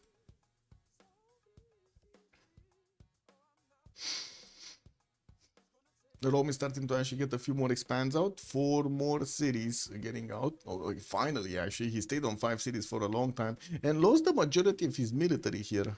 They didn't even get to core up. Do you remember he had a unit on almost every tile? It barely has like 7 tiles, 10 tiles now. Okay, let's see here. Maya.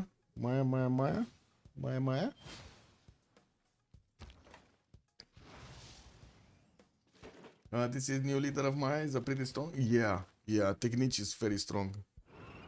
I agree with that statement. Okay, well, it looks like tank armies do manage to do quite a bit of damage against the 80 crews. We do have Maya redeploying his units here, using his artilleries to do the damage against the weaker units.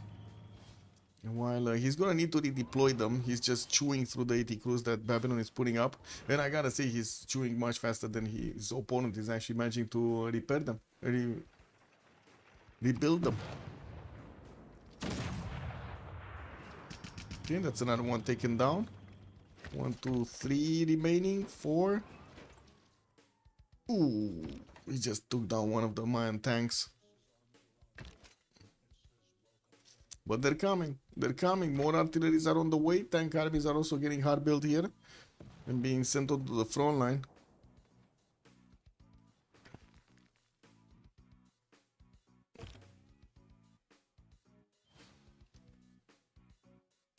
Okay, no attack from Thule, but we do have advanced flight. He's getting his fighters up in the air.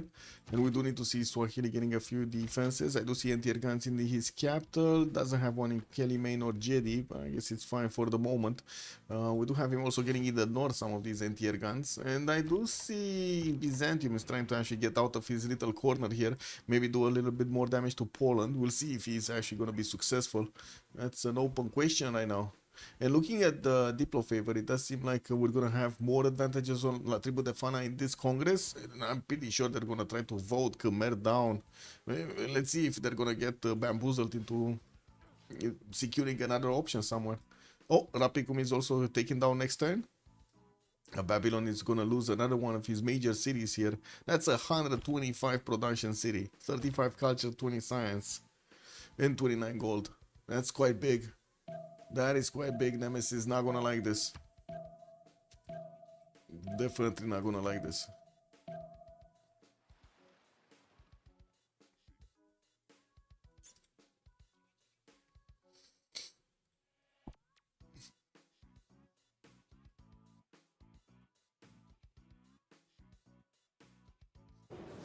Okay.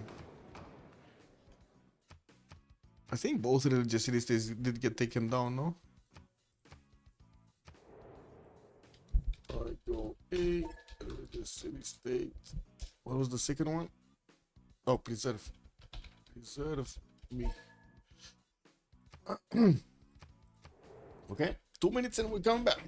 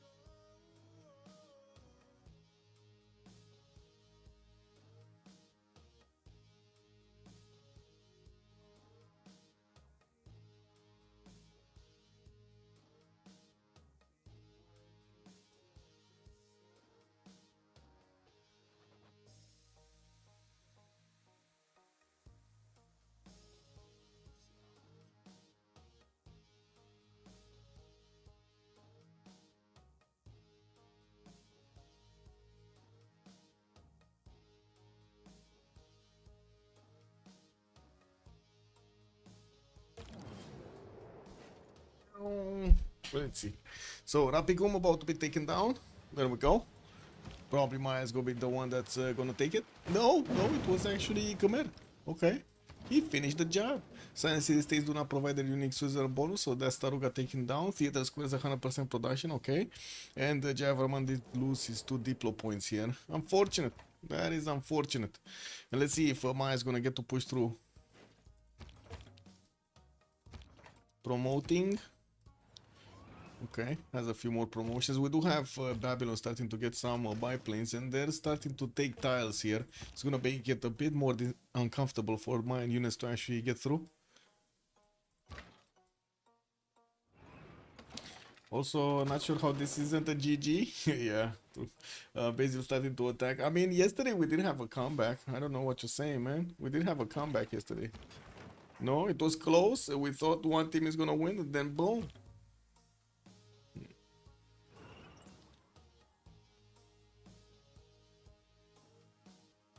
Let's see if the same thing is gonna happen. We had so many reform the coinage. I would imagine the gold is gonna look better. Yeah, it is looking good on both sides actually. 66, 116, 27, and then 246 here on Nemesis. While on the other side on Golden Age, we got 271, 261, minus 91 on Zoditek, because you know he has that big military, and 80 gold a turn for Bobshu. But they're kind of splitting down Babylon here. They're taking him, they're splitting him apart. Maya does need to get a few more tank armies up, and I do see his artilleries are on the way. He still didn't finish his full railroad setup in between his cities, and I do see his military engineer is actually in the borders of Turkoli Galzu. Quite damaged, actually. I'm not sure what happened with this one. Was there a flood or something? Because that guy is really damaged. Anyway.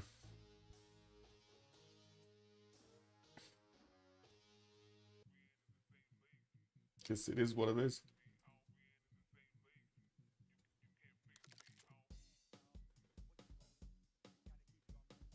More tank armies, a lot of tank armies coming from Maya. Also, Kilvak is finally getting built in Fortes in El Mirador. Looking at the science, it still seems like Bobshu does have the lead here, getting his broadcast centers in quite a few cities. Also starting to get the Air Force out, getting biplanes. Definitely needs to do something about Thule getting his fighters right in the face of Khmer cities. Wait, Thule has bombers? He has a bomber, so he might actually start attacking to Indrapura. We need to see a defense, an entire defense here. Oh, Big Ben got built. I didn't know about this one. Khmer got to build Big Ben under the radar. Kick. That actually happened. Okay, let's see. Artillery armies are doing so much damage to the Babylonian AT crews. And I'm pretty sure he can follow up with an attack. He got moderns. So did they just discover moderns? Uh-oh. Uh-oh. I mean, yeah, that's gonna be a problem. I would say that's gonna be a big problem.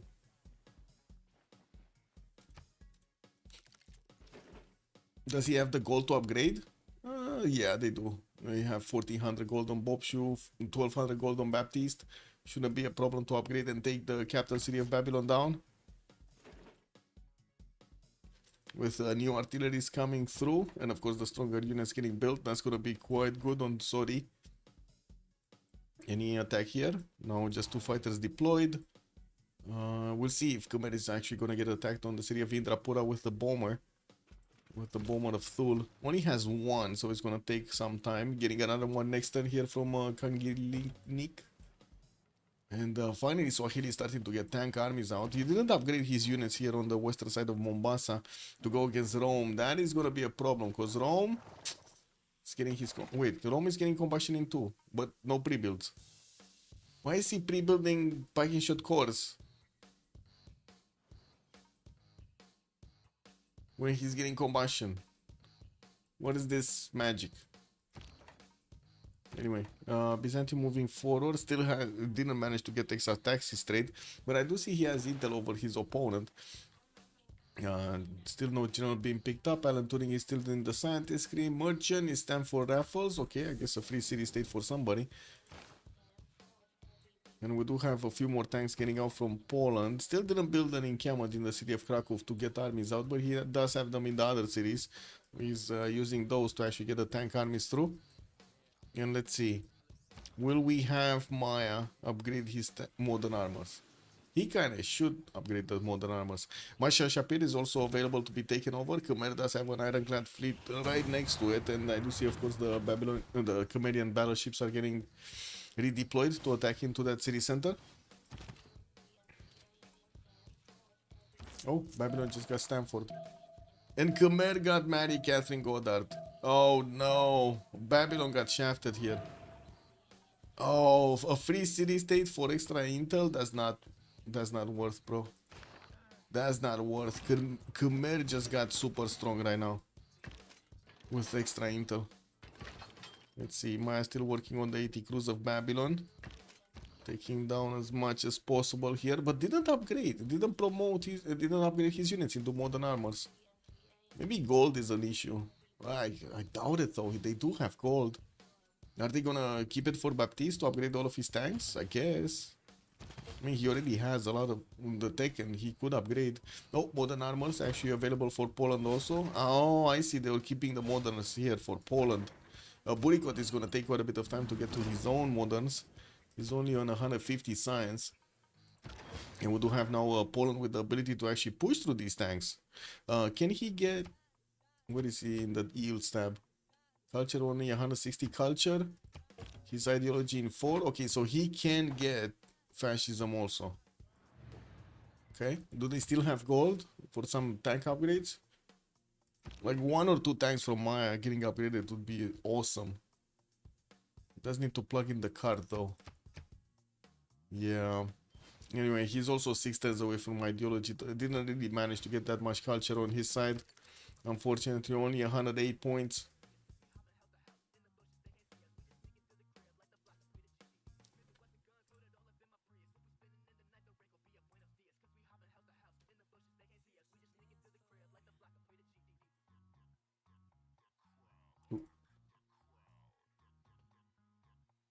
We have you surrounded. Kick W. What is this? All right. The Spec Ops, man, next to the city of Ulm. All the Spec Ops.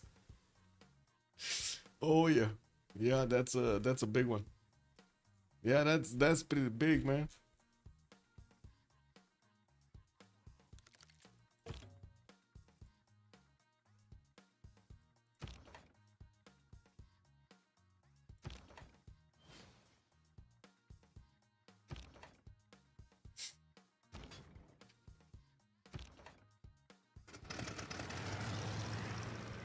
It does seem like more fighters are getting deployed by Babylon. They're gonna start taking too many tiles here. By the looks of it. Masha Shapir still getting taken slowly down. The battleship fleets just don't have that much damage, especially against steel walls. So yeah, that's gonna take another like what 4 turns to probably get going. Byzantium is retaking his units back into his territory and he's slowly building new tanks. It will take quite a bit of time for him to get new ones up. We're also going to need to see if Poland is going to want to follow the attack against Byzantium. Try to get going. And definitely we need to see here the gold. Like Maya needs to receive the gold. Oh no, they upgraded everything. They upgraded Suleiman. Indrapura got taken down. And he's also gonna try to take Yasudarapura. Khmer just got his battleship in there to try to slow down the attacks of the Air Force. But yeah, no, this is a problem. Sul is getting out of his cage. He's taking down Khmer. Khmer starting to get some tanks and air gun coming out from Yasudarapura next turn. And we do have 2 bombers here. I cannot check their health though. Actually, wait, we got 4 bombers. We got 4 bombers. That's why the city went down so quickly. But anyway, he's still not gonna stop the takeover of the Babylonian cities. There's no way. Indra Yasudarapura just got taken down. Thul manages to take that city away. There is a tank that might actually try to take it. No, he's getting attacked.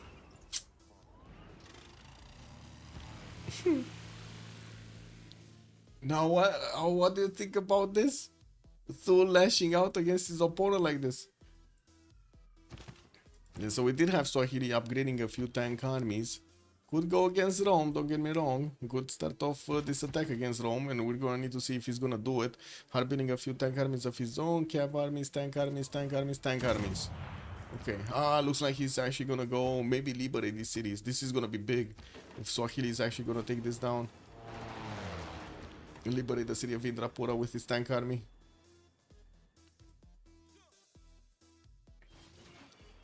Okay, 1 modern armor, 2 modern armors did get upgraded here from Maya.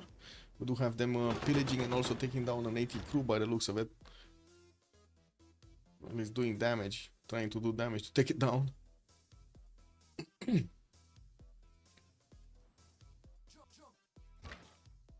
Bringing in more artilleries and upgrading more of these modern armors. Are building a lot more modern armors from his city centers. We got 1, 2, 3, 4, 5, 6 more coming through.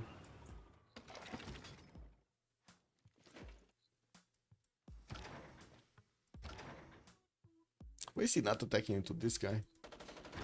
Does he not? Oh, he doesn't have the movement. That's why. Only has 1 movement, and I think this is a heal, so he needs 2. Yeah, that is a heal.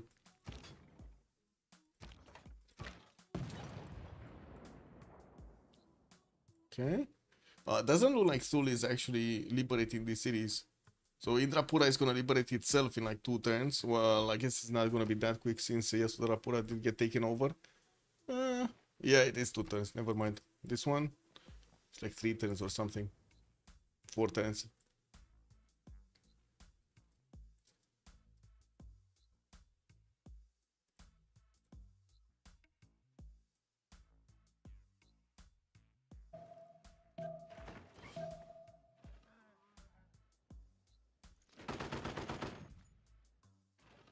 Okay.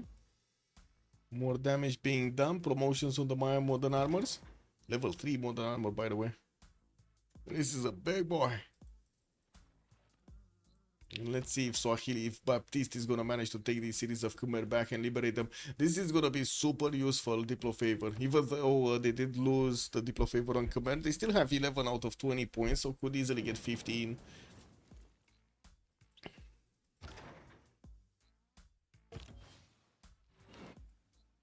Doesn't seem like Poland is moving right now. We're going to need to see if he's gonna start moving towards Byzantium territory.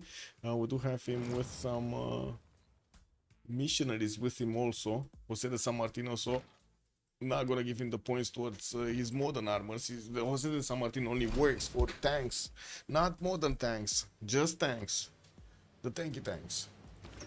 Masha Shapir is probably like 2 turns away from being taken down, or even next turn, he might actually fall. Indrapura did get liberated, and we do see Poland is also sending a modern armor, or some modern armors to help deal with Thule. That's a steel wall city now. Still, the bombers are chewing through it quite quickly, and we might see it taken down again. I believe also a bomber did get taken down. It was in the aerodrome here in Indrapura. Not sure if he got moved. I don't think so. Oh, there's another one here in Yasudarapura. Wait, can he take this city? No, the Cav of Maya just doesn't have movement. There's no unit from Khmer to take it. Oh, next turn. He needs to take it next turn.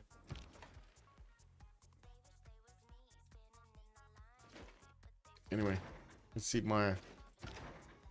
Maya needs to keep chewing through the Babylonian units. And keep upgrading his units here into modern armors.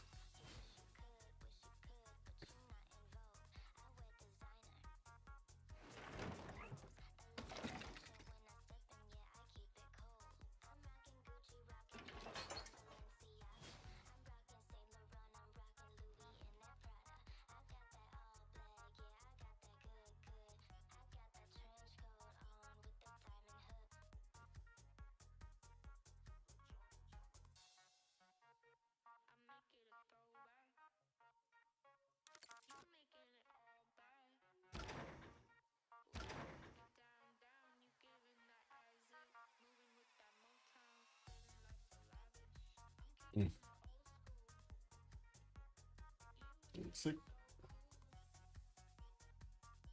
Take a look quickly at something. We got this, we got this.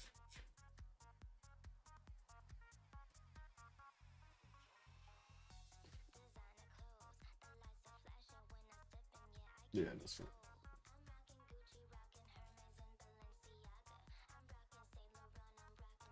Oh, there we go. Maya just got one of the slots next to Karkar, one of the tiles next to Karkar. Didn't have money for modern armors. Even if he's hard building them, it's gonna take a while to actually move them onto the front line. Has 2 more that are gonna be on the way. I do see he's not keeping that tile actually. Whoa.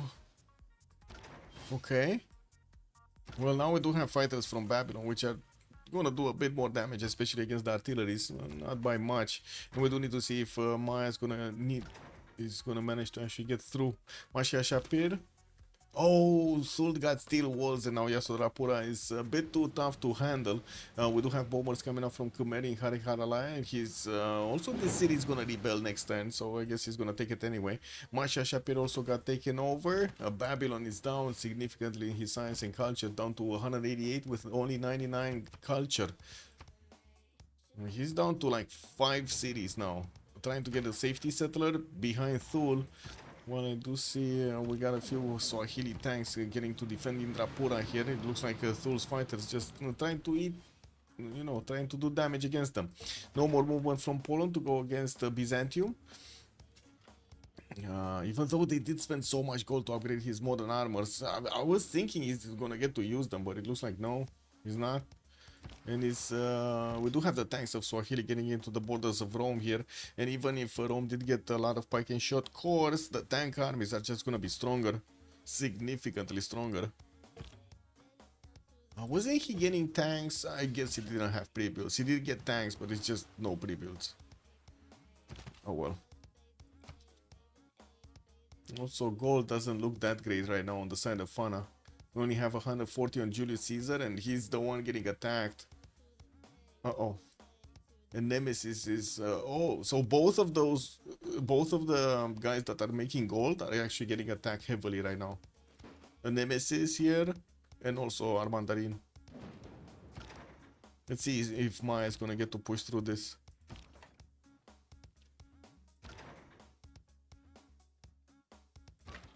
Artillery armies did already shoot, so it doesn't look like he's gonna get an easy opportunity. Oh, could take this 80 crew army down. I'm pretty sure there's enough damage between two tank units, a modern armor army and a tank unit. We got this one here, also able to do damage.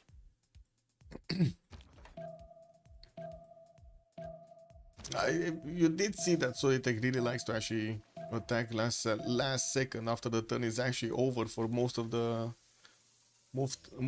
players here. Let's see if he's gonna do this again. I think so. I think he's gonna do it again.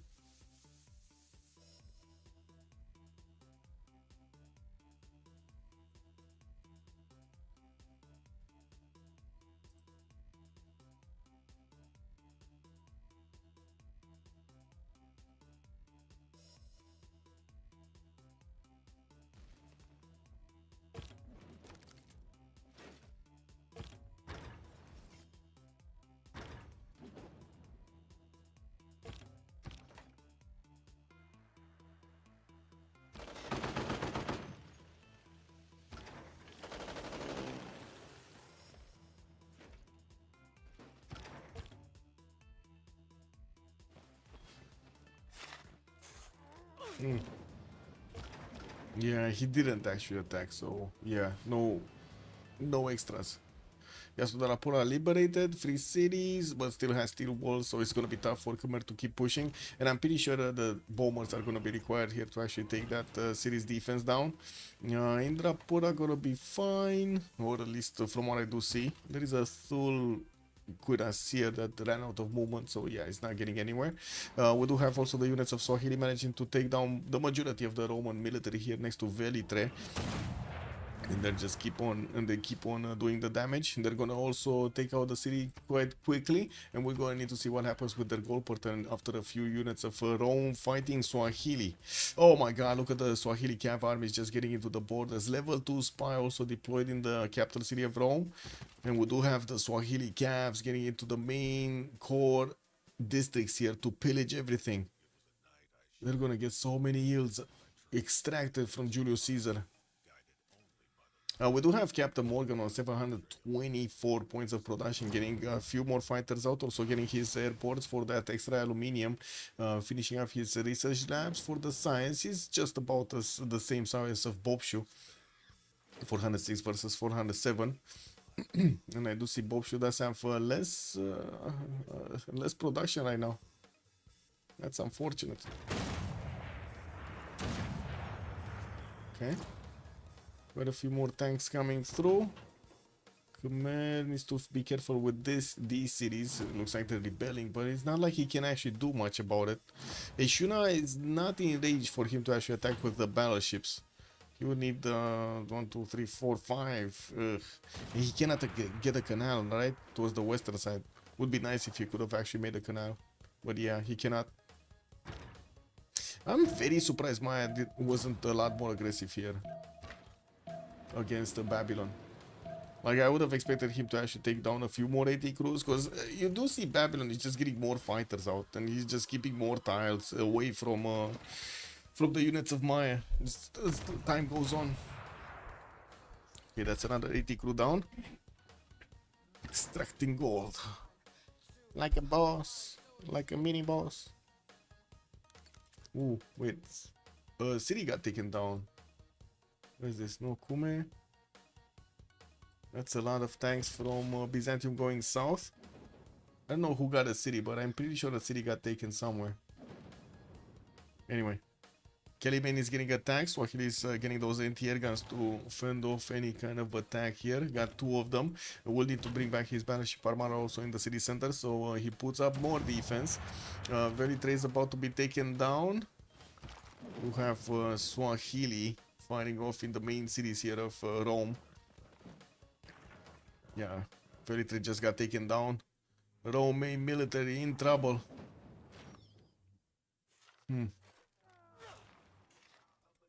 These. So we got safety settlers from Khmer and safety settlers from Swahili. So far away. Teuton's War Department, that means Khmer did manage to get his fascism. That's an extra +5 on his units. And Yasudharapura is about to be taken down. We do need to see also if Maya is going to get his fascism. He's 5 turns away from getting fascism. While we already do see it on Babylon, it didn't really manage to help him out that much, to be honest.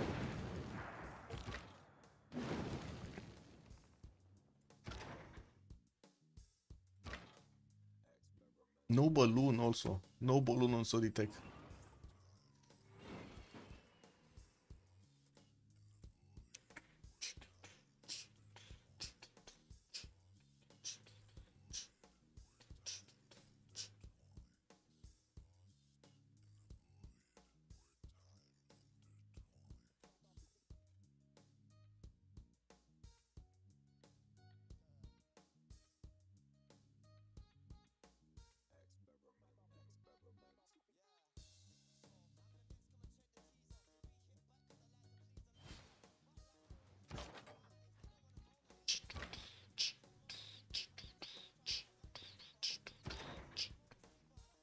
Bow, bow.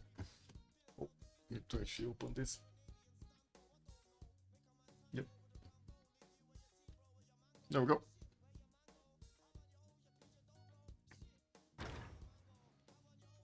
Okay, so Swahili keeps pushing through. We do have also Byzantium starting to get the units in the borders of Rome here to try to help him out. He does have good enough damage to take on Swahili directly. He also does have Dandara as a general. We do have Rani Lakshmi Bai on the side of Swahili, but he does need to actually place it properly. And it looks like there's quite a bit of damage here on these tank armies. Fascism? Oh, he has fascism, that's why. Oh, Byzantium has fascism and his opponent does not. What do we have? Swahili. Mass media in 4. Oh, he's not even that close. 3 turns for Jadwiga to get fascism. And this is the problem, right? Jadwiga didn't push. He left Byzantium to push into defend Rome, basically. Anyway, what's this?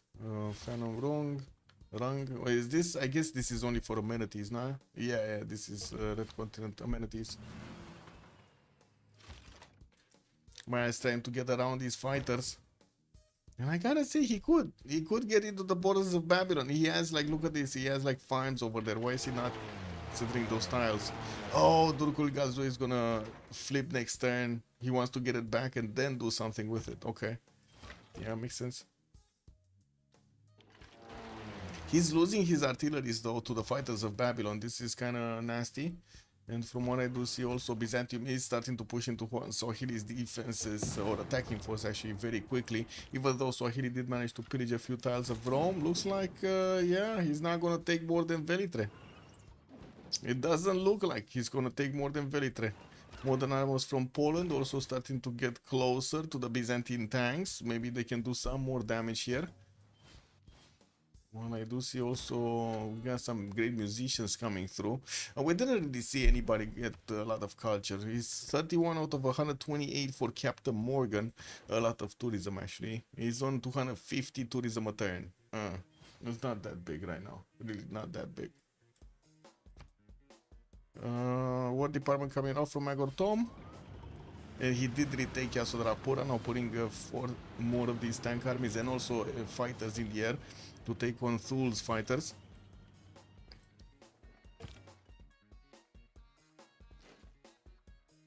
Machine gun armies starting to come out from Babylon. These are super strong usually, but now that they're going against modern armors, they're not as strong. At least he's gonna get stronger attacks with his walls. Kick.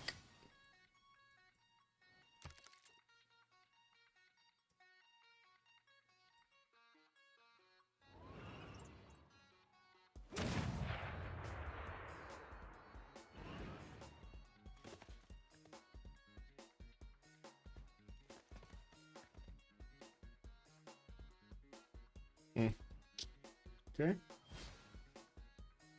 More modern arms coming from Poland. Still unfortunate. Very unfortunate he's not pushing through towards Byzantium. Totally different game. It would have been a totally different game if Poland would have pushed through here. Trying to get some more gold, but then gold is starting to become a problem. Basil is losing 44, we got Captain Morgan losing 15, Nemesis is on 127, and as you can see he's getting attacked, while we do have Armandarin making 73, which of course, as you can see, he's kind of getting pillaged here. Won't lose the commercials. Oh, actually he's gonna lose this one. I don't know if he can get to the other one.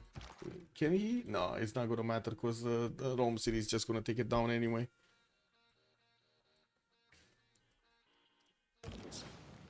Kick was Maximus. We're getting military engineers to build up the railroads, more gold. They don't have a gold problem. Like really, they don't have a gold problem. But they did not upgrade all of the units now of Maya. Okay, let's see. Let's see them get back Durkul Galzu. That's a steel wall city though. He just lost an arty for free. No! Why you touch my arty, man? He took down another one. Oh, this is the danger, man. Babylon is just taking down the units of Maya from afar with the fighters.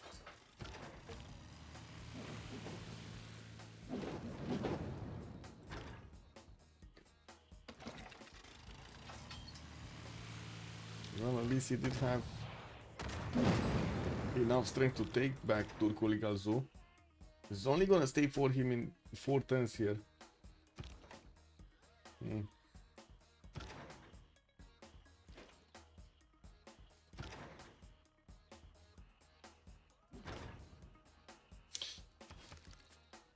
Jet bombers from Khmer. Okay. There's so many fighters though. Even the jet bomber is probably gonna have an issue. He could start bombing Shuna, and I'm pretty sure Khmer can actually get that city, put the tank in the water and get the city. Disembark right next to it.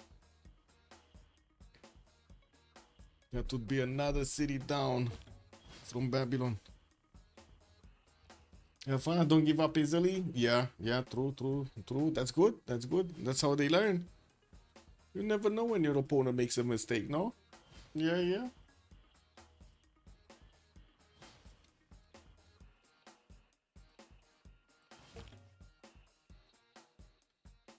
Okay. Looks like Swahili clumping up his units next to Velitre. Lost that one next to Aretium on the commercial. Didn't even get to pillage the market. That was so fast. Modern armors also from Poland making their way through here. Looks like they will have a problem actually taking on Byzantium units. And next turn he's gonna get fascism. I mean, he's gonna tie out that extra +5 that Basil was benefiting from, so that's gonna be fine. And we do have also Sorite getting his totalitarianism in 3 turns. Maybe that's what he's waiting for. Maybe that's what he's waiting for, the extra +5. He already has an intel over Babylon. Let's see, does he have a level 2 spy, or that's just... Yeah, he does have a level 2 spy in Malgium. He's getting the listening post. And here we only have Babylon with a single level 1 deployed in Jerusalem. Napoleon Bonaparte is available. Still no anti-air gun. Not a single unit that can attack air here.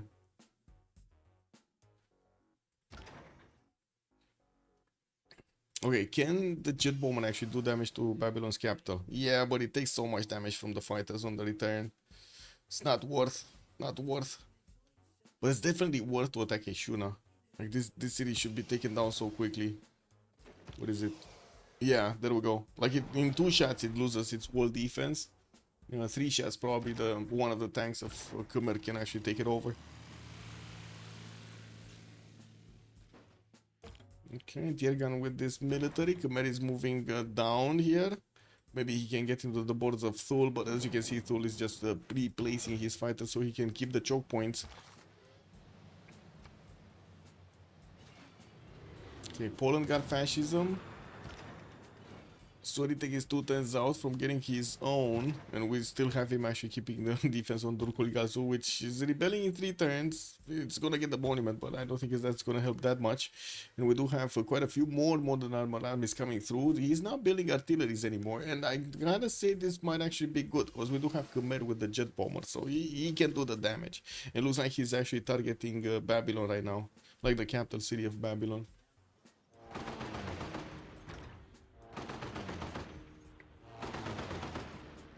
This modern armor can just get here. Get to pillage the farm. Okay, what do we have? Byzantium, Swahili. Swahili definitely not strong to withstand the Byzantine attacks. And there's so many tanks coming through from the south. Biggest mistake was, by the way, for Poland to not do this. Now he needs to move all of his military. You see he's sending all of his modern armor southwest, so he can take care of all of the military of Byzantium. Try to keep Velitre on their side.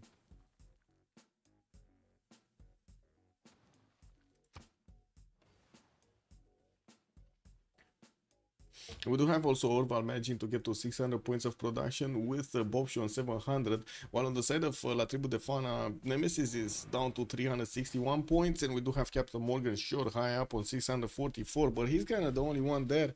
There is so much more production on the side of Golden Age.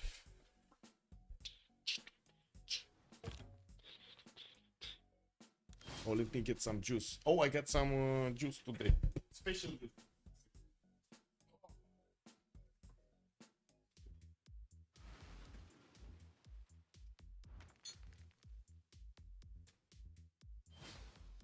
I got some timber juice.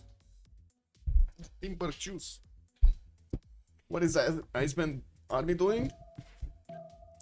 He was trying to push with the Air Force into Khmer, managed to take 2 cities down, Indrapura and Yasudarapura, but didn't raise them, and Khmer got them back.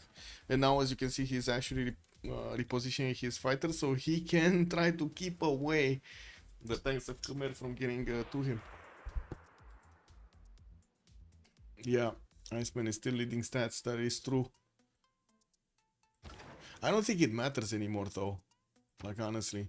It's not like he's gonna get to GDRs by the time Babylon is gonna go down, no? I think he's gonna go down faster. And in the meantime, he needs to spend his production on defending himself. Low aluminium count. We do have fighters from Khmer with full aluminium, but there are not that many right now. Khmer battleships attacking 80 crews. Maya trying to get to the city of Babylon.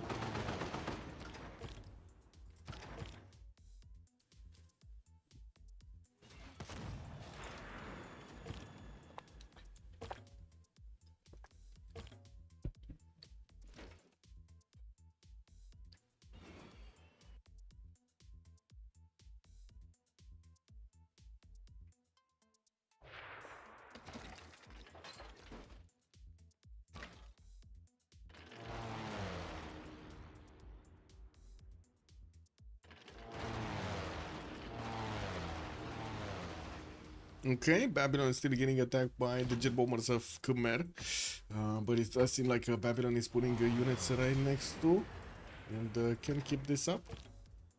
Wait. Oh, never mind, it's too late. Maya got a tile. He got a tile next to the capital of Babylon. That's it. That's it for that city center. And that's also gonna, I think this aerodrome is from Babylon. Yeah, it is. It's gonna reset whatever it is here. Orval disconnected. Wait a second. Uh-oh. That's Jadwiga. No! Orval, come back! Oops. Yeah, that's unfortunate. Oops.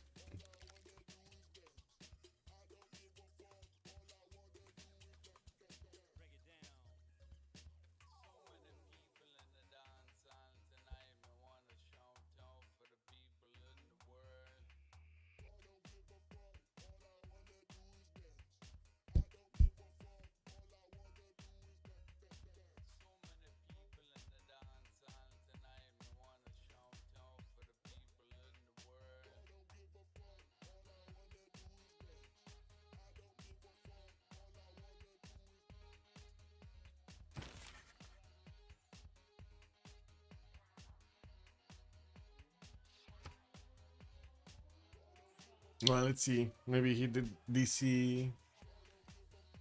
Like maybe it wasn't a 5-axis crash or something. Hopefully it was, and it was fine. And it's fine, as in he's restarting and he's getting back.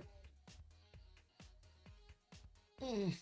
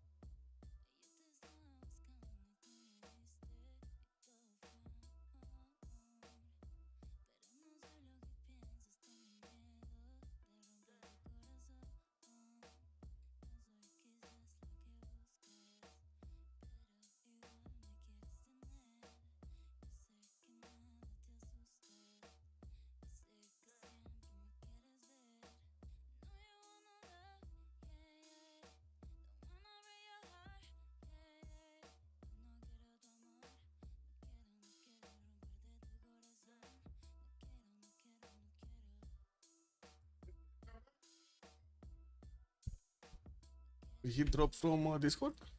Let's see.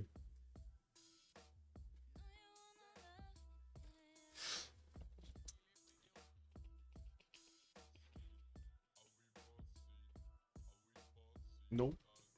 Wait, I don't know. Yeah, he dropped from Discord. Oh no. Oh no. We need to wait.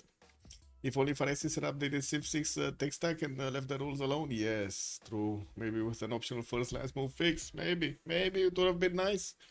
Also, I guess they could still do it, but or even better, let someone else who is qualified to do it. Yes, but they don't want to, no? I mean, you know, it's not like they have been the biggest promoters of actually multiplayer for some reason. I still think they don't like money. Like, to be honest, I don't think they like money. Ooh, War Department getting out in Poland in 2 turns here. Yeah, we still need to take a look what's going on here. If we do have Orval coming back.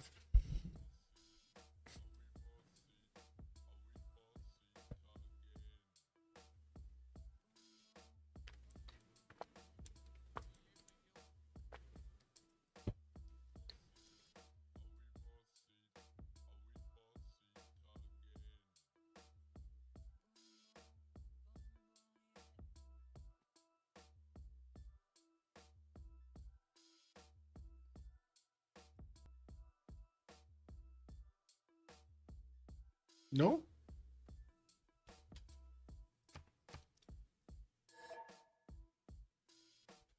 No, it doesn't have a internet connection.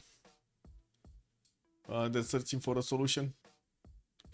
Okay.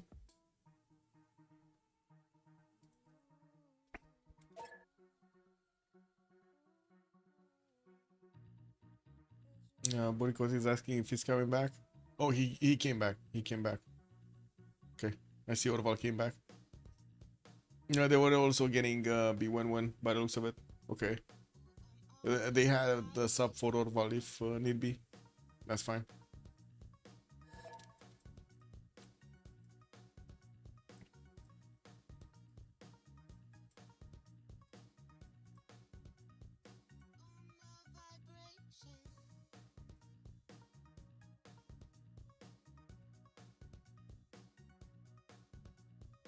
Oh, Babylon stopped building 80 crews. I don't think he can afford that, to be honest.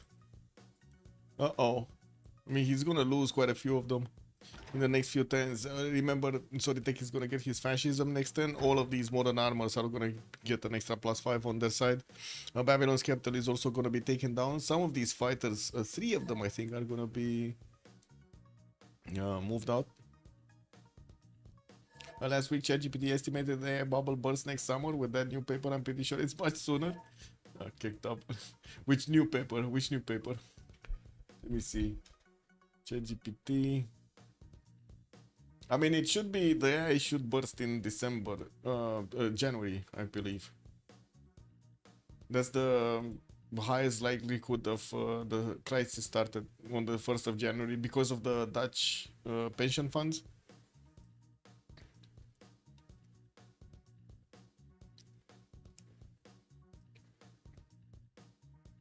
And also by that time, gold is just gonna skyrocket. Like if it keeps this, keeps this up. Let me see. I wanted to ask ChatGPT something. Give me a second.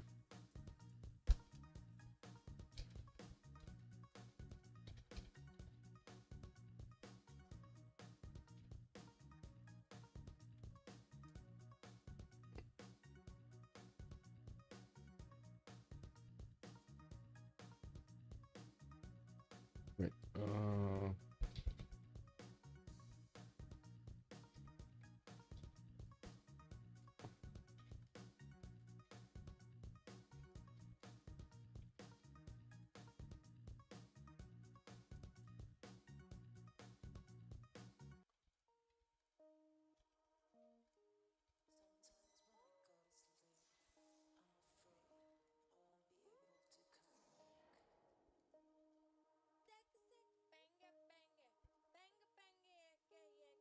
Let's see. So as looking at the gold prices, economic war between China and the US, and the economic situation in the NATO countries, when do you estimate the next crisis will start? And now ChatGPT is telling me he's thinking. No reliable way. Most likely Windows next 6 to 12 months. US policy shock, sharp China decoupling event, sudden market correction. So it's definitely gonna happen in the next 24 months. Yeah, seeking safe access, yes.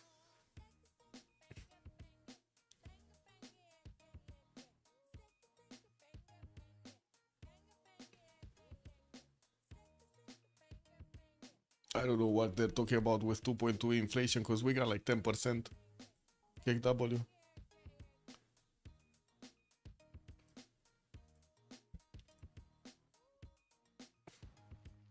Oh, the one discussed in the one mentioned in the Discord video.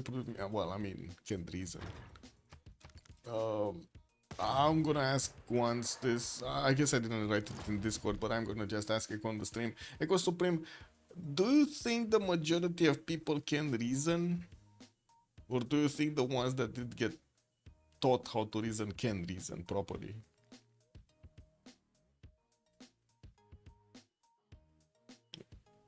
No? I think that's quite a pertinent question. If you want to compare them to LLMs. Relobby? Oh, Orofal is asking for a relobby? Why? Oh, relobby next. Okay. He's probably worried about these things. Well, hopefully we're not gonna have these things. Looks like Swahili is just gonna give up on the city of Velitre. gonna give it back to whatever. I guess Byzantium is gonna take it back and give it to Rome. Liberated, might as well. Get 100 Diplo favor points. Unfortunately, the ability to reason is an acquired skill. Yes, yes, yes, that's what I'm saying. So I don't know. I don't know if you can blame LLMs for not being able to reason. Or if that's a strong reason to think anything about, like think better or worse about AIs. Ability to think doesn't mean having the ability to... Yes, yes, true, true, true, true.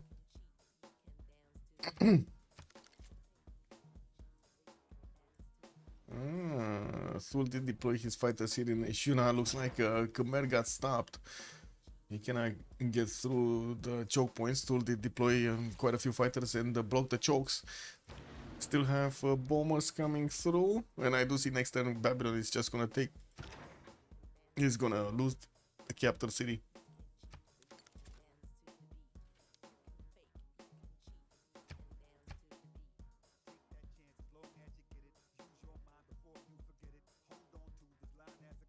More cities from Rome here? I guess Rome just wants to be safe. Like, I was expecting him to keep on sitting on his side, no? He still had so many good cities to go for. But no, he went all the way up here.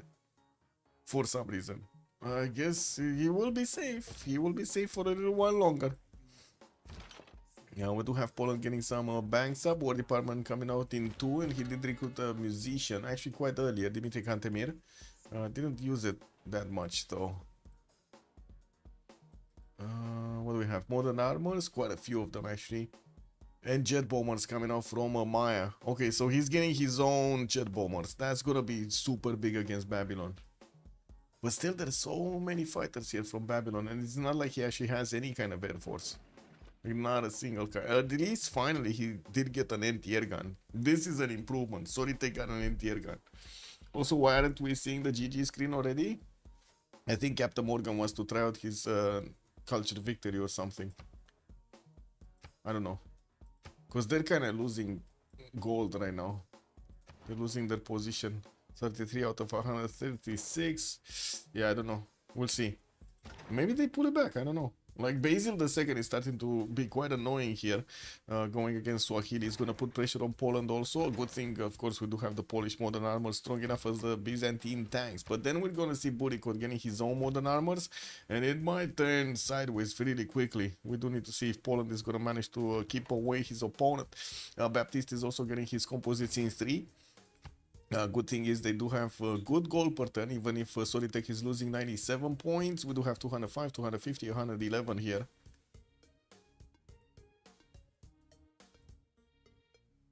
Oh my god. Desync on everybody. Ooh. That's nasty, man. It's just nasty.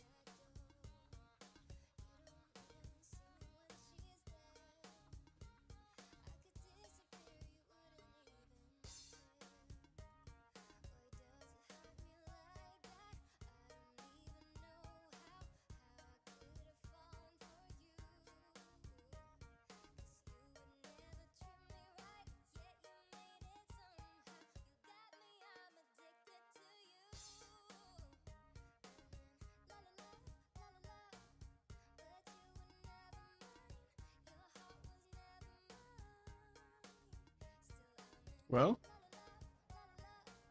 looks like they're letting it resync. I was thinking if we're gonna have a relobby or not. Usually when this happens, you see a relobby.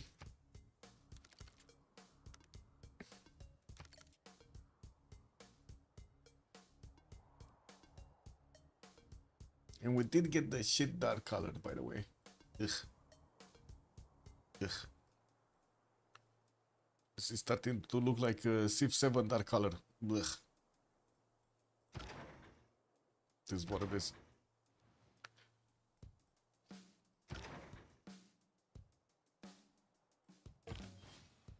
Okay, there we go. Next turn. Are we gonna see relobby or yeah, the relobby? Okay.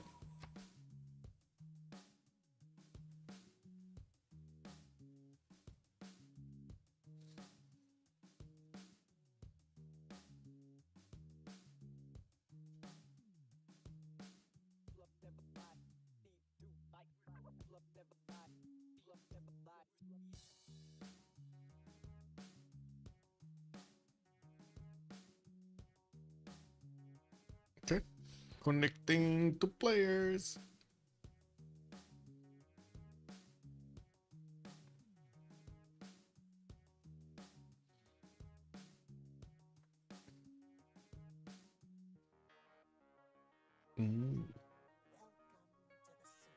Oh man, did go against Mr. Toes? Who won? Who won between this? Report? No, this is a 2 versus 2. So Tiritsu Pompey did win against Minolan Battle. And 1v1s? Who's the 1v1? Should have been here. No?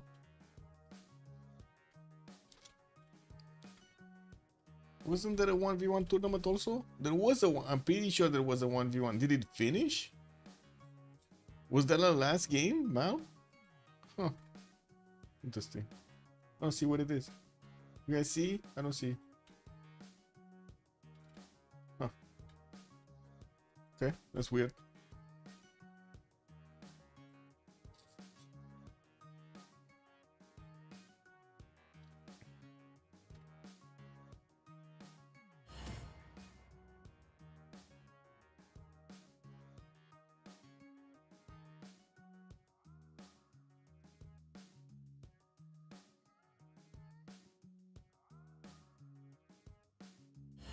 We should be fine. Just setting up.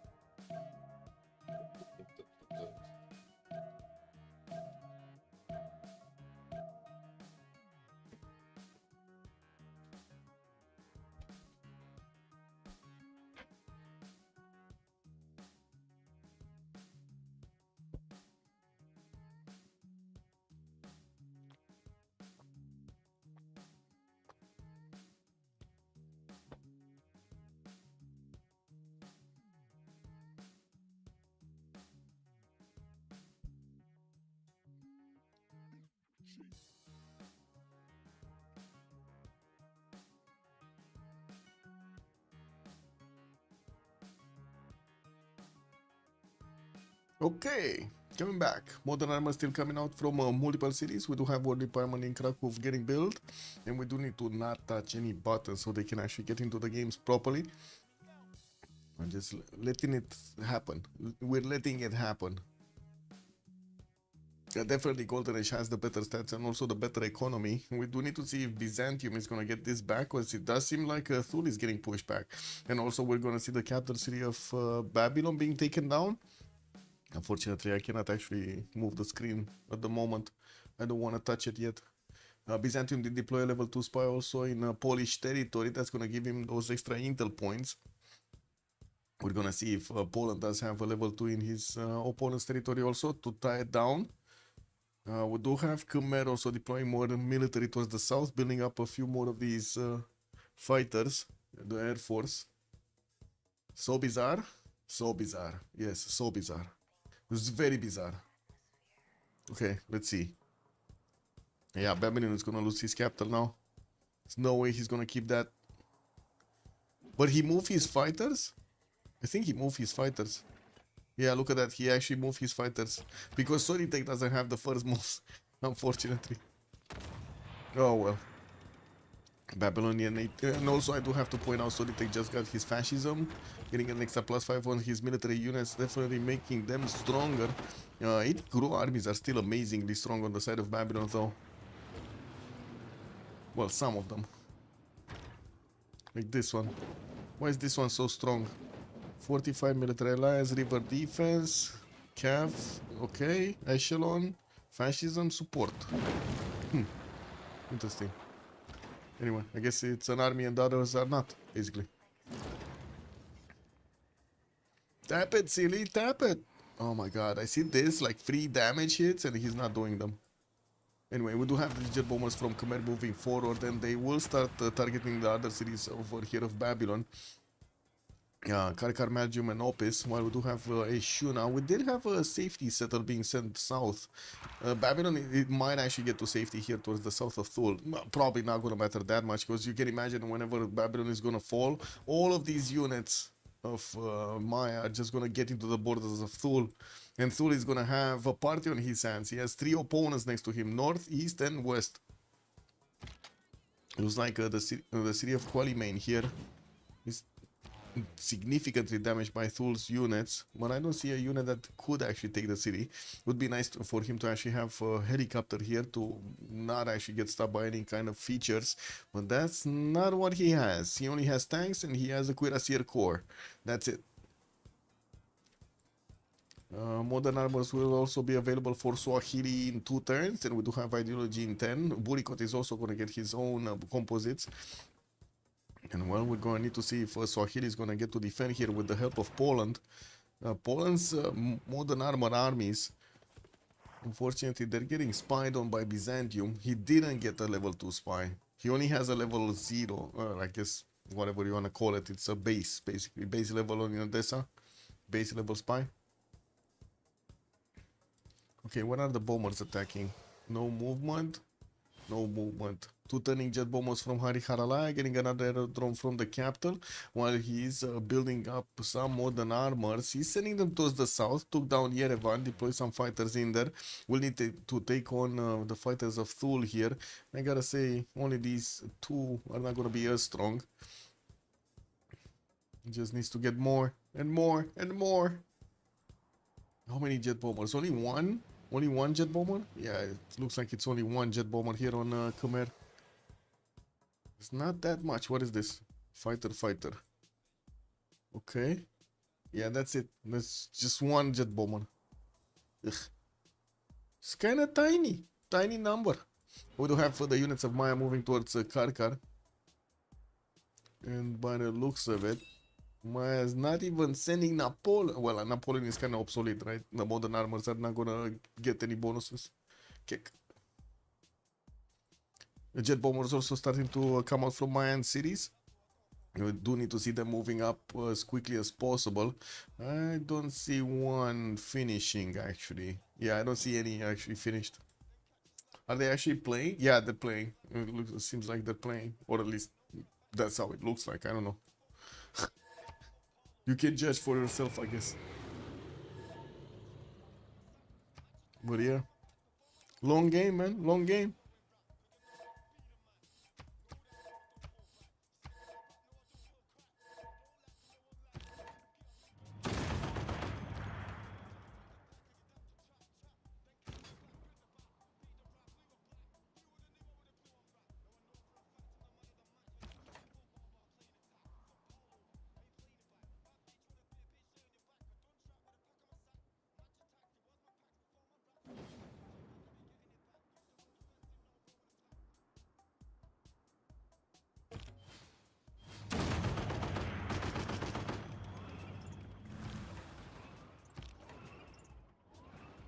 Well, Byzantium is starting to get through Swahili's defenses, and Baptiste is gonna need to wait that 1 turn. He's gonna need to survive this 1 turn so he can get his modern armors. Yeah, we do have entertainment complex coming through. Poland is sending some more modern armors and to take this defense up, and we're gonna need to see if he's gonna manage to make it. While I do see Karkar is starting to get attacked here, we did have Maya managing to get a tile on the airport, on the aerodrome here. Can he actually keep that modern armor alive? It looks like he will. Oh no, he will keep that alive with like 0 HP. What is this? How much does he have? 5 HP. This modern armor is 5 HP. Lol. Can I see damage count? Yes. Okay, so we can do quite a bit of damage there. He needs to keep on punching these 80 crews, to be honest. Punch them in the face directly. Bam. No? Oh, could even get here. Why is he not stepping on these aerodromes? Okay, that one got taken down. Looks like there was another fighter that could take it down. Could have moved another one though. I could even now move, no? No. Yes, maybe this. Yes, this. has a promo though on it. This one doesn't have a promo and can move.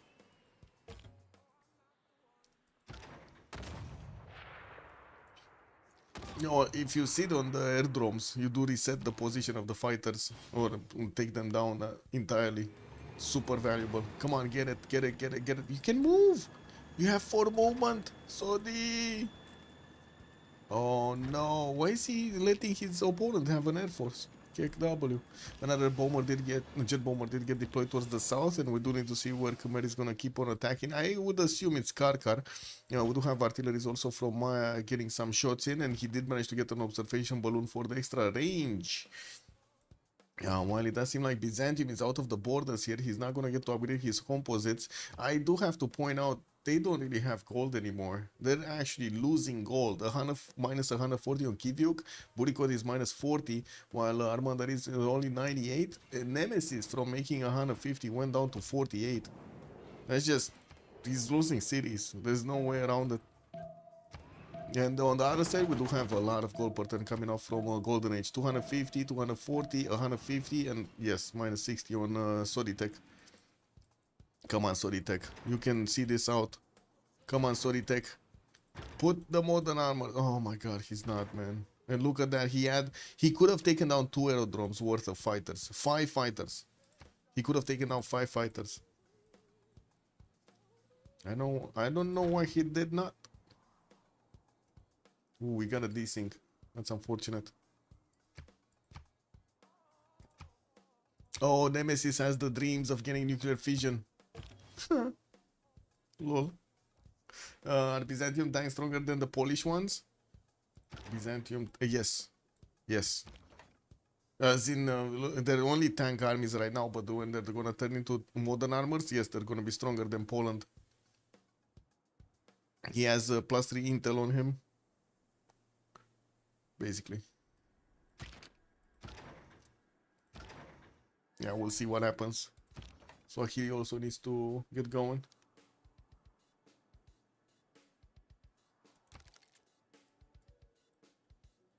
Okay. Khmer deploying a few fighters down. It looks like he is getting his modern armors into the borders of Thule. Okay, this is a major problem. Thule just doesn't have enough, no? He's trying to get lasers for the jet fighters. And there are quite a few of these modern armors going through here. It's only a 1-tile choke, and it's not like he actually has a military engineer on it right now to build the pathways. It's gonna take a few turns, and a few turns matter so much right now. Okay, Belgium walls are down. We do have Maya with the ability to actually take that city. Yeah, he can take it now if he wants to. Can he take Karkar also? I think he can take Karkar also. Because I'm pretty sure he can get 2 shots off against that city center. Okay, Belgium got taken down. No more aerodrome here. And as you can see, fighters are getting split. 80 crews taken down. No. Yeah, there we go. Karkar got taken down also. So it's just Opis remaining. With 3 fighters here. Le Sinistre Volatile. The name of the fighter. And there we go. Finally he put it down. He put it on the aerodrome. Perfect. Now those fighters are gonna go poof. And we do have the jet bombers of Khmer targeting Opis next. They just have Shuna left, no? And wait, where is this safety settle? Oh, he's gonna get it down next turn. He's gonna get it down in the snow. Yeah, Soditech doesn't have first move, so I'm pretty sure he's gonna get that safety. Again, not gonna matter that much, because all of the units of Maya are just gonna keep on going through Thule's defenses. And where defenses, right? Where does he have defenses? And now, look at this gold. Minus 238 gold at 10 on Captain Morgan, minus 25 on Nemesis. Buriko's minus 26, and Armadarin is only 108. At least they have some gold in the bank, like, what, 4 tons worth or something? 5 tons worth of gold in the bank? Qualimane is still up. Swahili needs to upgrade his tanks. He does have the upgrade button. And I do see he doesn't have the gold at the moment. Like just maybe 1 or 2 tanks worth of gold.